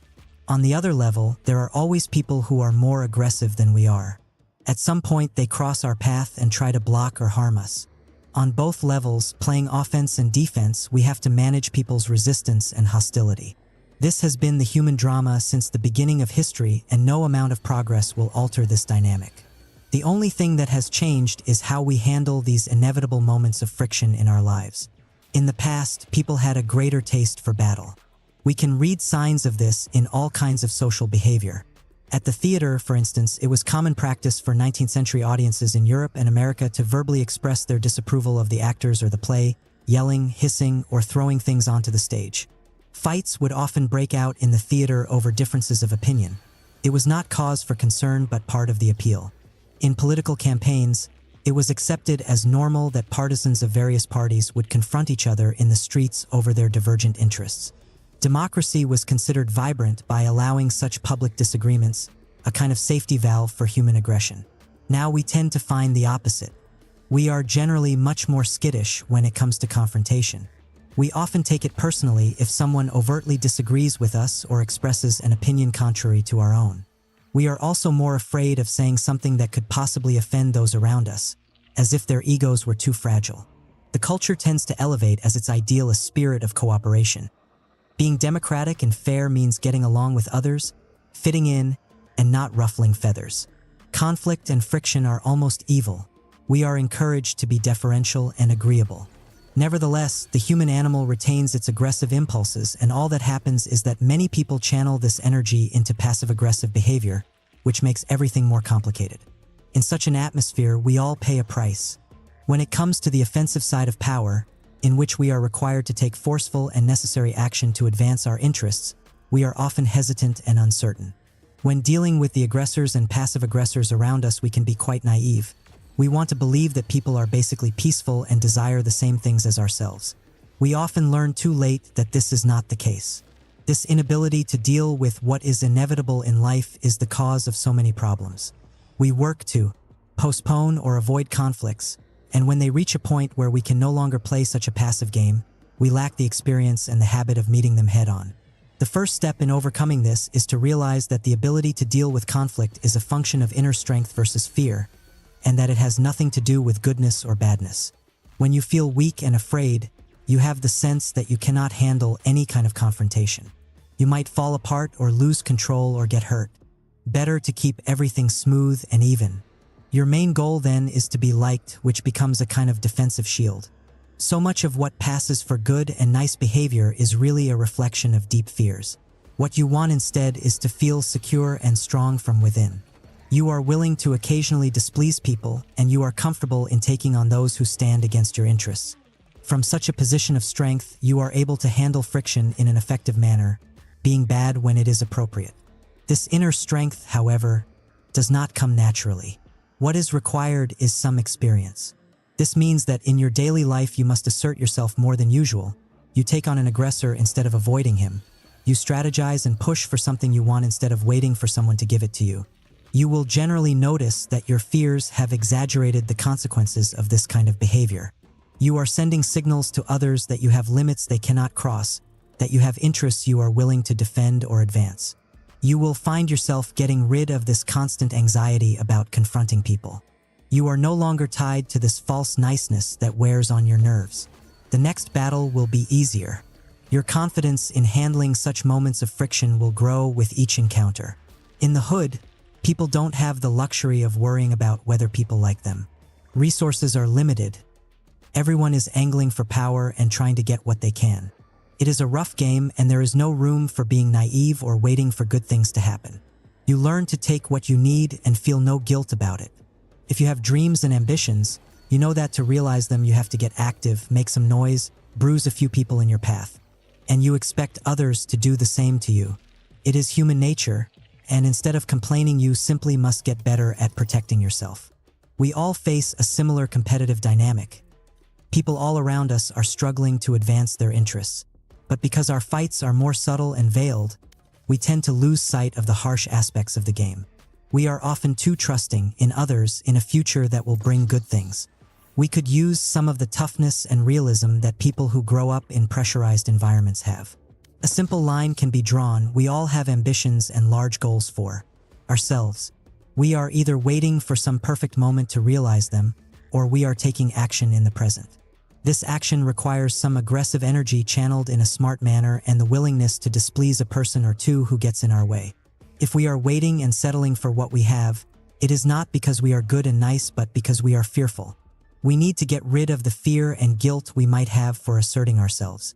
It serves no purpose except to keep us down.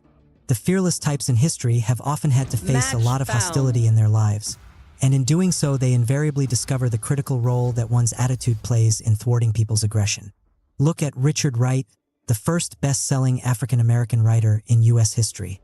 His father abandoned his mother shortly after Wright's birth in 1908, and Wright knew only poverty and starvation as a child. His uncle, with whom they lived, was lynched by a white mob, and his family, Wright and his mother and brother, was forced to flee from Arkansas and wander across the South.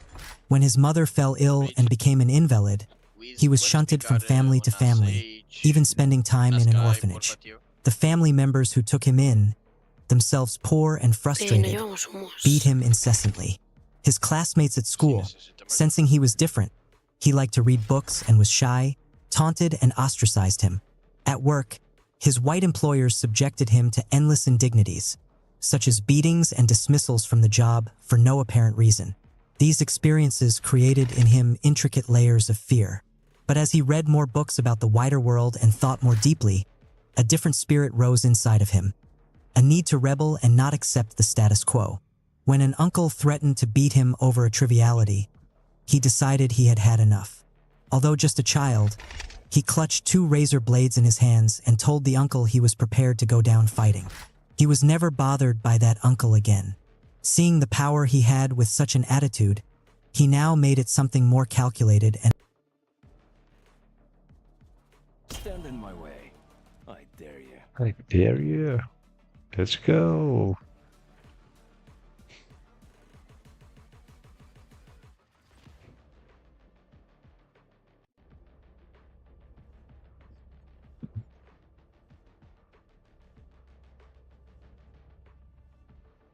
Once we get to Radianite, can I keep a little extra for my boombachi? Would that be cool? Honestly, I don't think anybody minds. Now guys, Vámonos. do you speak English? ¿Cómo? Do you speak English? Yeah, a little bit. Ah, good. Because I found the other servers a little bit high pinged, so I played in Madrid. Okay.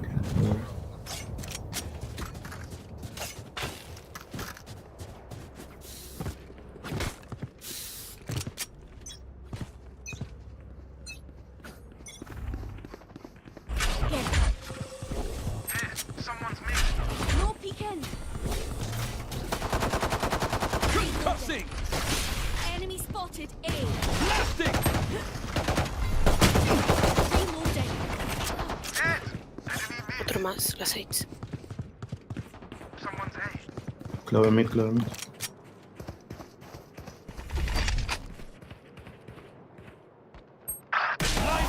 Detrás.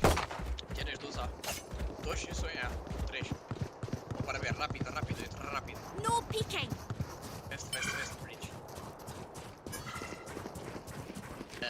Probably 2 CT, 1 mid. Drop in a smoke. Spike planted.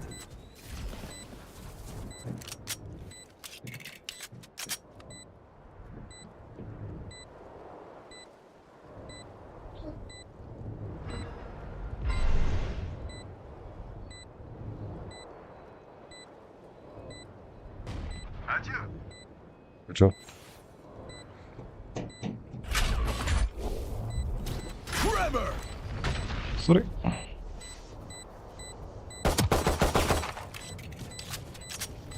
One enemy remaining.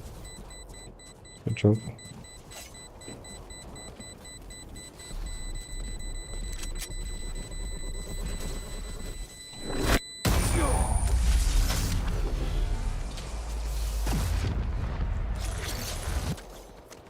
Do they still want it? Mad guys.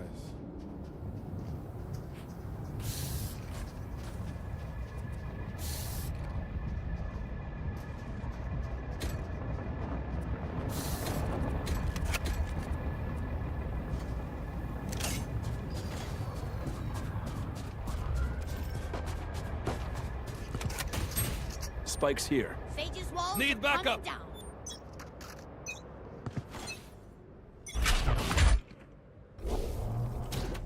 Concussing.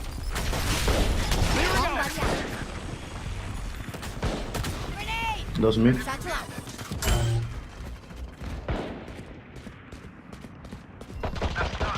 Get out of here. Satchel out.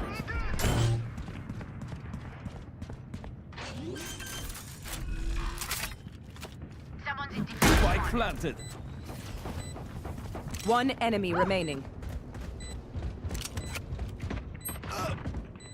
Medio.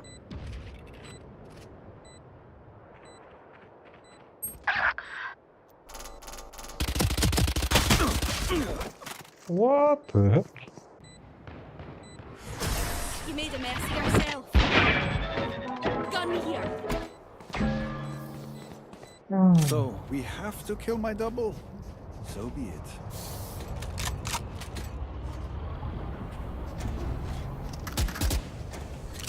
Do you have Vantage skin or Phantom skin? Can I get a I drop? have. Thanks. It's okay. Thank you. She already give me.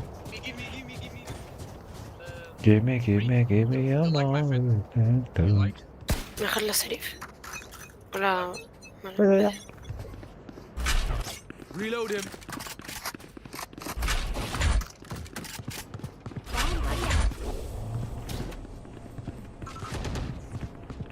Come on, let's go. Trevor. Someone help me. Plastic. There. Satchel out. Gun here. Watch your Drop in a eyes. smoke. Satchel out.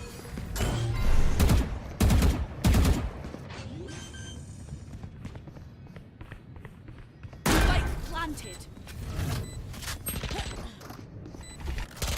Have a kit. Refreshing.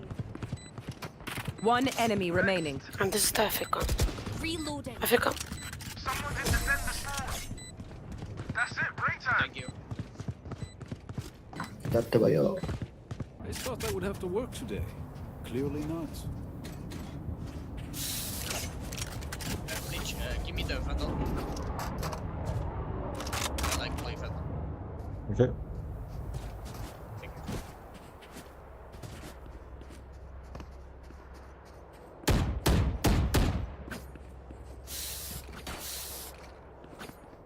Let's go. Keep it up.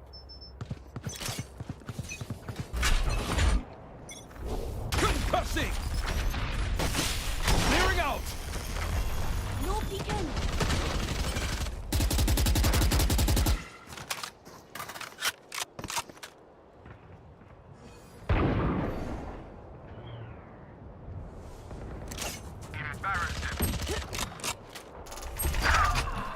No link.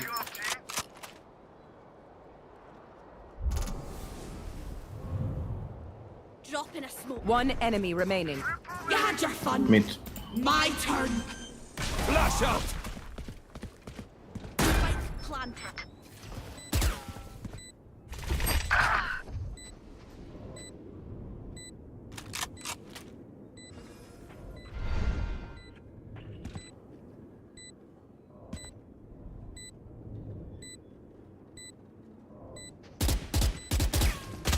Last player standing. Careful now. One enemy remaining.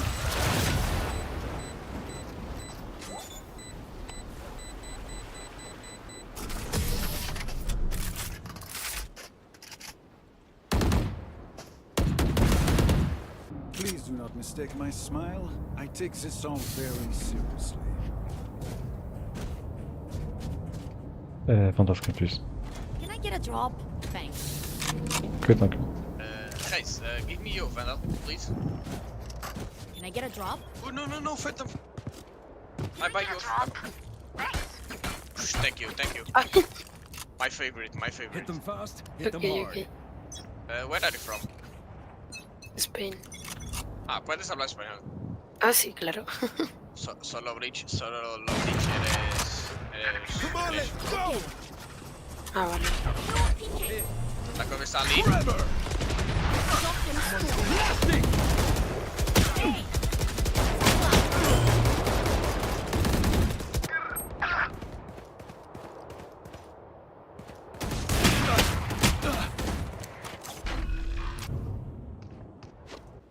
Planted. My ult is ready. There. Multiple enemies. One enemy remaining.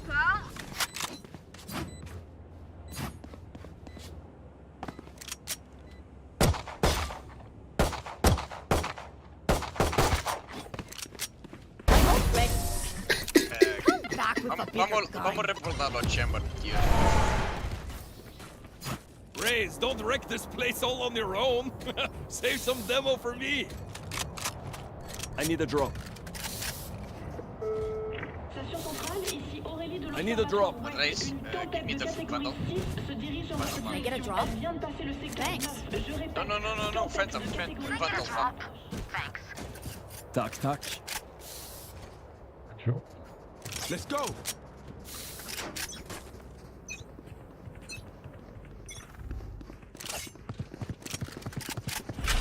No peeking. Concussing.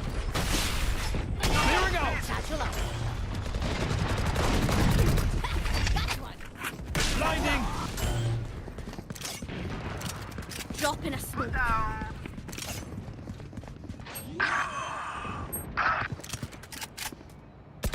Headshot. One enemy remaining. Está medio.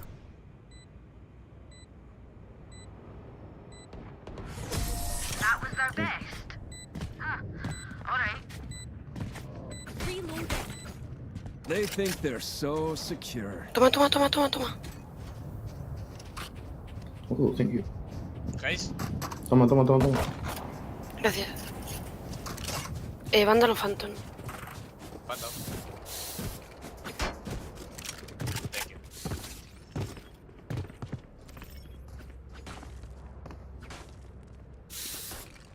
I'm ready.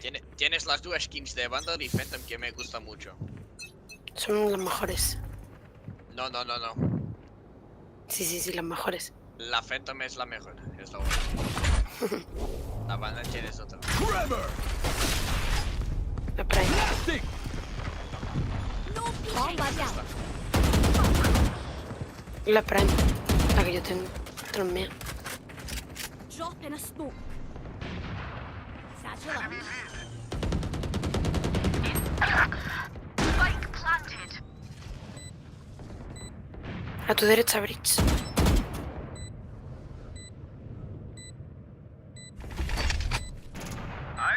Flash out.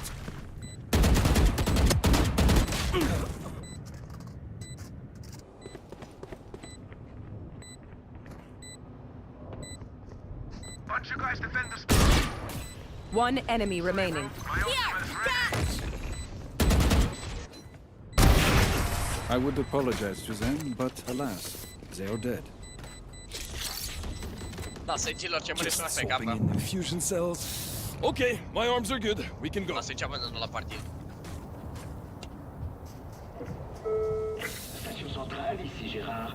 Est-ce que quelqu'un peut dire à ces fichus véhicules d'Atlas qu'ils doivent évacuer la zone s'ils ne veulent pas être bloqués sous une I need a drop. montagne de sel? Qu'est-ce qui va pas chez eux, putain?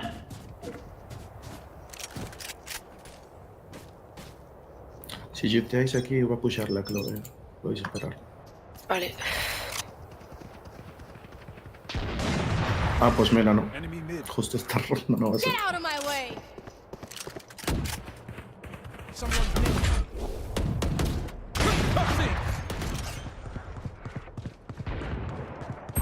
Spike planted.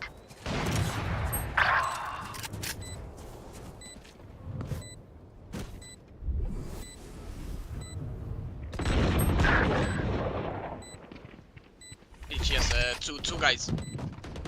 Enemy spotted B. Blinding. Last player standing. Saw that coming.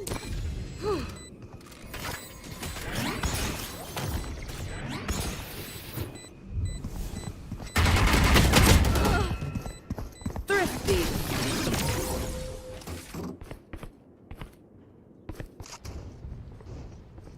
You're up. Stay safe. We're going back in. Que ahí pide, que no puedo comprar. Can I get a drop? They are so Gracias. Guys, buy me. Yo te compro. No, yo no tengo. Es tranqui.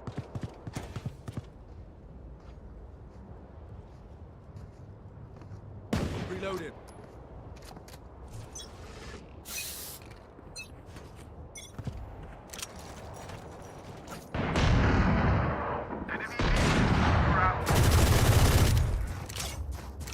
Bomb buddy out. My ult's ready. Forever! Clearing out! Satchel out. Colorful kill. Gotcha, fun. My turn. One enemy remaining. Okay. Not one left. Grenade. Take aim, Zenfire. Let's not complicate it.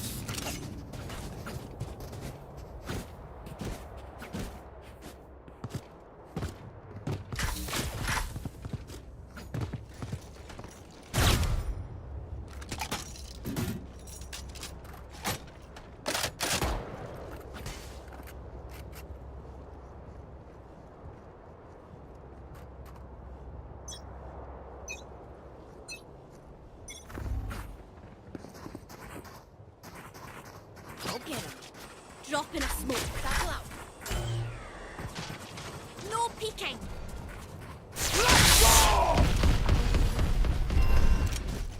Plant the spike. Blasting! Spike planted. Me da la kill, Hayes, por favor. Te amo, gracias. Una espalda, una espalda. Back like I never left. Satchel out. Una espalda. Cuidado.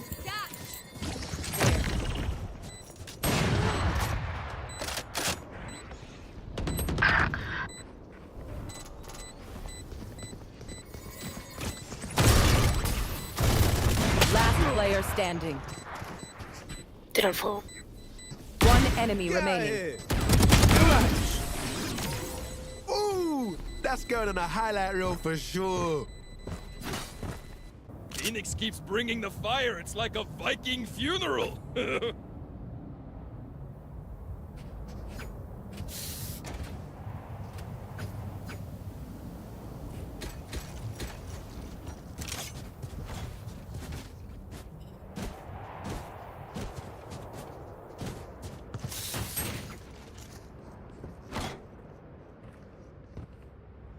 Hayes, yo te amo. Te adoro. Gracias por la kill de Chamber. Nada.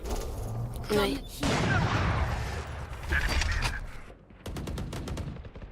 Flash out!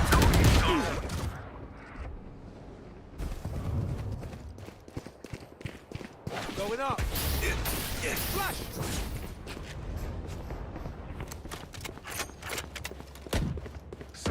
One enemy remaining.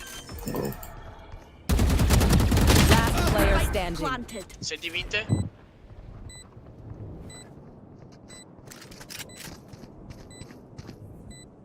Who's next?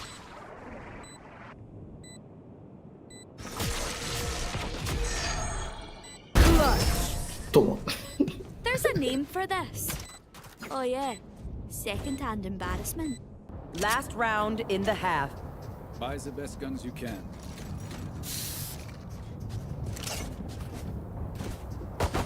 Reload him. Vándalo o Phantom.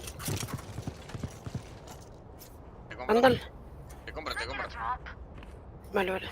Gracias. Que pensaba que querías Phantom. Vete. Compra da Phantom. Compra, yo quiero jugar de Phantom ahora. Can I get a drop? Thanks.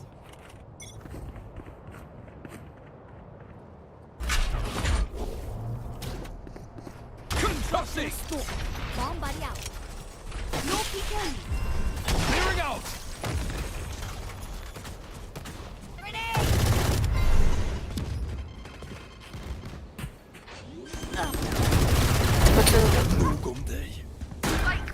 One enemy remaining.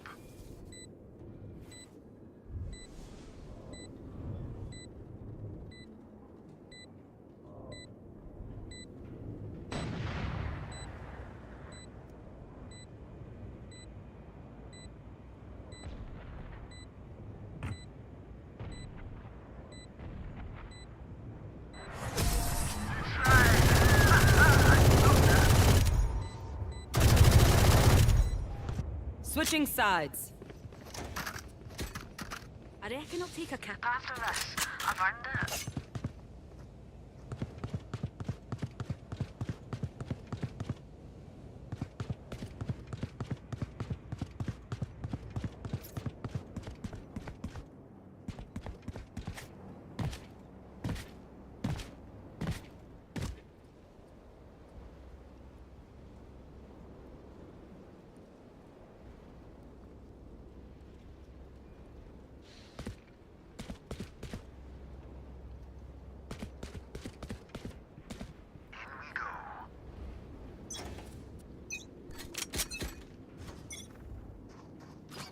Ve.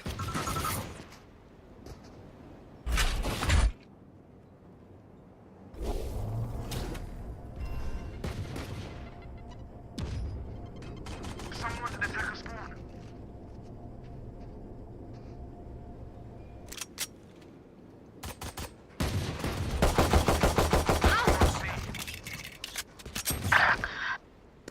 Chloe. One enemy remaining. Spike down B. Trevor! Blasting! Spike's B.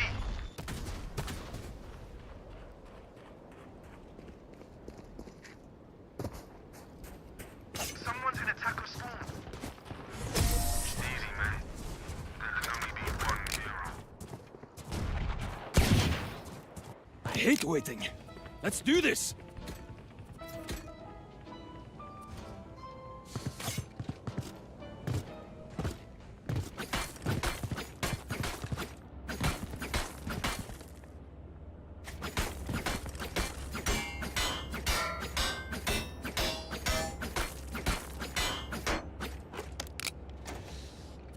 This one's for the fam back home.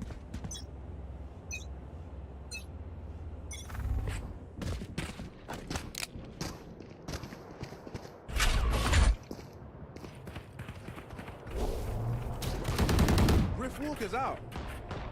Concussing! Spike down B. Clearing out! One enemy remaining. Inside. Kill everyone, and our job gets a whole lot easier.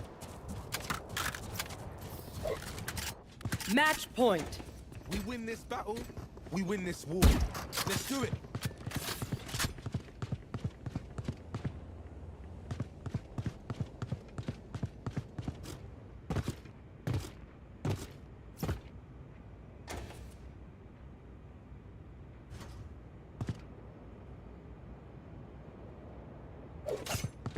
They should stop trying.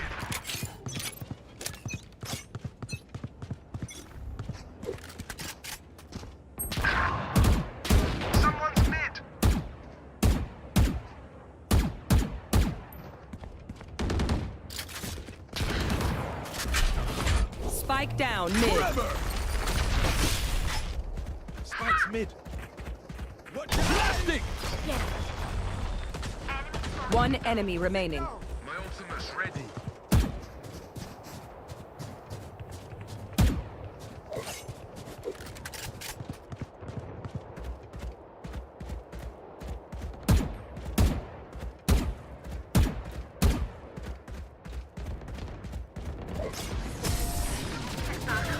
Defenders win.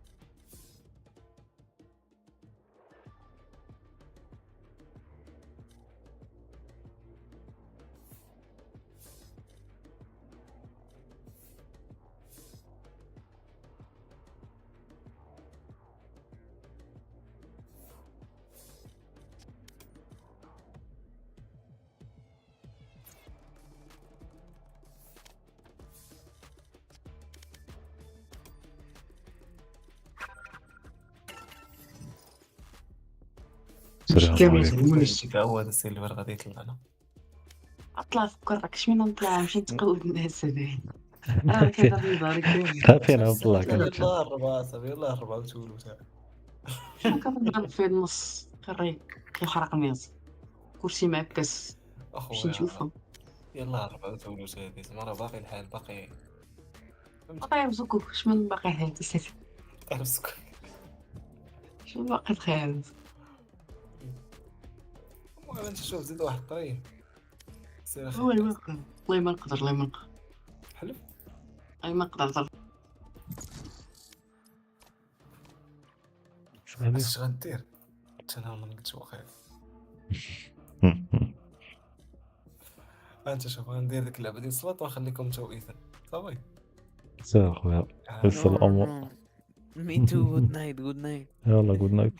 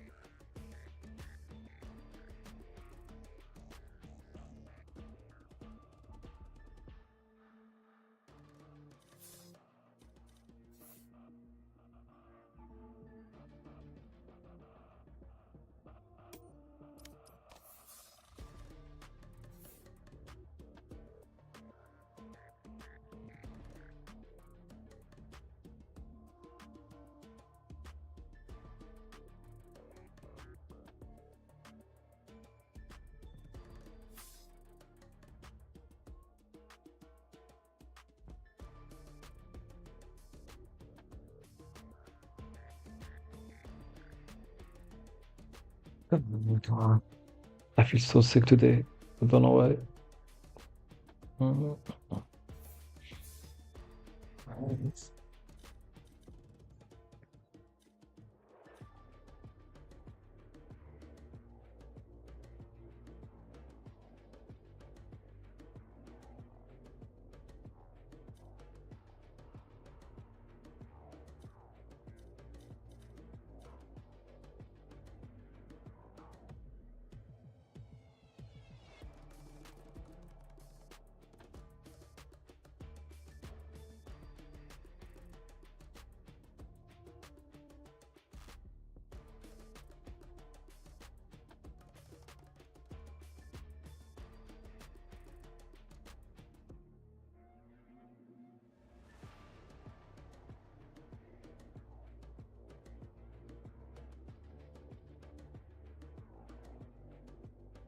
Match found.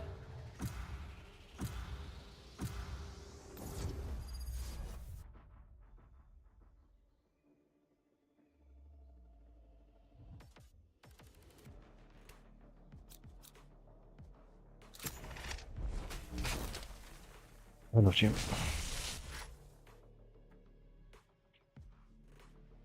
Oh no. Why you took my bridge? Putos negros, odio los negros, los considero la raza inferior. والله نلطب برمك.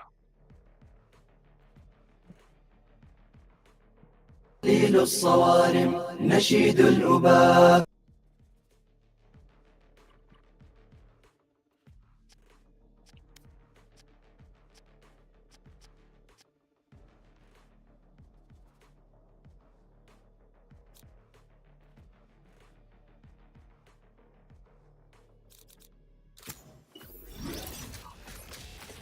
Relax. I've already sorted everything.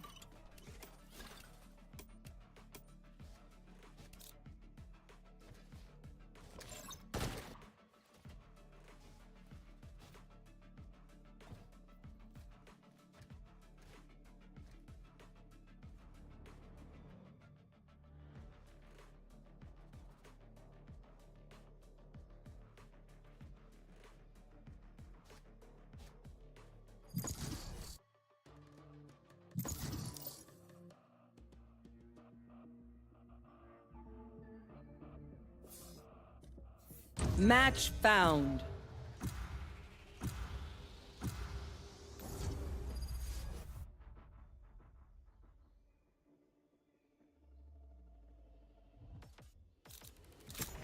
Stand in my way. I dare you.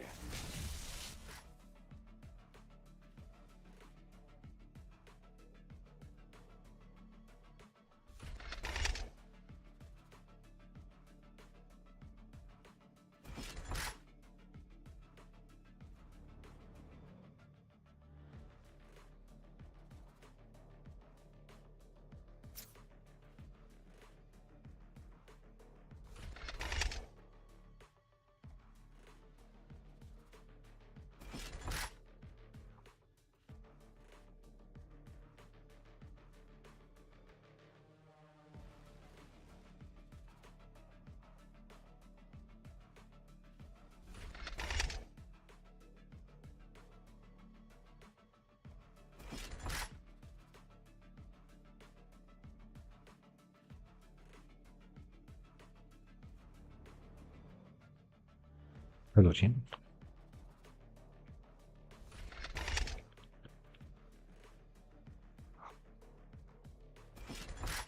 Buenas, buenas. Hola.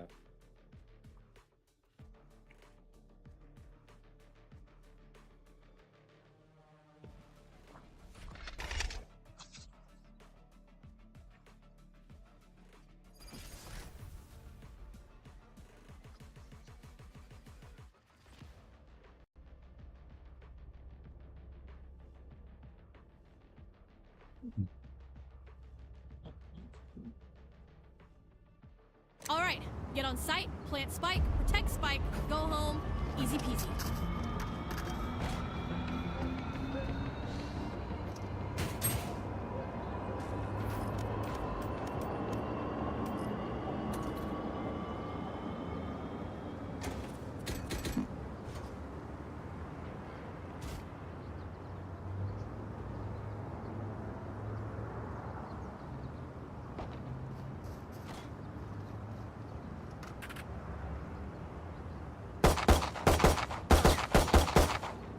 Anyone have skin ghost?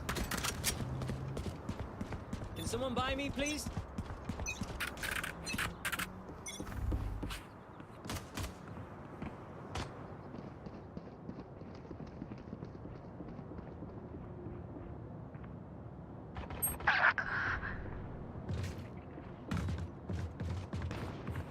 Up the way! Dizzy's down. Concussing! Clearing out! Right there! Planted! Wall raised. Reloading. Or you. Many enemies B. Ring headshot. One HP. Blinding!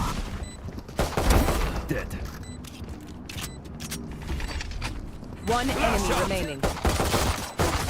You don't mess with my crew.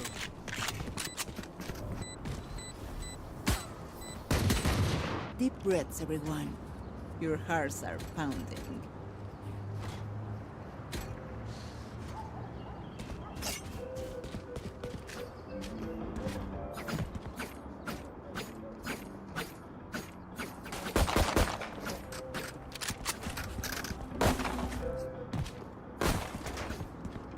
Reloading. Together.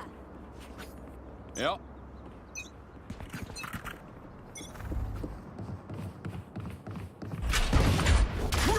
Enemy spotted. Reloading.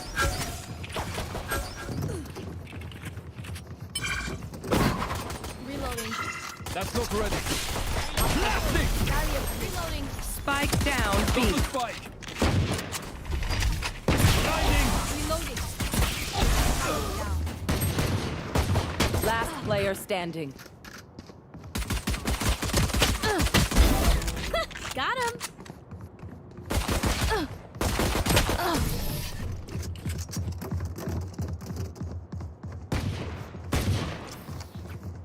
Once more into battle.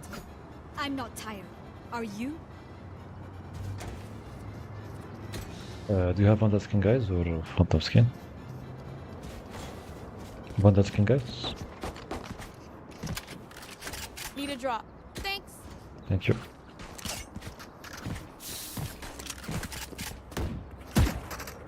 Gun here. Ponte las pilas.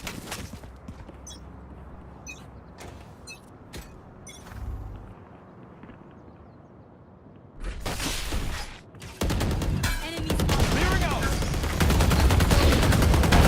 Sova's dead. Reloading. Reloading. Right there. Concussing! Right there. Dusted. Reloading. Right there. Away. Go A, go A.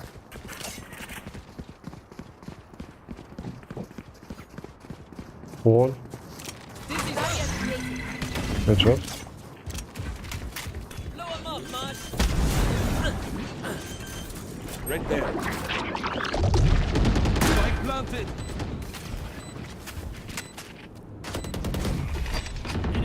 Flash out. One enemy remaining. 120 Deadlock.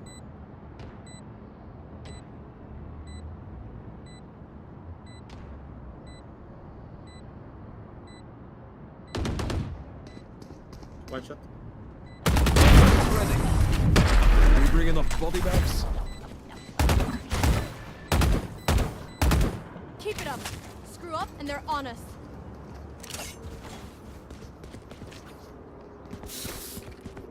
Can someone get this? Spike's here.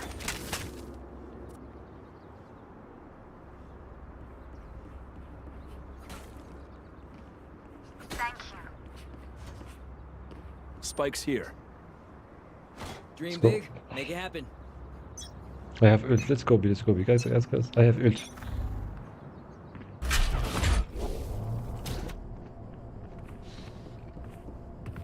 Trevor! Blasting!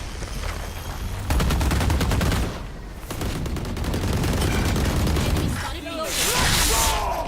Reloading. Out with charges. Blinding! Blocking sight. Spike down B.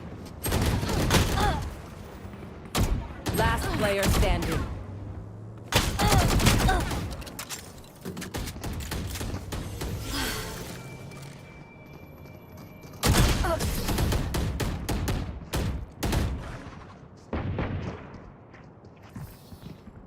We doing this or what?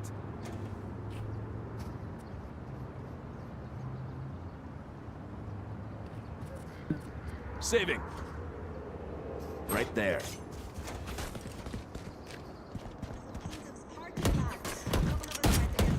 Reloading.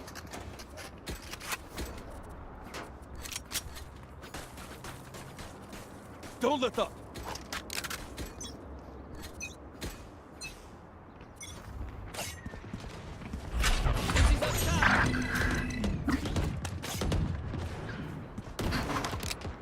Enemy spotted mid.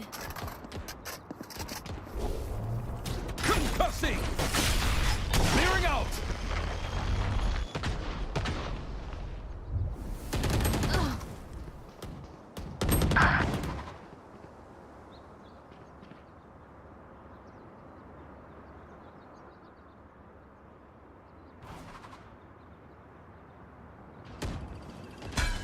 And you're done. Crash is ready.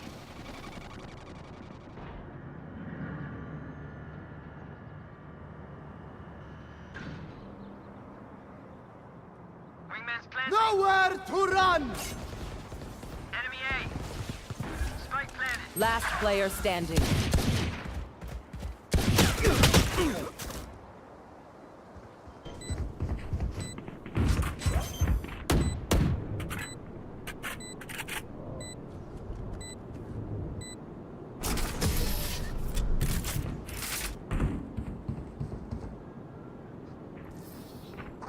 Trust me, they'll know what hit them. Reyna, Raymond, jump please. Reyna.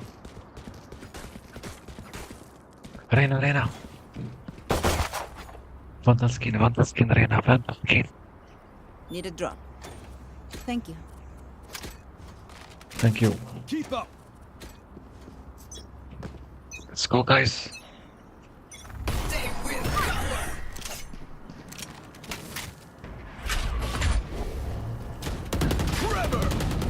Parasite. Blasting.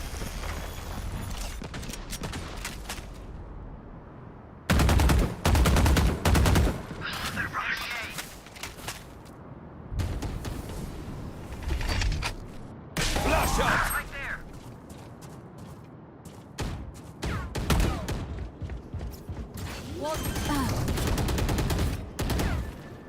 Spike planted.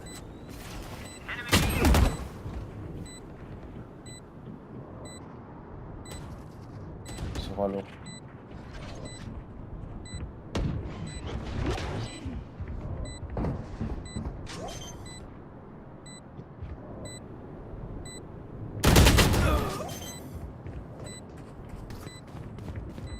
Saw you, little homie. Stopped her. I'm amped. Let's go. I got things to do.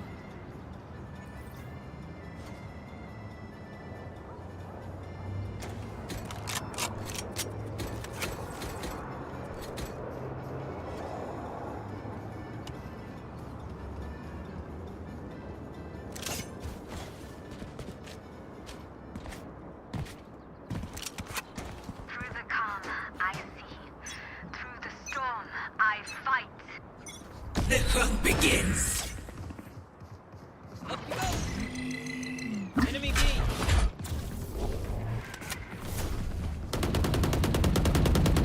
Reloading. Rotate. Just rotate.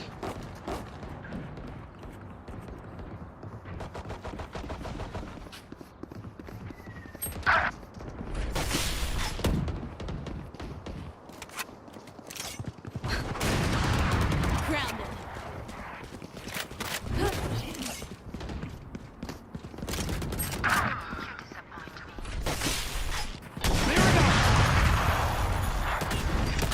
Blinding. One enemy remaining. Concussing.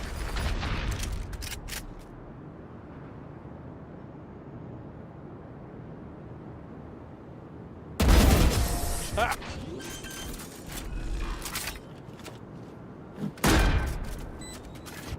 All right, homies, chill. We'll go again. Damn, you love being here. Like, way too much.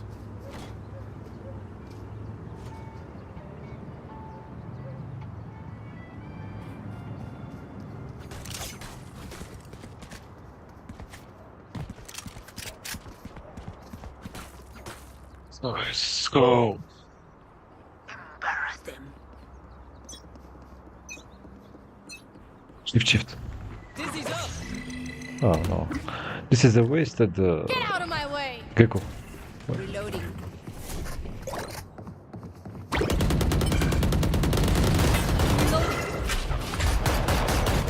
Reloading. Reloading. Forever. Blasting. Cutting their vision.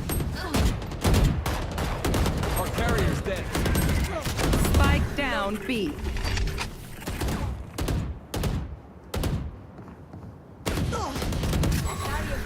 Reloading. Flash out. Enemy spotted B. Got the spike. Blinding. Cutting their vision. One enemy remaining. My ult's ready. Good job.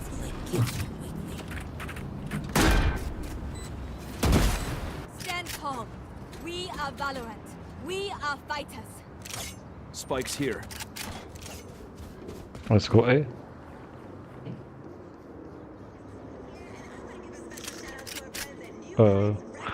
Okay, let's go B. I have ult.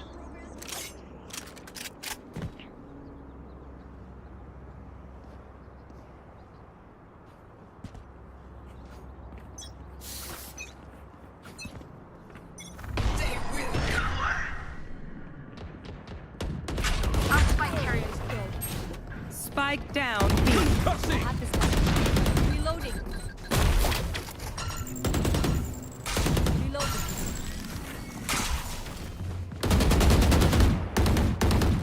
Reloading.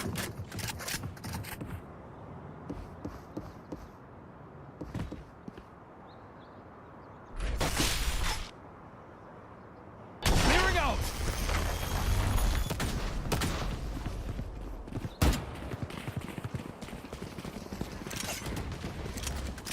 Enemy spotted mid.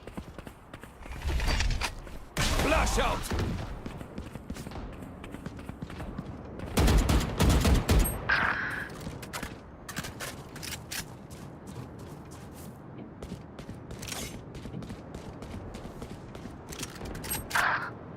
Let's go plants.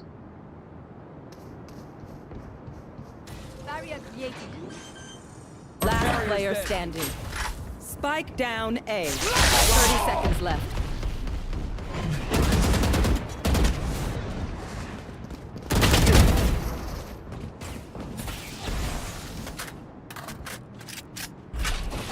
Trevor!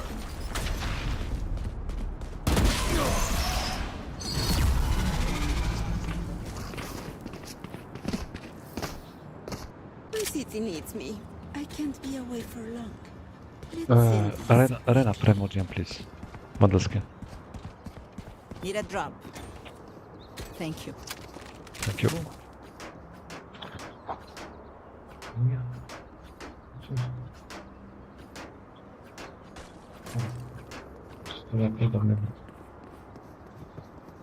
Okay, Jett. Time to fly.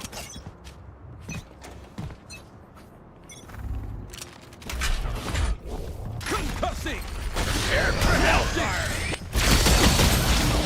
Get it. Sage, get it. Wall raised. Sage. Your duty is not all healing. Thank you. Thank you, Sage. Reloading.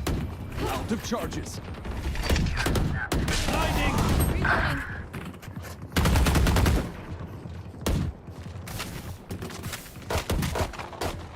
Reloading. Reloading.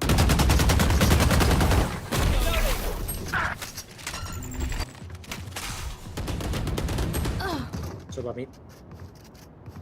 My territory, my rules. One enemy remaining. Nowhere to run. Last player standing. Spike down B. Get him, wingman. Good job.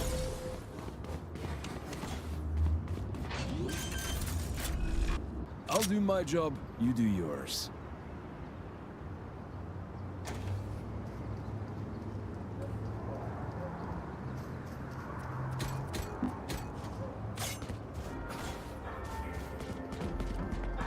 Reyna, Modelskie, please.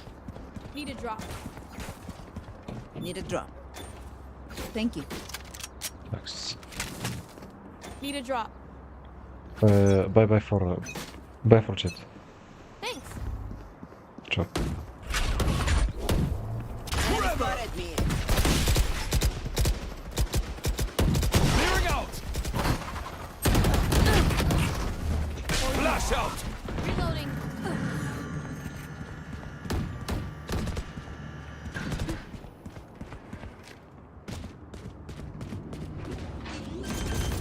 No sweat. Spike planted!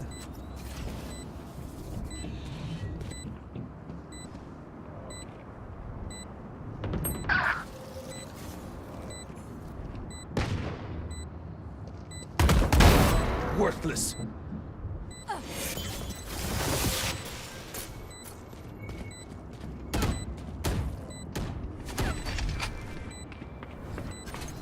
Blinding! One enemy remaining. Job.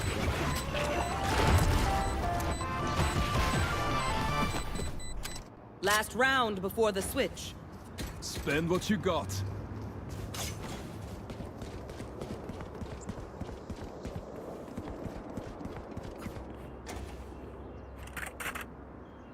Need a drop. Weapon reloading. Weapon here. Gun here. Gun here. Reloading. Guard up. Let me take the orb. I have ult. Mid one.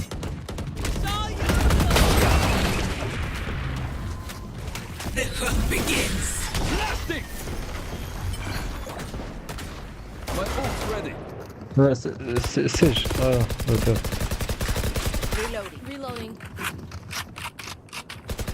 Let's rotate. Let's rotate. Fast. Guys, rotate. Rotate. Jett. Rotate. Oh my god, what the fuck?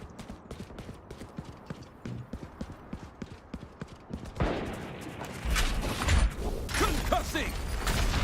Disappoint me. Spike planted. What the fuck?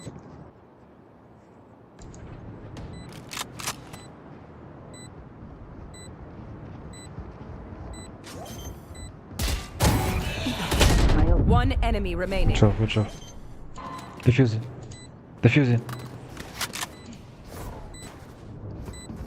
Last player standing. Good job.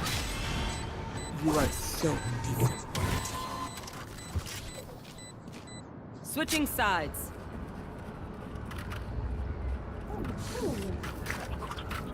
That's true. Good advice.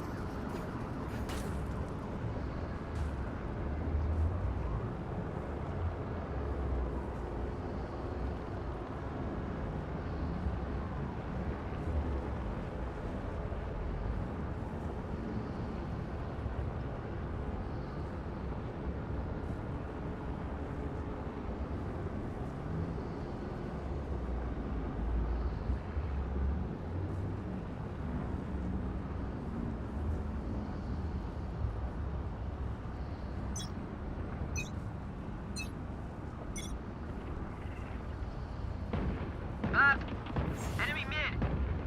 Spike down mid. Enemy for 3. One enemy remaining. Ace. Thanks, Sage.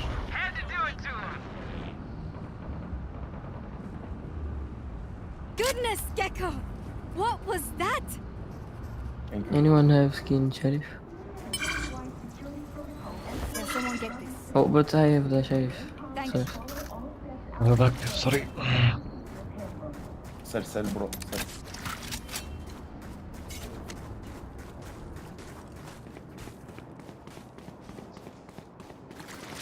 Good work.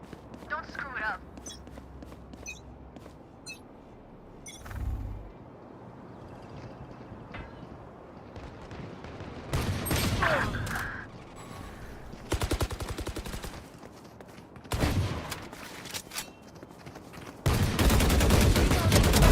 Headshot.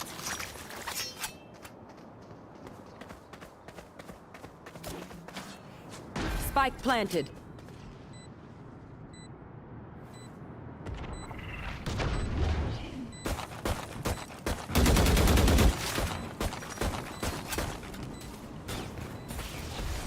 Night.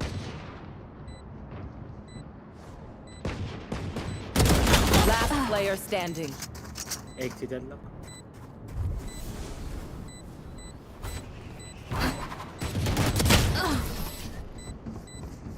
GG. I know what must be done.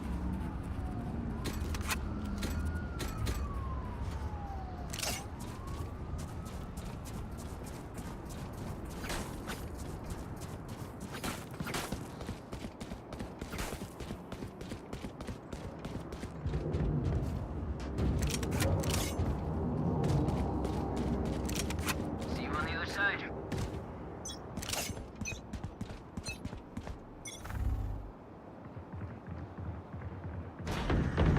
BBB.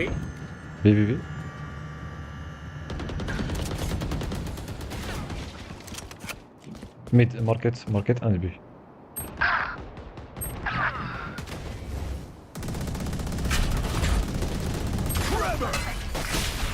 Clearing out!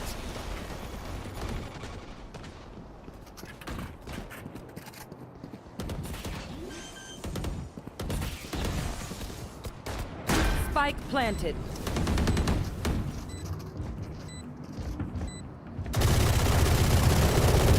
Good done.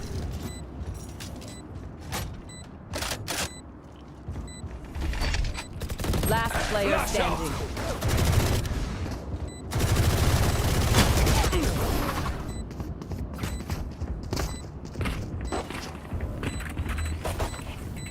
Let them try to get through me.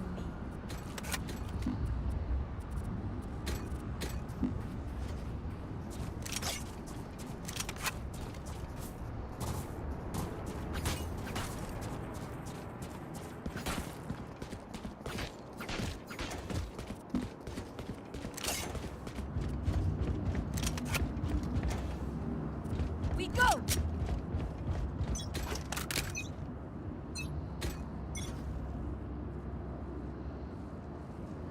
Nobody A?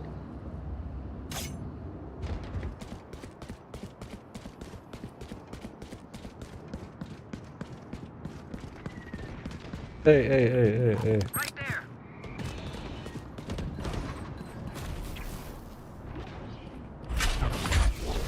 Concussing! Spike planted. Blasting!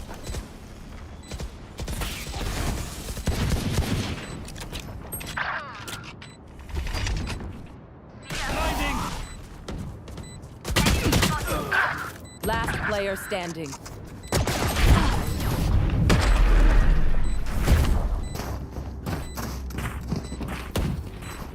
Woo!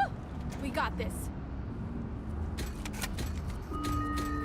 Employee stationed in direct wing levels B1 and B2 are to follow strict decontamination procedures.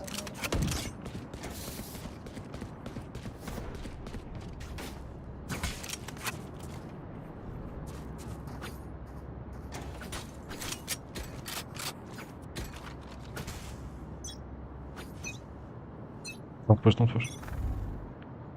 People B.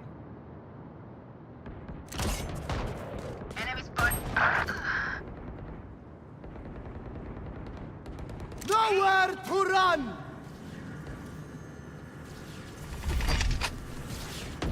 Flash out!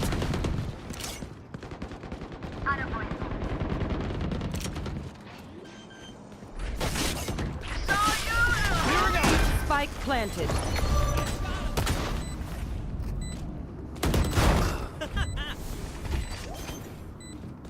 Buddy's defusing.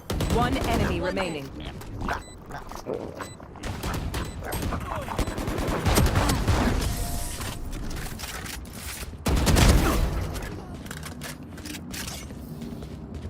Come on! Get me in the line of fire.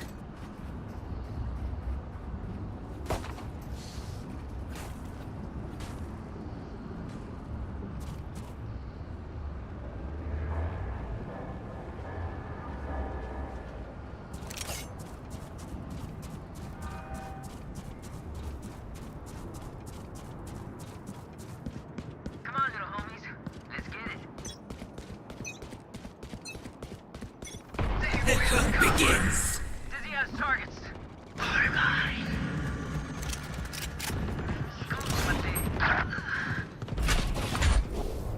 Trevor! One enemy remaining. Blasting! Spike down mid.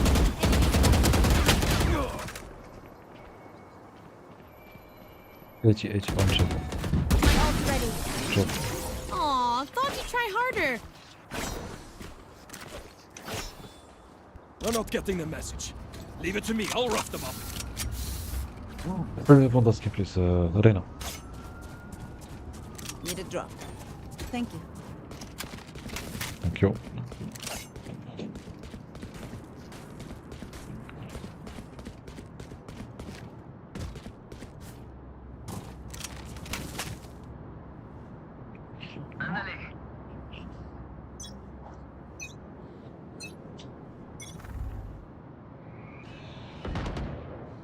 Enemy spotted.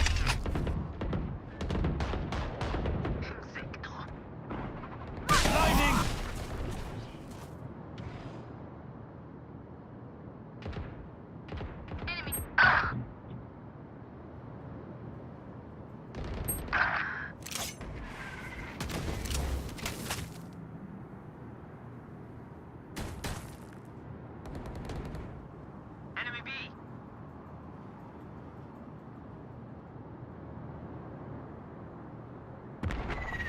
Hey.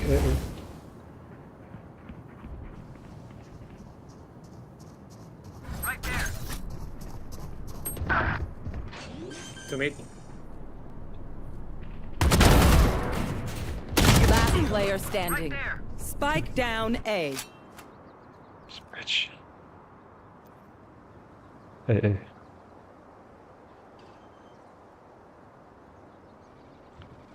Spike planted.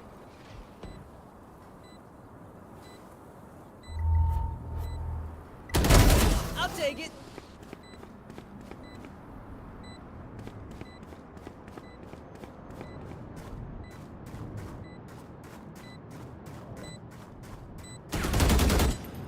One enemy remaining.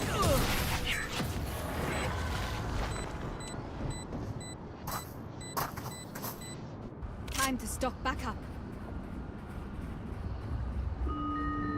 Overtime pay has been doubled for the duration of Project Landfall. Free coffee and energy drinks are available in break rooms.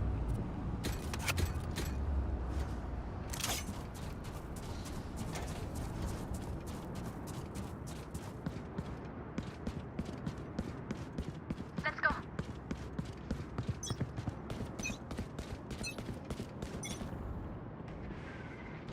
People B.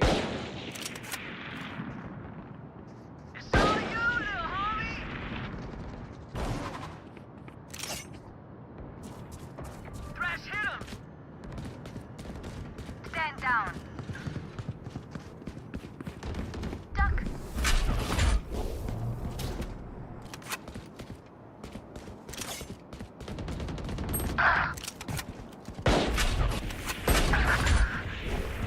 Concussing! Clearing out!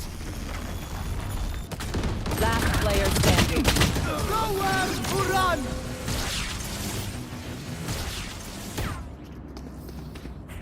Just let them try to catch me.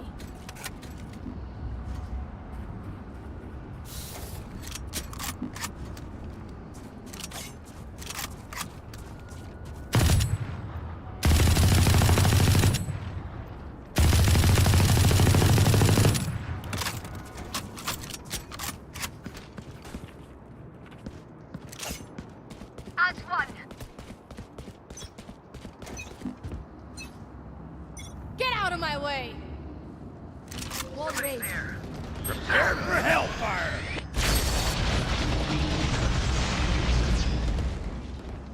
Enemy A. Eliminated. Forever! Train harder.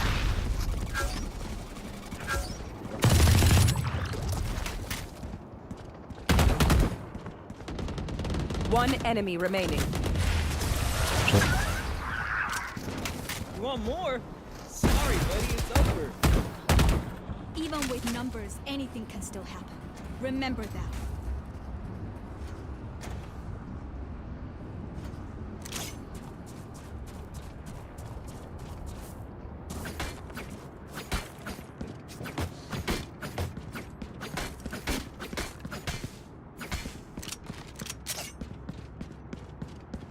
Let's push out. Push up.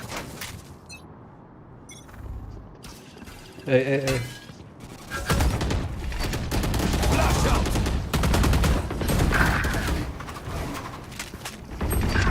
Blinding! Amateur, my ult's ready. Last player standing. Blasting!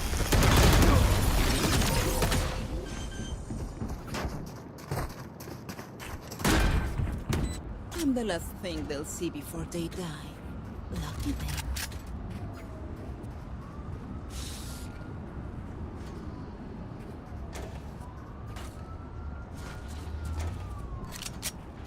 Reyna, want das Game, please. Reyna. Need a drop. Thank you. I'm pushing out. Keep up.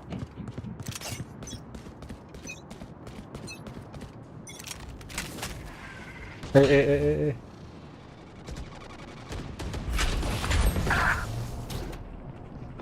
Concussing! Clearing out! Enemy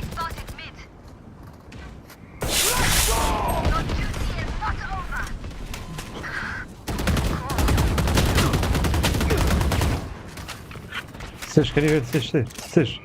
Sage, can you heal? I'm behind you. Heal me. Spike planted. Flash out! Last player standing. Ay.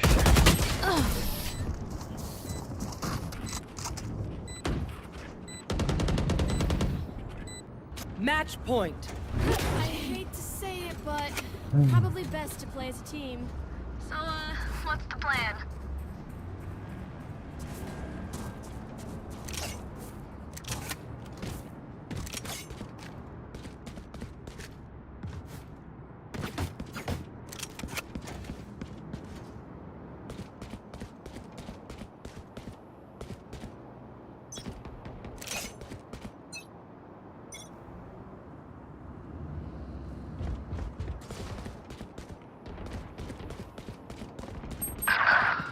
Oh my god.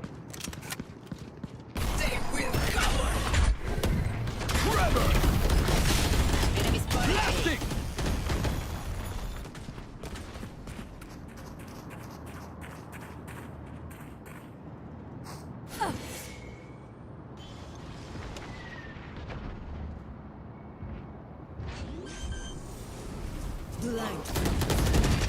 Spike planted. Nowhere to run! One enemy remaining. Behind the box, behind. Good job.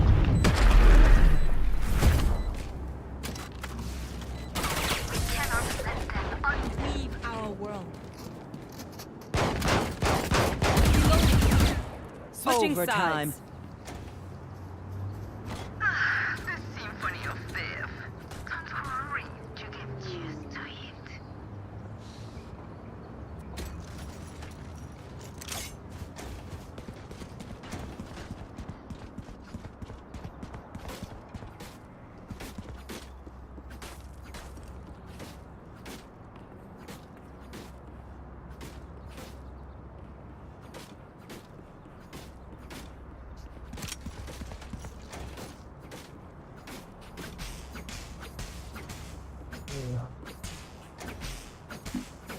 I need a drop.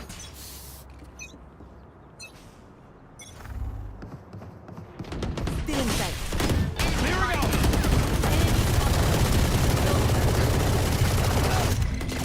Someone's there. Left side.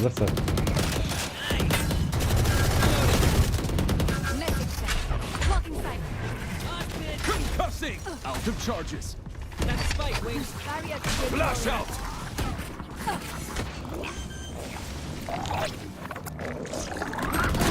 You fought well. Thanks, little man.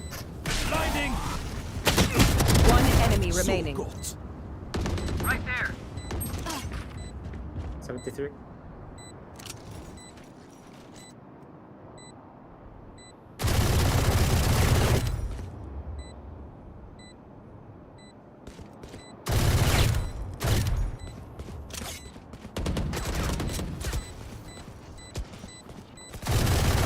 Last player standing.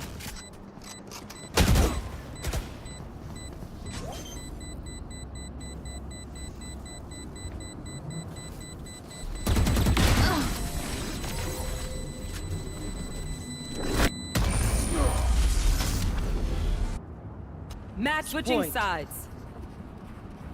I got your backs. Just, you know, from the front.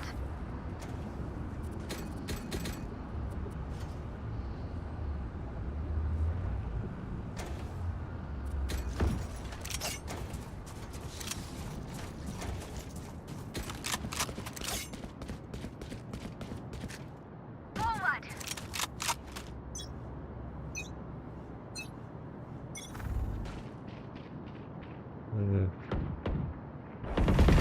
Embarrassing. Flash out! Spike down Good mid. job. Spike spotted mid. Trevor!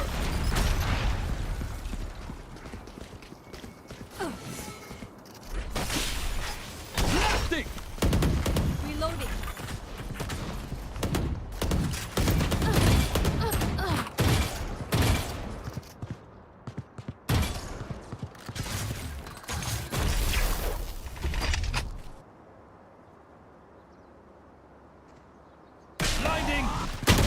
player standing. What the fuck? One enemy remaining. They're behind. Yeah, Jett.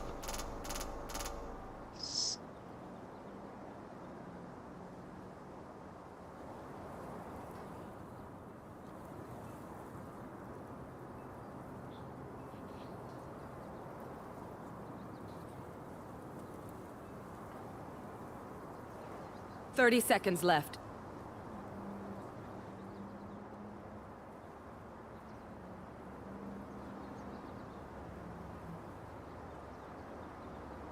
Who took Spike?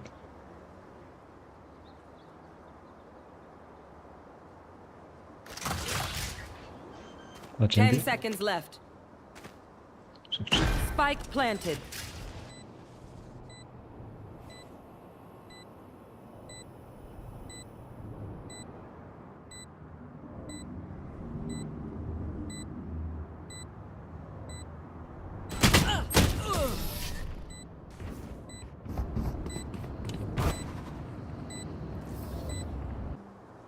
Switching sides.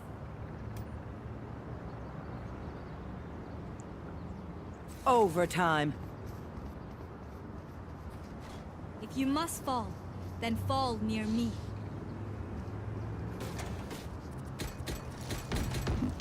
Right there. Reloading.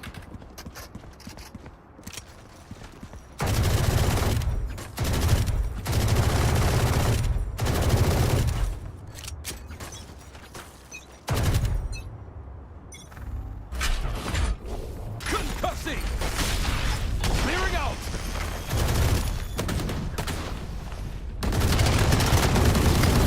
Reloading!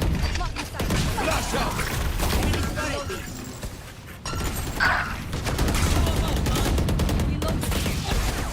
Up and away. Reloading. Has target. Reloading. Reloading.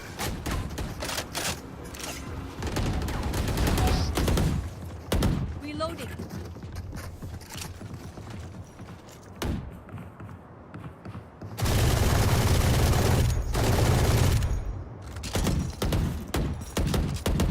Our carrier's dead. Spike down B. Blinding!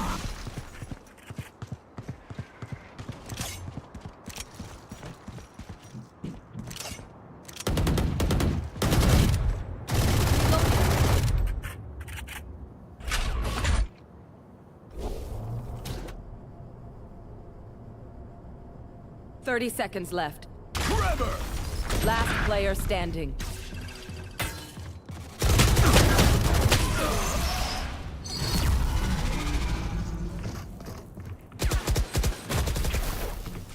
Switching Match sides. point. What will it be this time? Have any patterns emerged yet?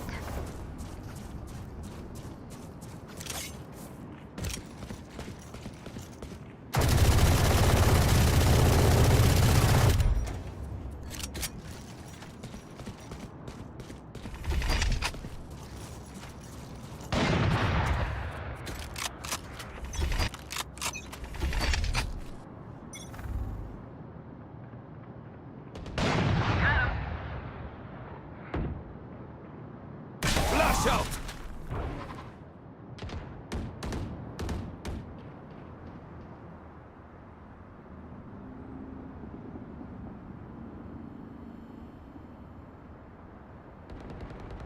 Here. Adios. Hey, go in, hey, go in, go in, hey, fast, hey. Fast to A, all A.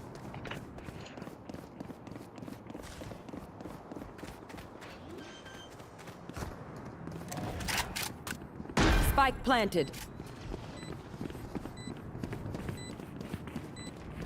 Dizzy's up. Still in sight. Satisfying. One enemy remaining. What's up?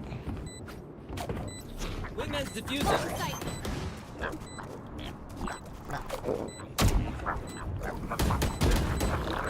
Reloading. Everybody thank Wingman. Come on, let's hear it. Switching sides.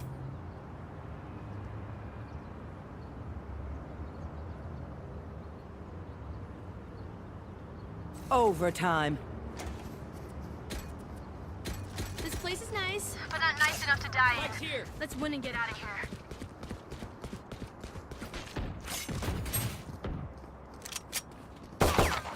Spike's here. Do you have Corona me Vandal? Corona me Vandal, please. Can someone buy me, please? Thank you.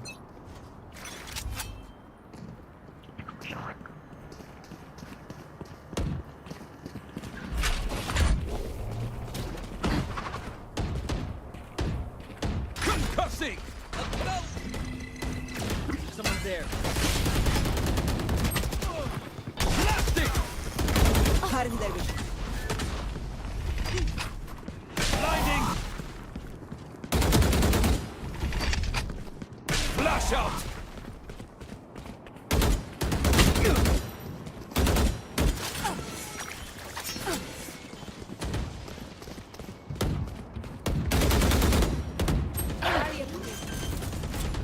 Right there. Spike planted!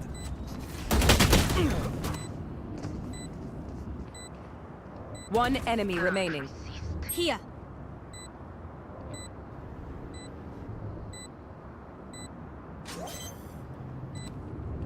Last player standing. This is what I trained for. Switching Match sides. point.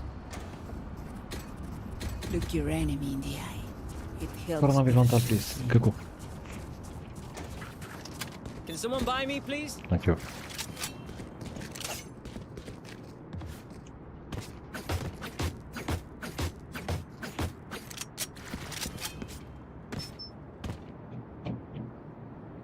Let's have some fun.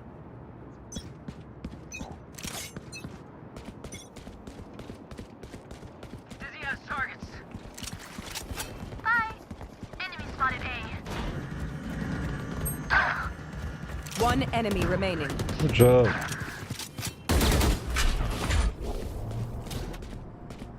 Forever! Clearing out! Come on, little man. Good job, good job. Defenders win. Do not fight us again.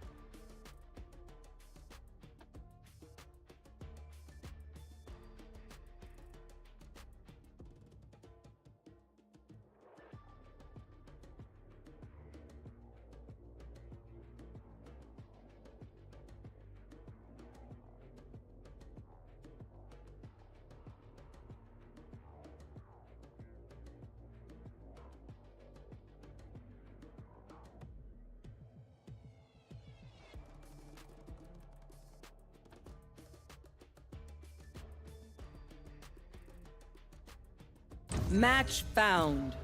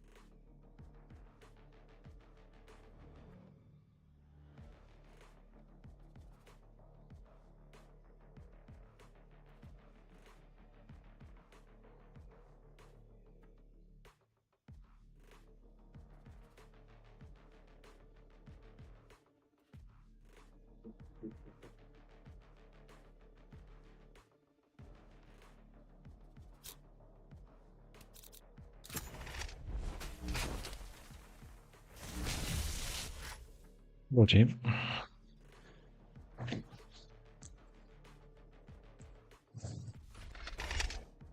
Buenas.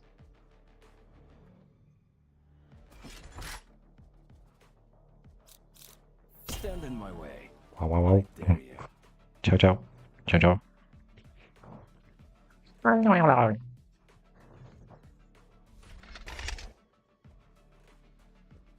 Squeeze bins.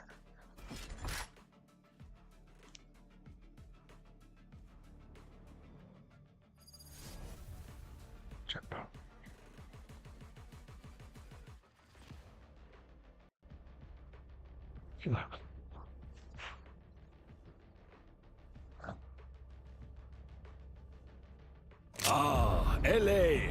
I've got a few spots I should revisit out here. Couple of food trucks, that bank in Malibu. Good times. Yeah.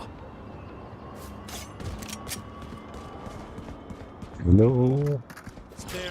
Anybody here? Hello.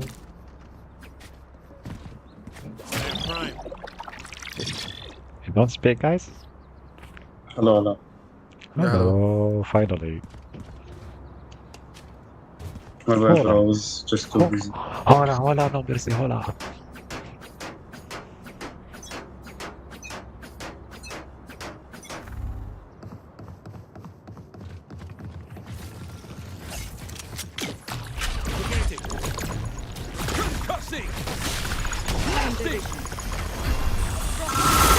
Back smoke on Boba, back smoke. Last player standing. Spike down. Out B. market. Oh, nice try.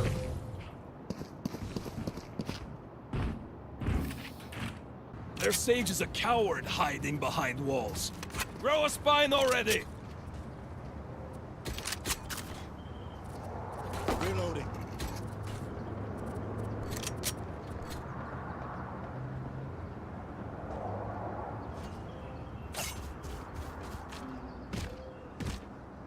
Anyone have sheriff skin?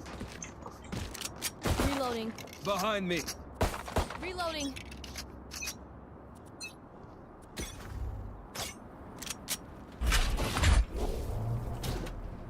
Forever! Reloading.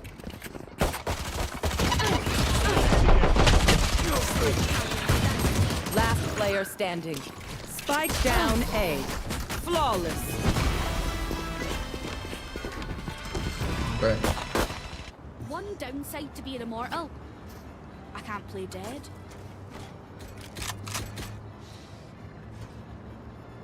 Do you have a Vandal skin, guys? Need a drop. Thanks. One more. Reloading. Jett. Need a drop. Thanks. Ah, ميرسي. جيت مغربي. لا تونسي. اوكي. مغربي انا. مرحبا. Concussing! Clearing out! Reloading. Blocking sight. Being sent. Reloading. You're nothing. Guys, Reyna one shot. One enemy remaining. Outrun me. Hold them accountable for their actions. Yo, Jett, can you buy me? Need a drop. Thank you. Thank you, bro.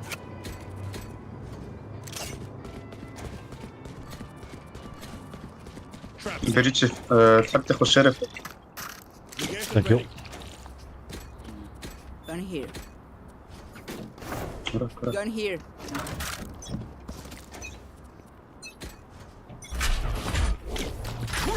Still inside. No peeking. Enemy spotted. Blinding!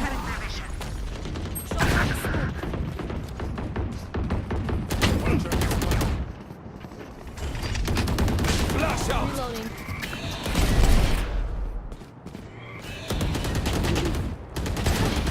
Refreshing. Party over. I think one more side. Reloading. Reloading.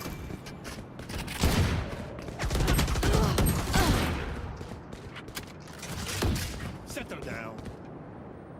Yeah, one side, one city, one side, one city, one side. Last player standing. Good. No peeking. Clove was default.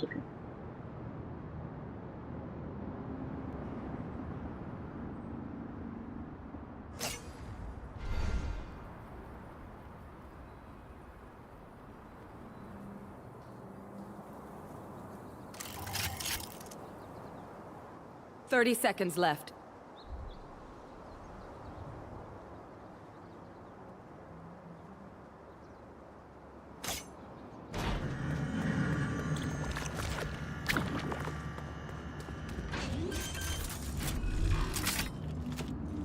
Spike planted.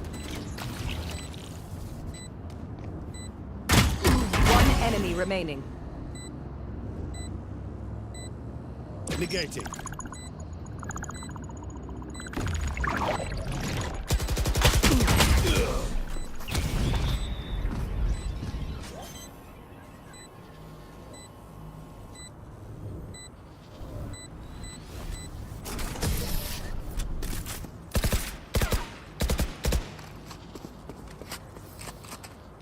Race it to the spike site.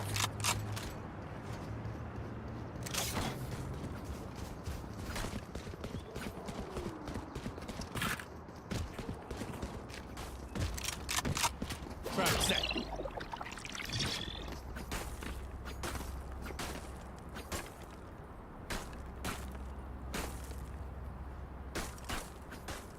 Security en route.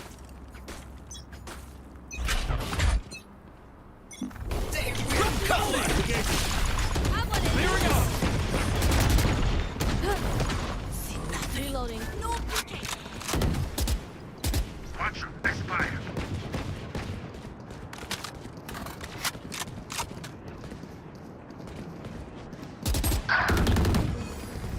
Plant the spike.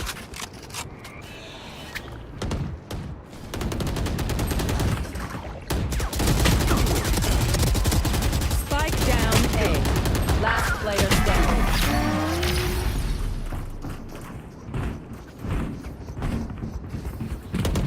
My ult is ready. Show me where to go.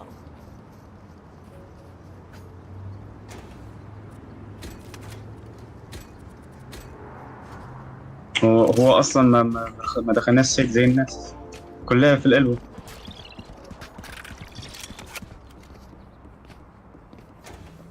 صار سيرفر ضربوا احسن سيرفر عندنا. نلعبوا ميت يجوا نلعبوا.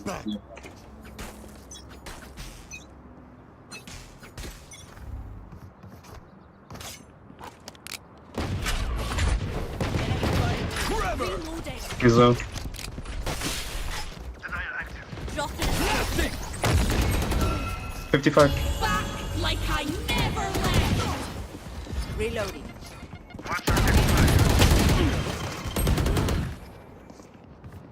مت من النيد.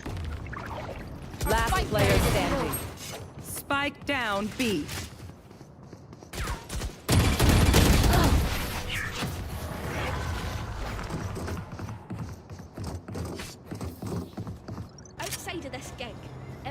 reality doesn't have as many day-to-day benefits as you think.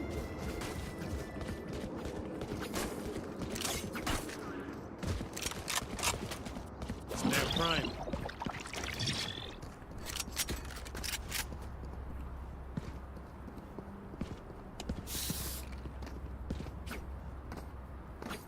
We need to try again, bro. It's either A or B.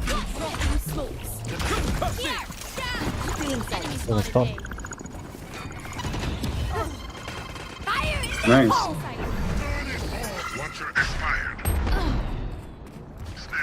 Cutting their vision.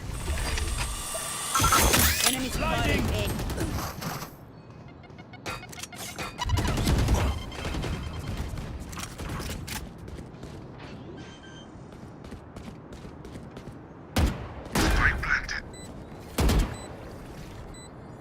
Smoke in 10. 5.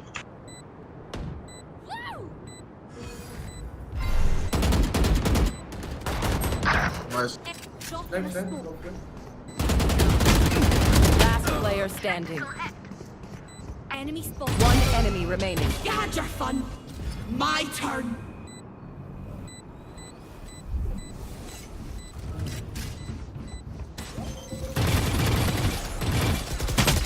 One enemy remaining.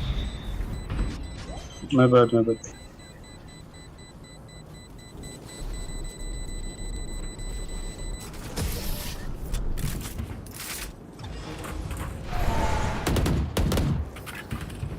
Time to take these arms for a spin.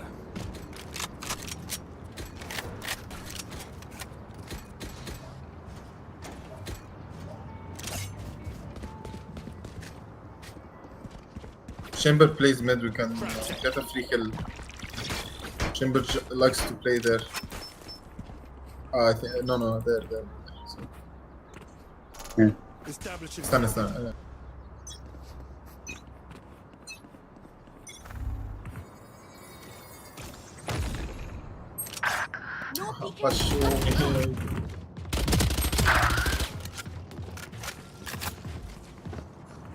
Last player standing. Behind you.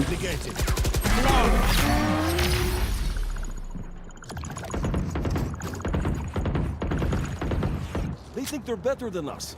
I can tell.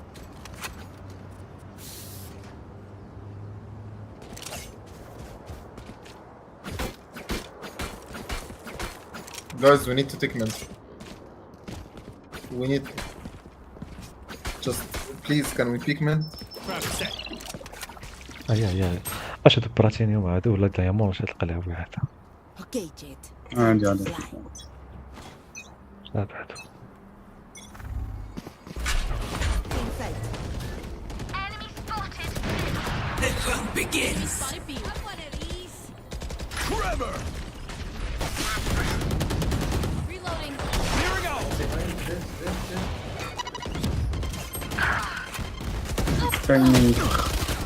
That's not ready. 130 Reyna, 130 Reyna. Weak.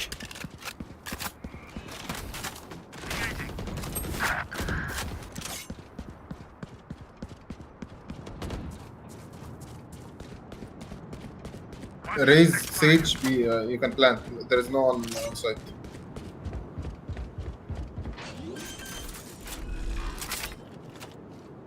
Spike planted.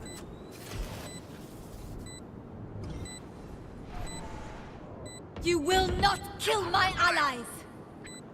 That was mid.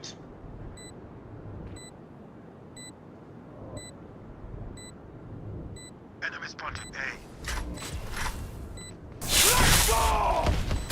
Last player standing. Nice try.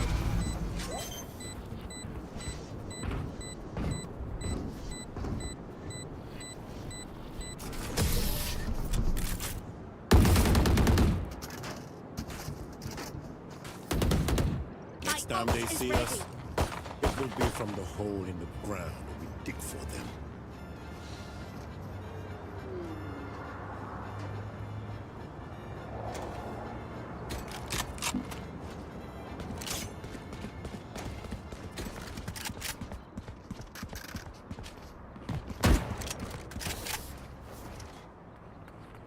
No ego, no pride. You want to play? Let's play.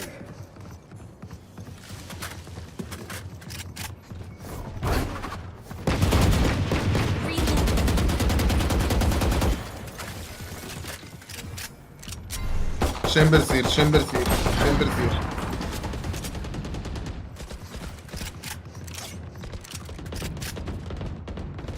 No peeking.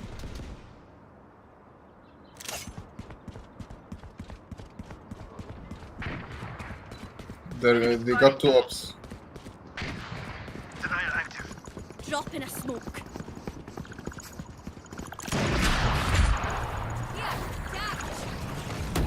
Bridge launcher expired. Concussing! My old friend.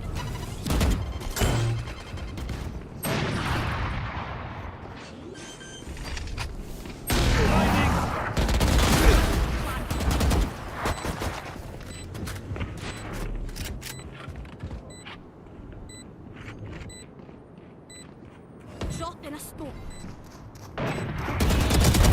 Too late. One enemy remaining. Last player standing. Back like I never left. Last player standing.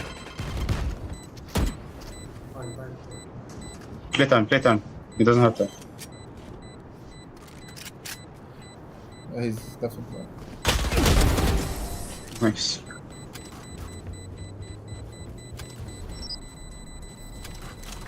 If you're not being shot at, you're doing something wrong.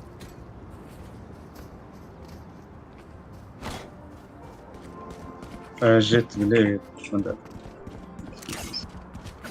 Need a drop. Spare prime.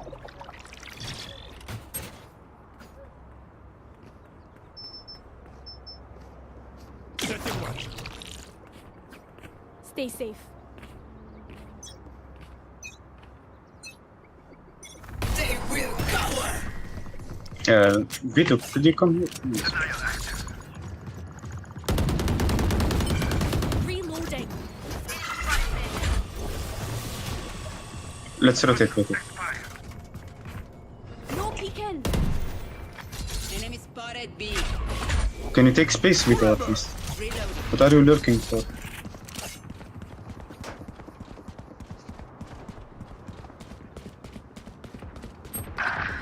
Not go from mid. Go, hey, why you coming mid? هذا المستوى.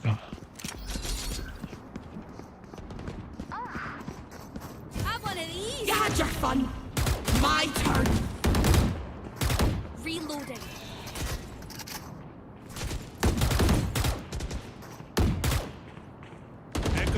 Drop in a smoke.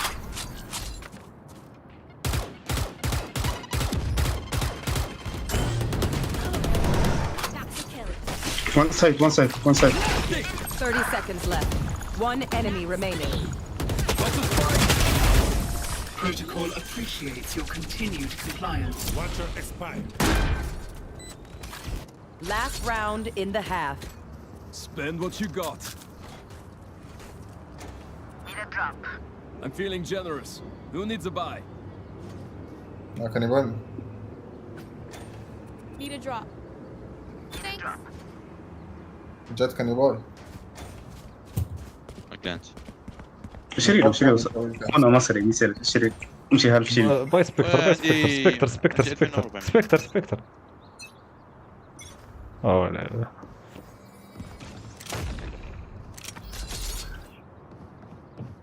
Drop.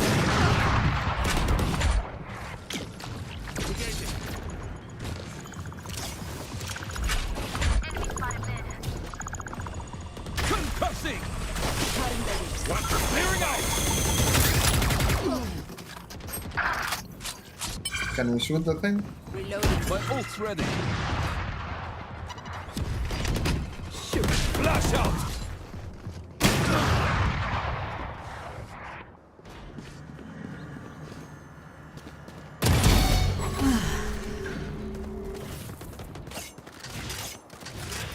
Last player standing.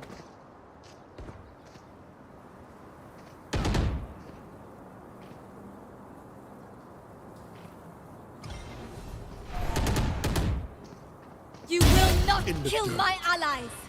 Chamber is right there, right there. They're close, man. 30 seconds left. Denial active.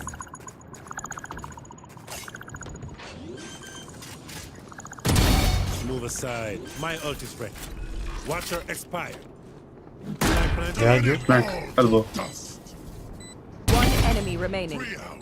To your right side.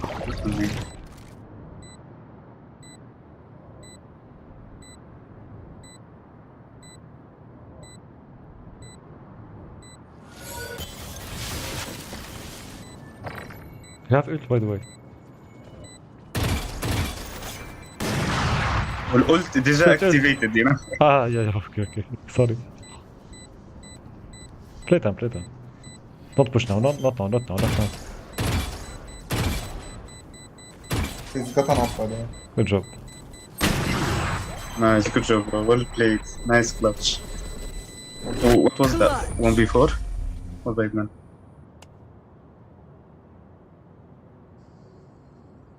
Switching sides. Okay, we know the drill. Stick to your roles and we'll... جت عندك شير سكين؟ ولا عندي كوست. كوست. Need a drop. يرحم الوزن. Need a drop. Thanks. Who goes tent cover? Need a drop. Thanks. Gun here. Watching here. Thank Allah attack. يلا الكامباك.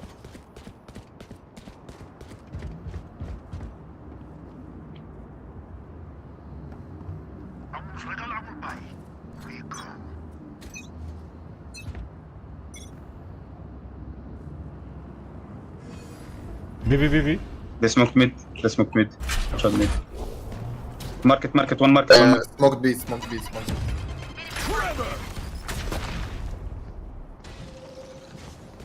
They ult. Blasting! I hit one shot. Raises one shot. Enemy spot still in sight. He got hit. In market. Spike down B. One enemy remaining. Nice, good. Market. Last player standing. Denial active.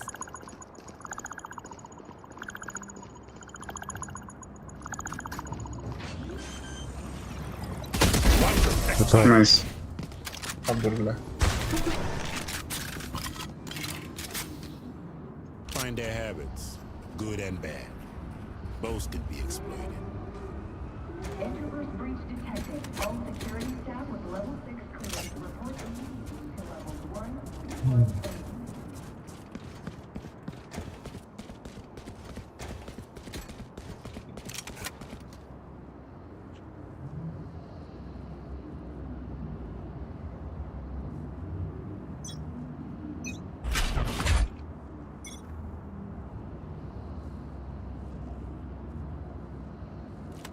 Smoke mid.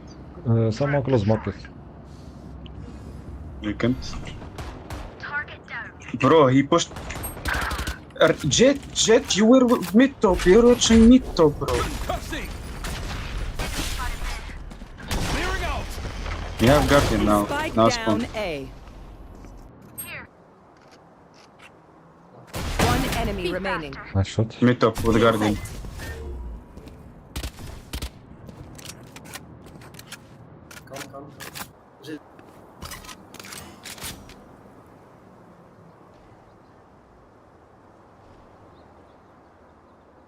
Spike spotted A.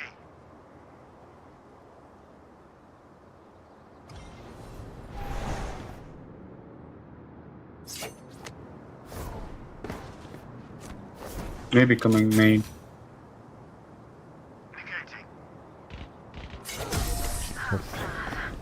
Just like everyone else. The enemy only looks composed. Their hearts still a different story. Reloading.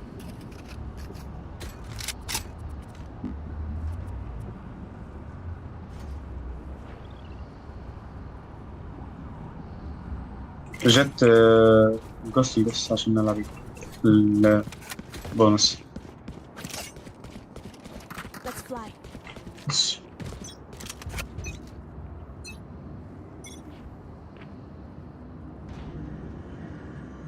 Smoke midi. People Funny. in A. People.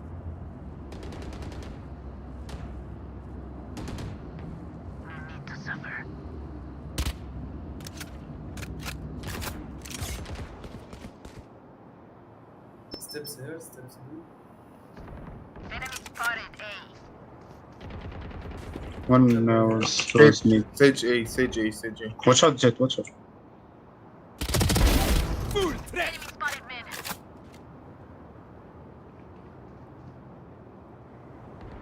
Negating. Enemy spotted A.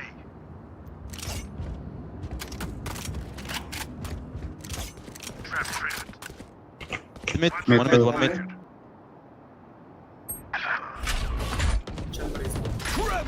Yeah. One enemy remaining. Sage was A, Sage was A. Drop in a smoke. 30 seconds left.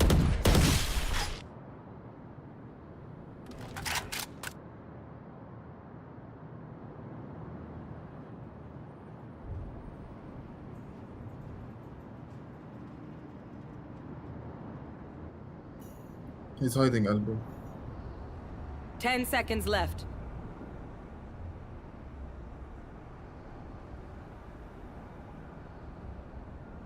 Careful here.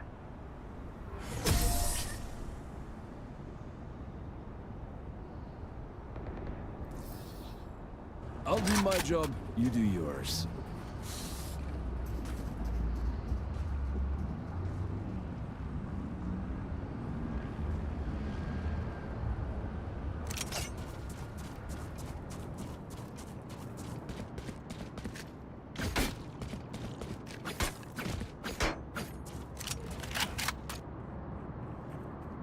Oh shit, I lost my Transfer ready.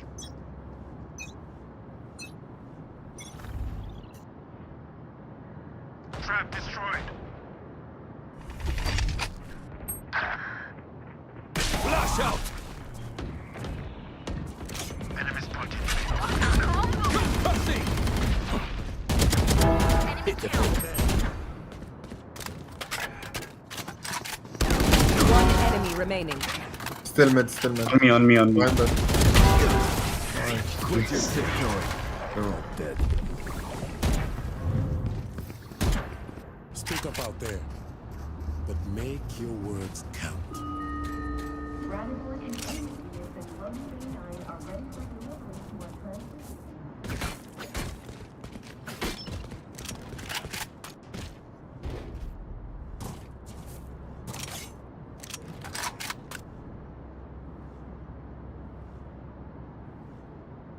They want to fight? Let's fight.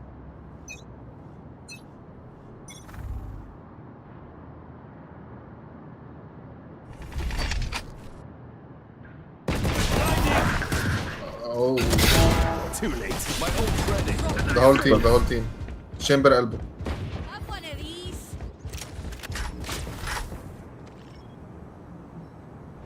Watch expired. Watching here. Taken out. Don't overtake, don't overtake. لا لا لا لا they're back already taken out. There.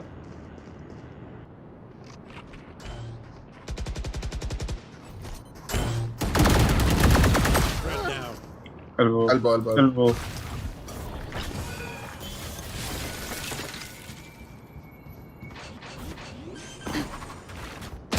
One enemy remaining.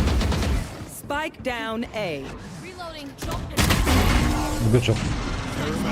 All play this.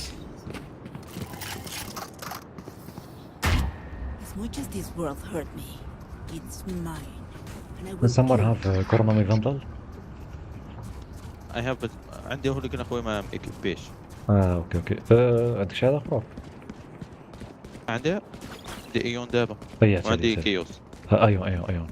كاملين بي جو كامل. Need a drop. Thanks. بيجي الايون هكا. ثانك يو. Hey. You want to play? Let's play. Don't pick mid, okay?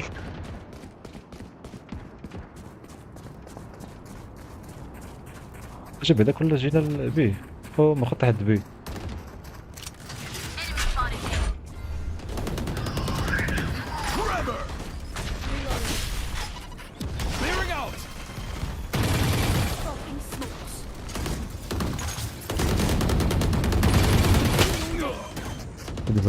Wait.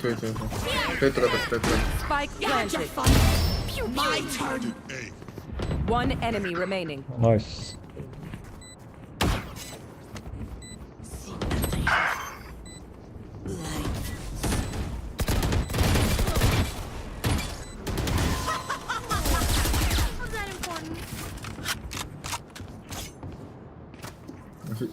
No phantom skin. To collect yourself. Scattered minds make simple mistakes. Okay, smack left. Need a drop. Thanks. Nice.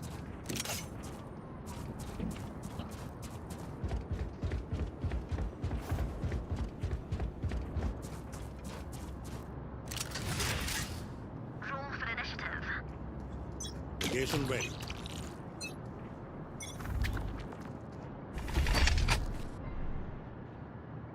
B. Fire in the hole!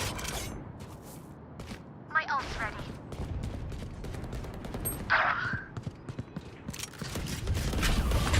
He's so lucky. Spike planted. Flash out! No peeking!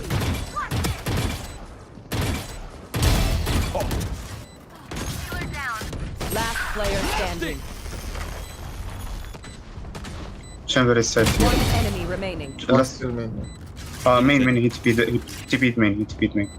I have smoke in 4. Wait for smoke. He could be inside. Okay. Main. No, he TP'd main. Smoke.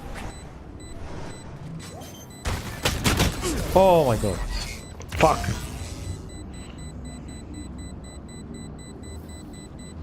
We doing this or what? To all researchers, Dr. Sabine Callis no longer works for Kingdom, and her legacy logs remain sealed. Jett. Chaos, please. Thanks. The rest. Need a drop. Thanks. Here.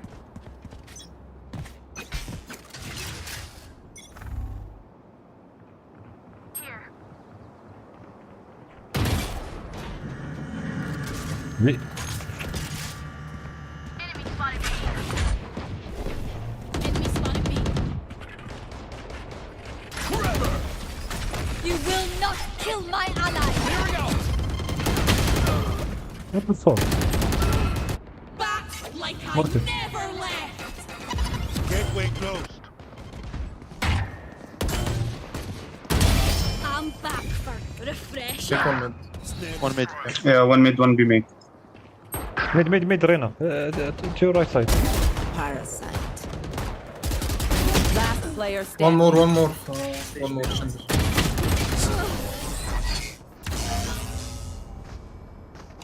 My bad. Listen up, you muckers. Need a drop. Get back up. Just give me a nudge. I might not be dead, just taking a recap. This only. Thanks. Thanks.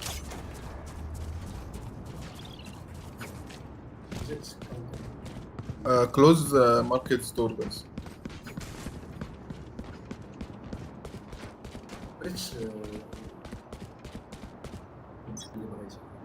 Bile var.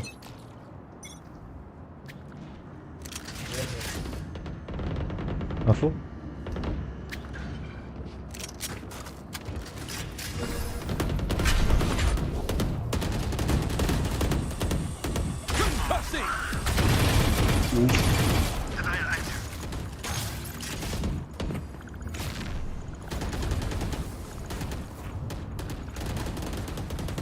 Watcher expired.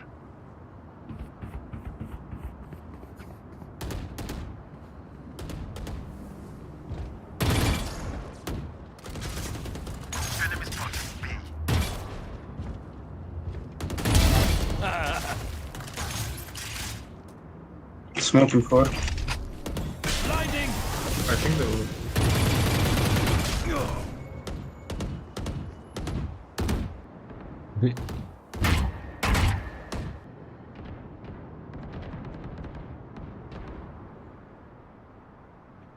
Planting B. Spike planted.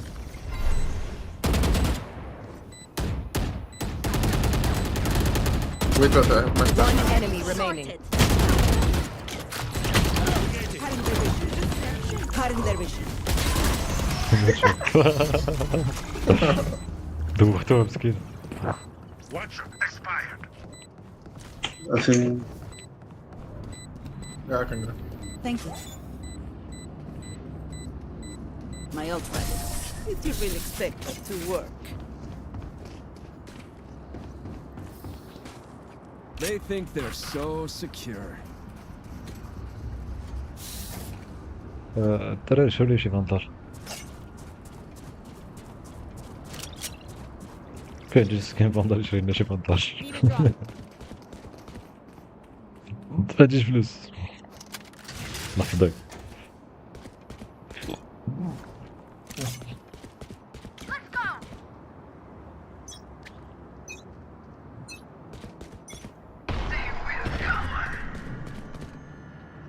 Hey. Hey. Fire in the hole!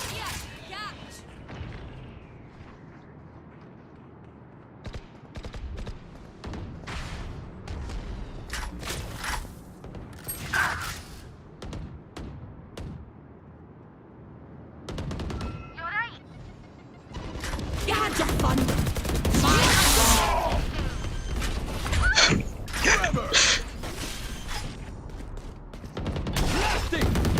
Spike planted. Last player standing.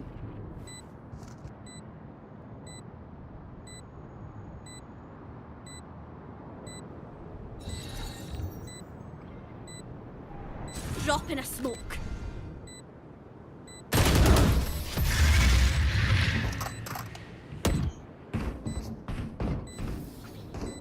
Snack time. Sorry, only brought enough for me.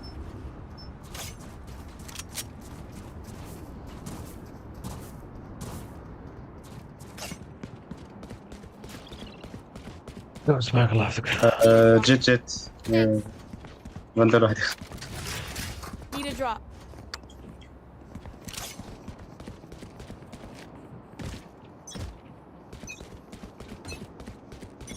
The hunt begins. Smoke me. Love me. Concussing. Dropping smokes. Have one of these. Enemy spotted A. Reloading. 105 to Clove. Go. Flash. Flash out. Dead.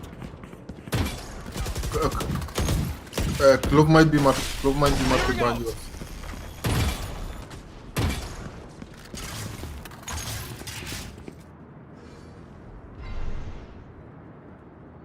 Clove marked us. Last player standing. Spike planted.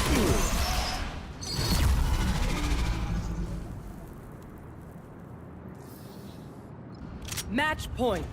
We get a pick, we move in. Got it?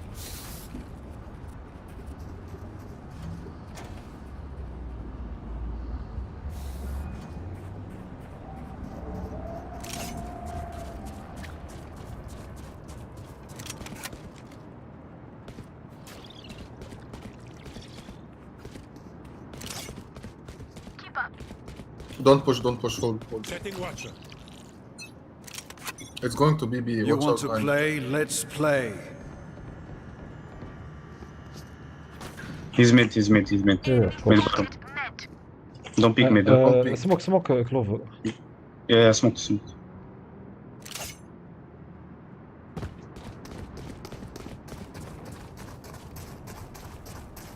My ult's ready. Enemy Spike down B. forever!